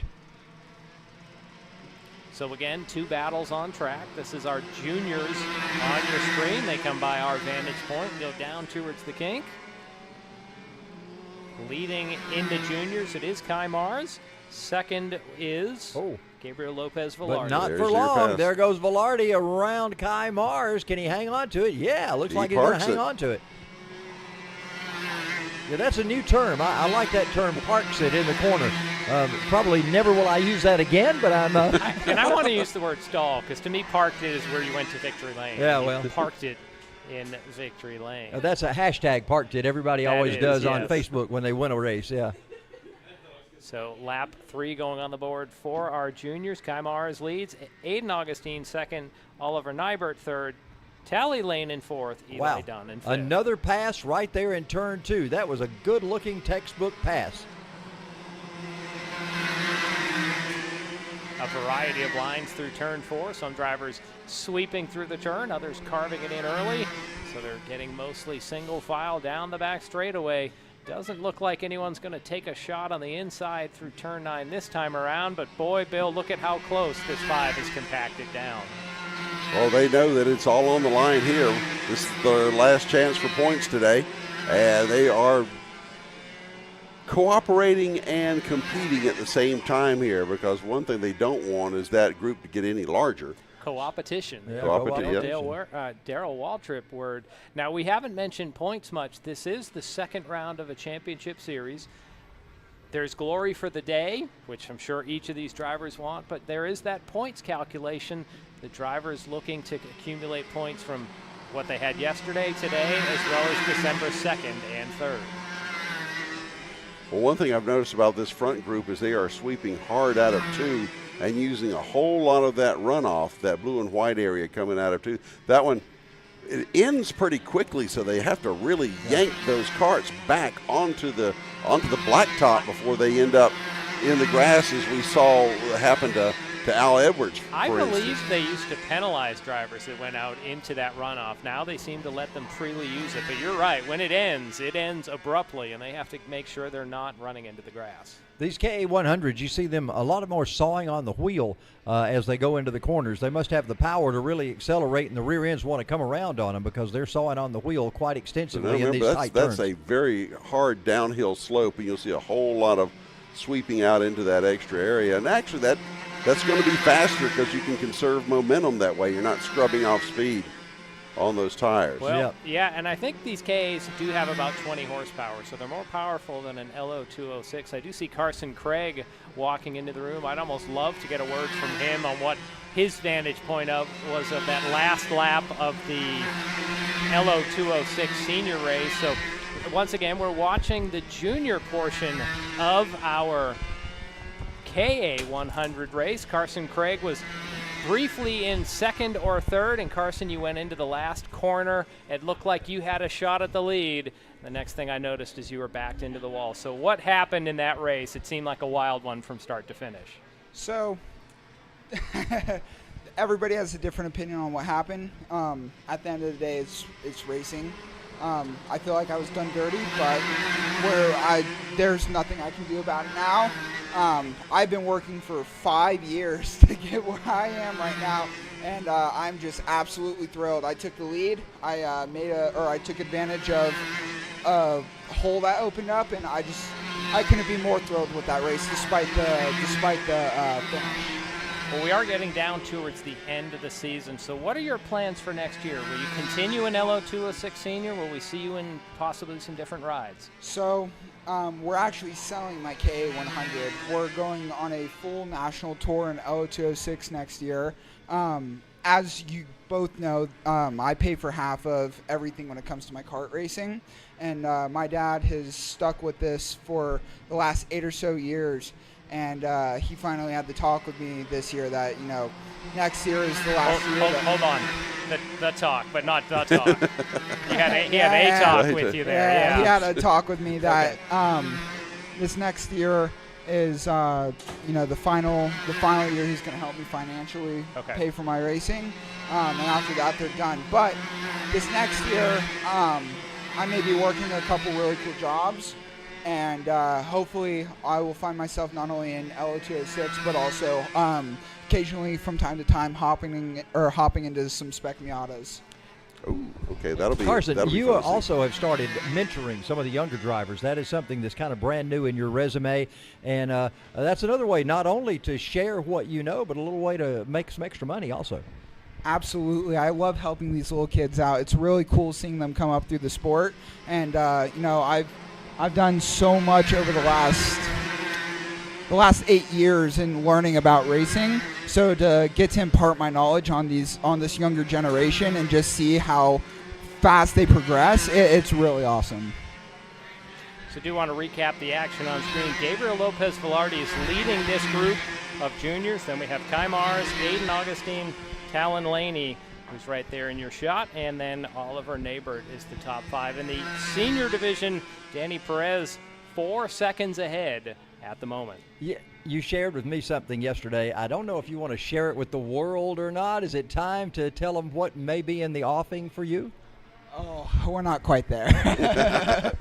We're not quite there. It's not a for sure yet, but when the time comes, I will definitely open that up to the public. We can just speculate and make up what it is, then. Okay. We could play a game of hotter and colder.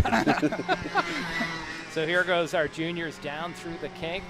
Carson Craig, once again, thanks for just coming in. Look forward to, you said you're going on a national tour. Hope we'll see you here. Is that in your plans? You'll get some races here at AMP. Absolutely, and I have some more things in the work to get some track time here around AMP, hopefully or later this next year. So we'll see. I have some surgery coming up, and depending on how that goes, pull me out of the cart for X amount of time, but hopefully it's not too long. Wait, are you getting a speed chip implanted? I think that's the big announcement, Charles, is getting a speed chip implanted. We'll Semi-bionic Carson Craig. Colder, John, colder. Yeah, so hold on, side-by-side action down into turn 2. So our juniors continuing to get after it. All right, back to you, Carson. Yeah, no, I was gonna just say I think with that one you're like so cold you're in Antarctica. you're frozen up in the icebergs, buddy. As we got a side-by-side battle. I believe that's Aiden Augustine working down to the inside of turn 9 as we are on the final lap. So I believe these drivers actually have only done 10 laps, so we will see them take the white flag this time around. Out front, Danny Perez 5+ seconds ahead, so we'll stay focused on the juniors, our race within a race, as they should see the white flag again, a passing opportunity down the front straightaway. Looks like the driver on the outside holds on, so Augustine, and then Kai Mars and Gabriel Lopez Velarde, Talon Laney and Oliver Nabert. Is this quintet of drivers? Some more side-by-side action as they head up the hill.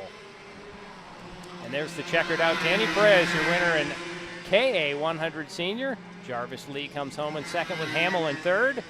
Perez won the pre-final and was the winner yesterday, so the room is out for Danny Perez in Senior. Bill, what do we have here? We got them we had them briefly side-by-side coming through the S's, and they've camped out single file, maybe 1 or 2 more chances for a pass here as they go through 14. No changes there, but here it comes into that braking zone. Who's got the heaviest foot? We'll see as they come out of turn number 17 down to the line. Take the checker flag. Kai Mars takes it. So Kai Mars is able to get by Aiden Augustine on the final circuit to take home the win in the KA Juniors. Well, Mr. Charles, I actually brought one of these little kids up here with me. I want to introduce him to you.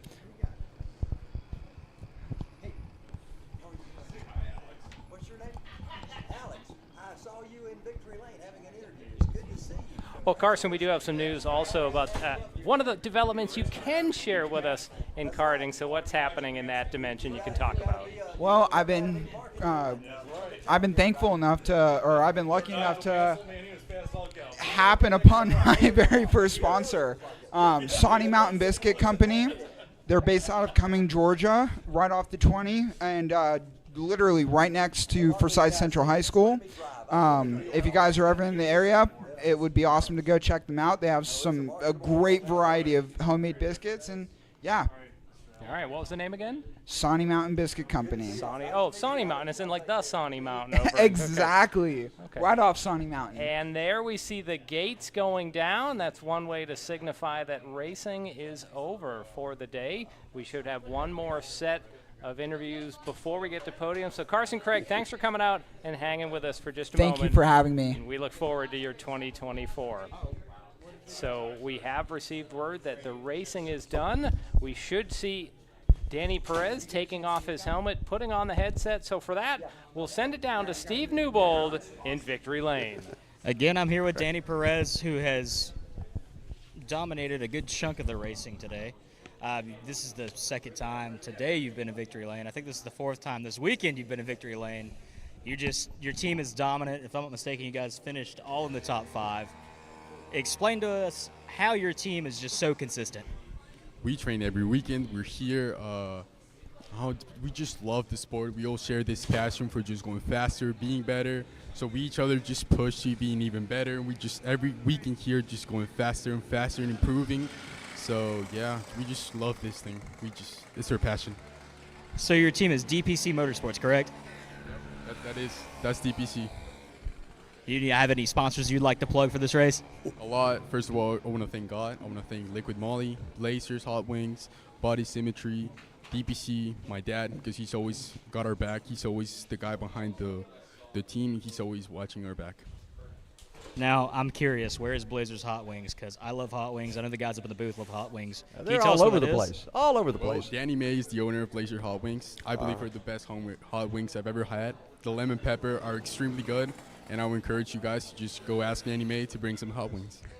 All right, guys, you heard that. I got to get some hot wings. Yeah, Danny May, I don't know where you're at, but I need some wings. Well, I got a question. DPC, is that corporation? Is that competition? What's the C for? Competition. Competition. Okay, wondered about that. Hey, congratulations on another win today. It was outstanding to see you out there. Good job, Danny. Thank you very much. All right, guys, give us just a second, and we'll get another interview lined up. All right, while we're doing that, Al Edwards has joined us here. Man, the pass in the grass didn't quite work out that way, did it? This was not my day. It is what it is. Now, I got to hand it to Matt. Matt really figured out his setup, and with that melee, it really left us to have the run of the place. He got up underneath my bumper in 2, and either my chain was loose or something, and it just rolled off. So, oh wow, a mechanical's always going to get you. Murphy's Law. Anybody with the name Murphy, I tell you what. We haven't touched on Murphy's Law. Right. We've touched on Newton's Law several times today. As we're just watching one of our track crews going out to, I imagine, pick up maybe a damaged cart or just check things over. Well, actually, the pickup vehicle's damaged too because we can barely make it up the hill. It's belt driven. Oh my! But the racing is done for the day, race fans. So other than some interviews and podium streamed later, our next racing will be December 2nd on the main track. So, Al, with Wheel Bite Racing, who did you have here that really showed out this weekend and did a great job? Matt Lassiter and Chuck Teasley. They were first and second. And, an amazing job with those two guys. Carson had a real showing. He's Wheel Bite as well. Will Cantor had a really good race, too. This is his first season, really his probably 4th or 5th race. And so he was, I think, 4 seconds behind the leader. Wow. So that was pretty significant improvement for him. So we're really happy to see some new blood. Aiden Courtney as well, and he did really well in junior. So yeah, we've got a good crew running through all ages, all classes in the 206s. So. Good. Wheel Bite Racing showing up and showing out this afternoon, sir. I guess you'd say. Let's go down to Steve Newbold. Oh, there's Kai. We are here with our juniors winner, Kai. Tell us a little bit about your win. You were leading the pack like a freight train coming through just about every lap. Explain to us how you did that. Sorry, can you say that again? Yes, you basically freight trained the entire race. You managed to jump out early, and you just stayed up there. Tell us how you did it. Yeah, I just kept on. I just got my head down, and I kept on pushing up. And then towards the end, I feel like, no, I'm just going to go and hope for the best. So how long have you been karting? About 3.5 years. So do you travel around on a circuit, or do you just come to random tracks? I go to random tracks. So do you have a favorite track, or is it just you kind of balance all of them? But Amp's my favorite. See, another good answer. That's the third time I've heard that today. Amp is their favorite track. That's because Steve Newbold is their favorite announcer down there. When you talk to him, you've done something good, right? I don't know about that. That's a matter of opinion. But again, congratulations, Kai. I've got one more interview lined up, so give me just a second to get him ready, and then we'll come back over here. All right, sounds good, Steve. Thank you so much. Steve Newbold taking the reins down there in Victory Lane. Remember to check out Liberty Racing Review. You can catch them online, catch them on Facebook for all things motorsports. Liberty Racing Review has all of the latest stories. They got reporters everywhere. If there's an engine firing, you can expect Liberty Racing Review to be there. And let's go back down to Steve. He's got another driver ready to interview down there. So, Steve, who you got now? All right, guys. I've got Mr. Lopez down here. Now, Mr. Lopez, I'm being told by your dad this is your first race, and you started racing on Thursday, and you finished third in your division. You know, how is it jumping in a seat and being competitive right away? I'm very happy about it. I'm proud about what happened. I don't really know how to explain it. I'm just super happy about it. So how old are you? Because you seem like you're a little nervous. It's okay to be a little nervous your first time up here. I'm 12. 12. All right, guys. Well, hopefully we see Mr. Lopez continue a dominance in the sport of karting. Back up to you. Well, tremendous job. Man, first weekend out after just getting in a kart on Thursday. That's pretty amazing. Well, I think we've seen him in the past in other classes. So yeah, this is that part of stepping up to KA 100. Definitely great growth for Gabriel Lopez Velarde.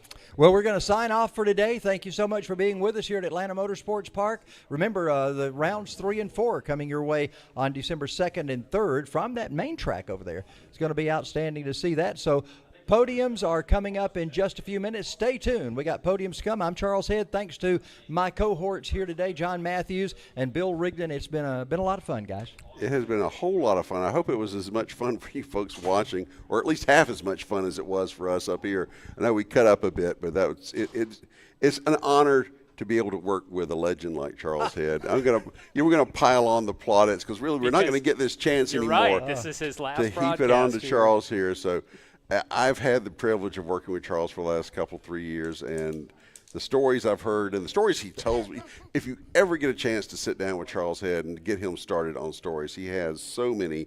Whether they're true or not. It does not matter. It's entertaining to have a conversation with Charles Head, and I've appreciated being able to work a small bit with you, Charles. Well, thank you, Bill. And John, I feel like I have kind of molded you into the great announcer you are. I've helped somewhere along the way. We've been together for a number of years, and I'm just very proud to see what you've done in the world of motorsports. Well, I appreciate your guidance, your tutelage, a lot of wisdom in your years of experience, and I'm just glad that you've shared some of that with me. And I want to dedicate this whole broadcast to Ken Squire. He's one of the guys who helped me formulate what I've done in the years for NASCAR racing and also for other types of racing. Ken Squire passing away this week, and what a legend he was, so I want to dedicate that to him.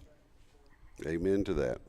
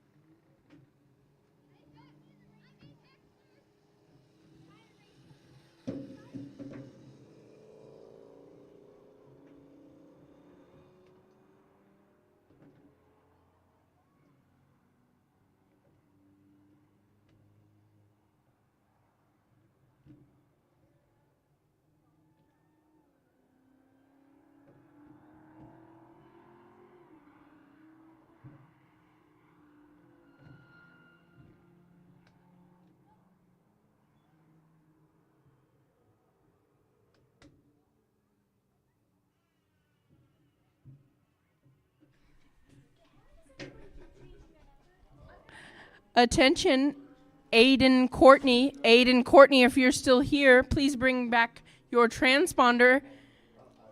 Your dad needs his driver's license. Aiden Courtney, please come up to timing and scoring to pick up your driver's license and return your transponder.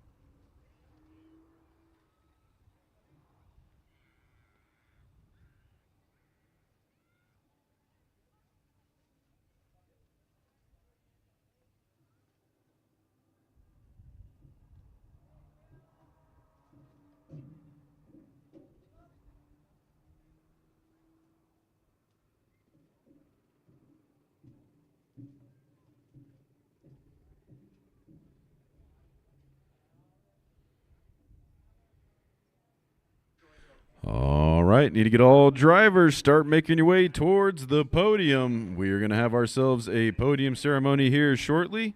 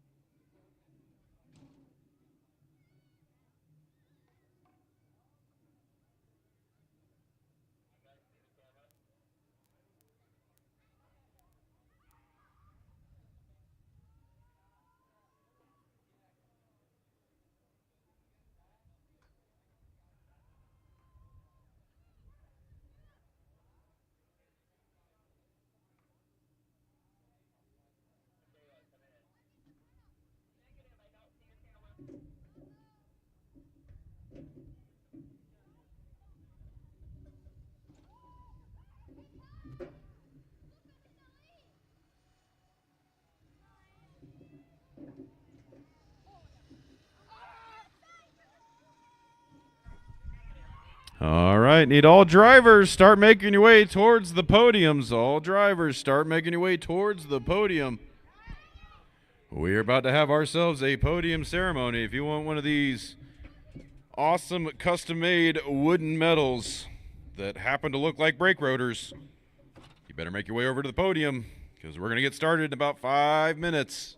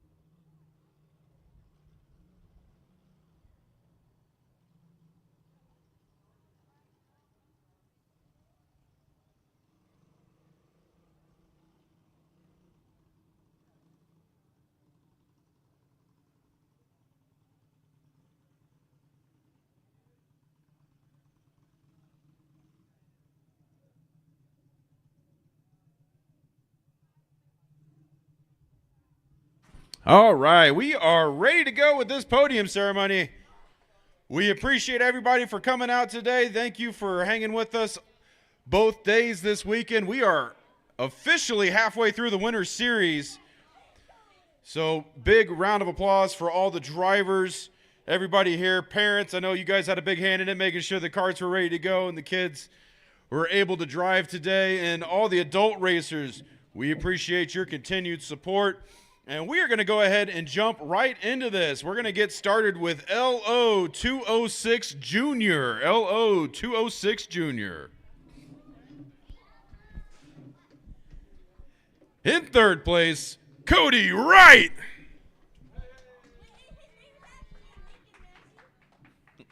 And I'm being told his name is really Lincoln Massey. Joke from yesterday. In second place, Scotty Arnold. And he is on the way home. And your winner in Lo206 Junior, Talon Laney.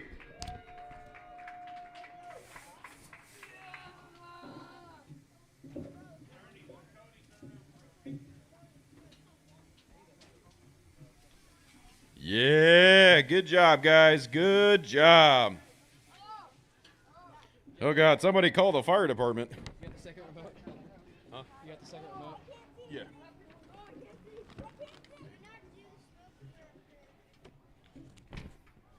All right, up next, Lo206 Cadet. Lo206 Cadet. In third place, Lincoln Massey. And he is on the way home. In second place, Isaac Carvalho! And your winner in Lo206 Cadet, Luke Giglio!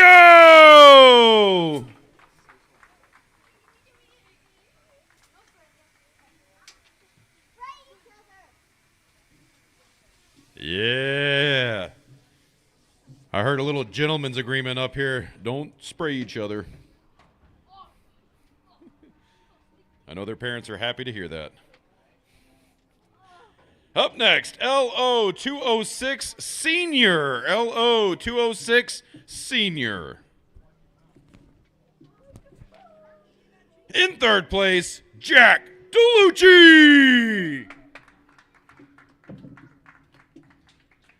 In second place, Elijah Skaggs.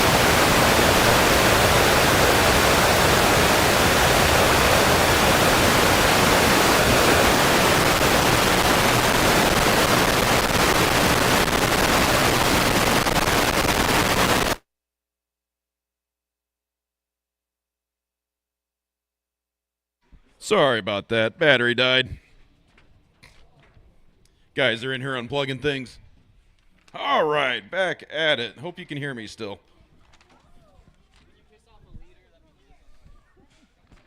All right, in your winner for Lo206 Senior, Mr. Eric Evans.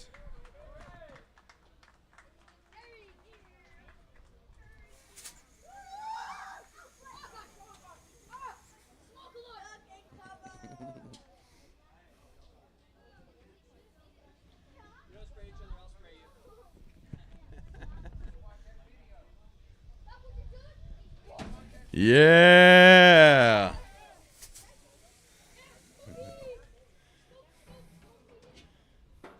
Good job, guys. Good job. Up next, Lo206 Master. Lo206 Master. In third place, Devin Knight. And he is on the way home. In second place, Chuck Teasley.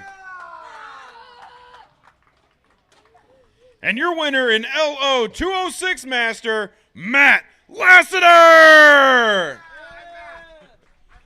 And Matt looks a lot like Big Al.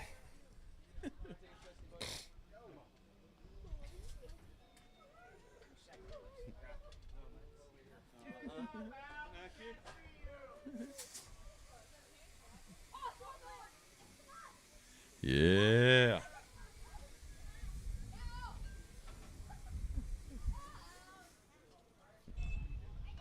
All right, good job, guys. Good job. Up next, Lo206 Kid Kart. Lo206 Kid Kart.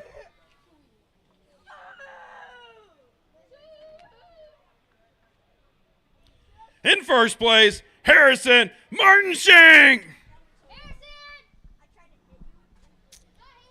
And he is on the way home. All right, up next, Comer Kid Kart. Comer Kid Kart. In third place, Luca Velades.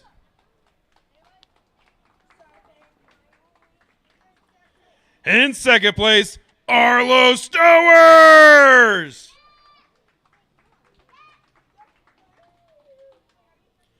And your winner in Comer Kid Kart, Alex Schomer.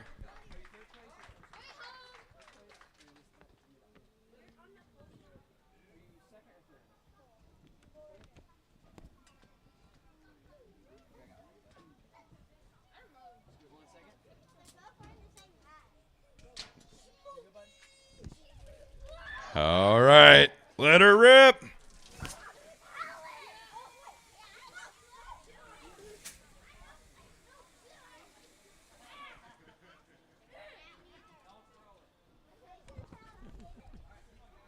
All right, good job, guys. Good job.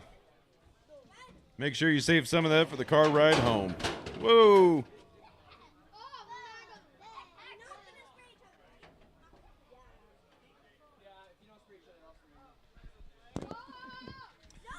Up next, Tag Cadet. Tag Cadet.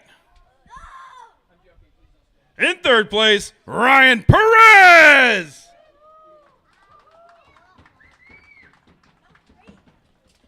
In second place, Isaac Carvalho.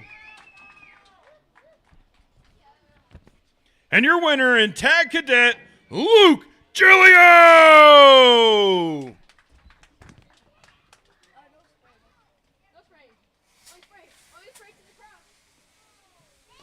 Yeah. Good job, guys.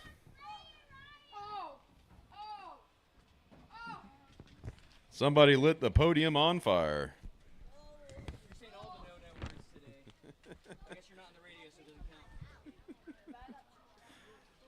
Up next, tag rookie. Tag rookie.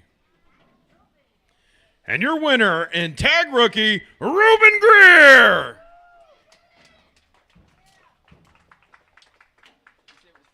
Just first. Yeah. Hold on, let me get the smoke. There you go. All right, good job, good job. Up next, tag senior. Tag senior. In third place, Banu Yedla. For real this time. How did they score that? Did they put you back and forth, or how did that work yesterday? Yesterday? Yeah. Nervous missed the lap. All right. In second place, Oz Cheek the fourth.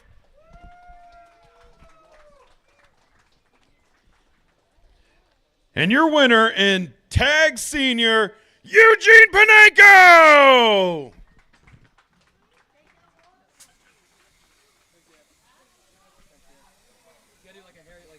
Yeah, this one's not having it today. Yeah. Those are not real champagne bottles. Somebody's going to do that one in. Good job, guys.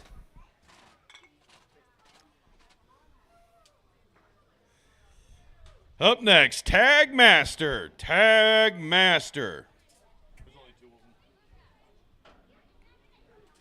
In second place, Sean Atkins. And your winner in Tag Master, Kyle Clark. And they are on their way home.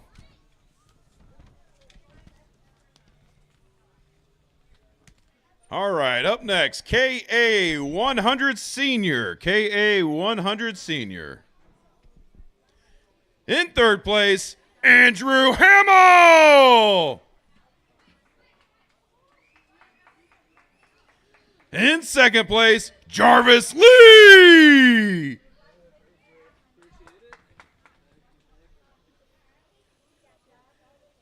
And your winner in KA100 Senior, Daniel Perez.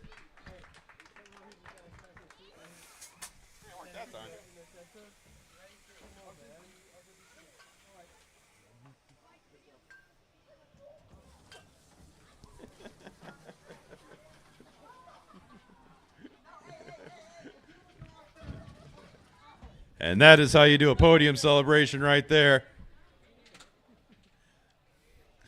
Up next, KA100 Junior. KA100 Junior. In third place, Gabriel Lopez Velarde.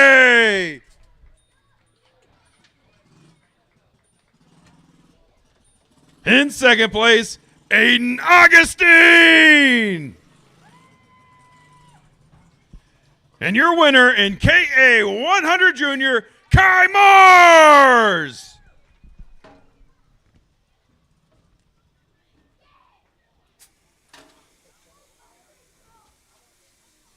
Yeah.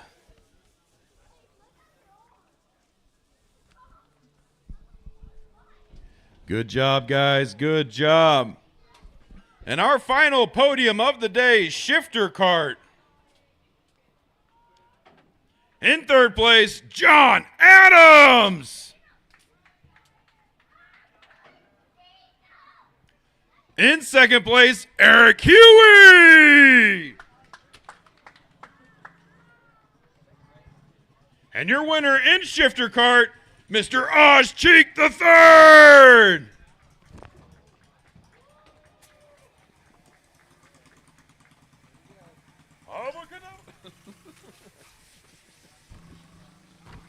Yeah, Yeah, good job, guys. Good job.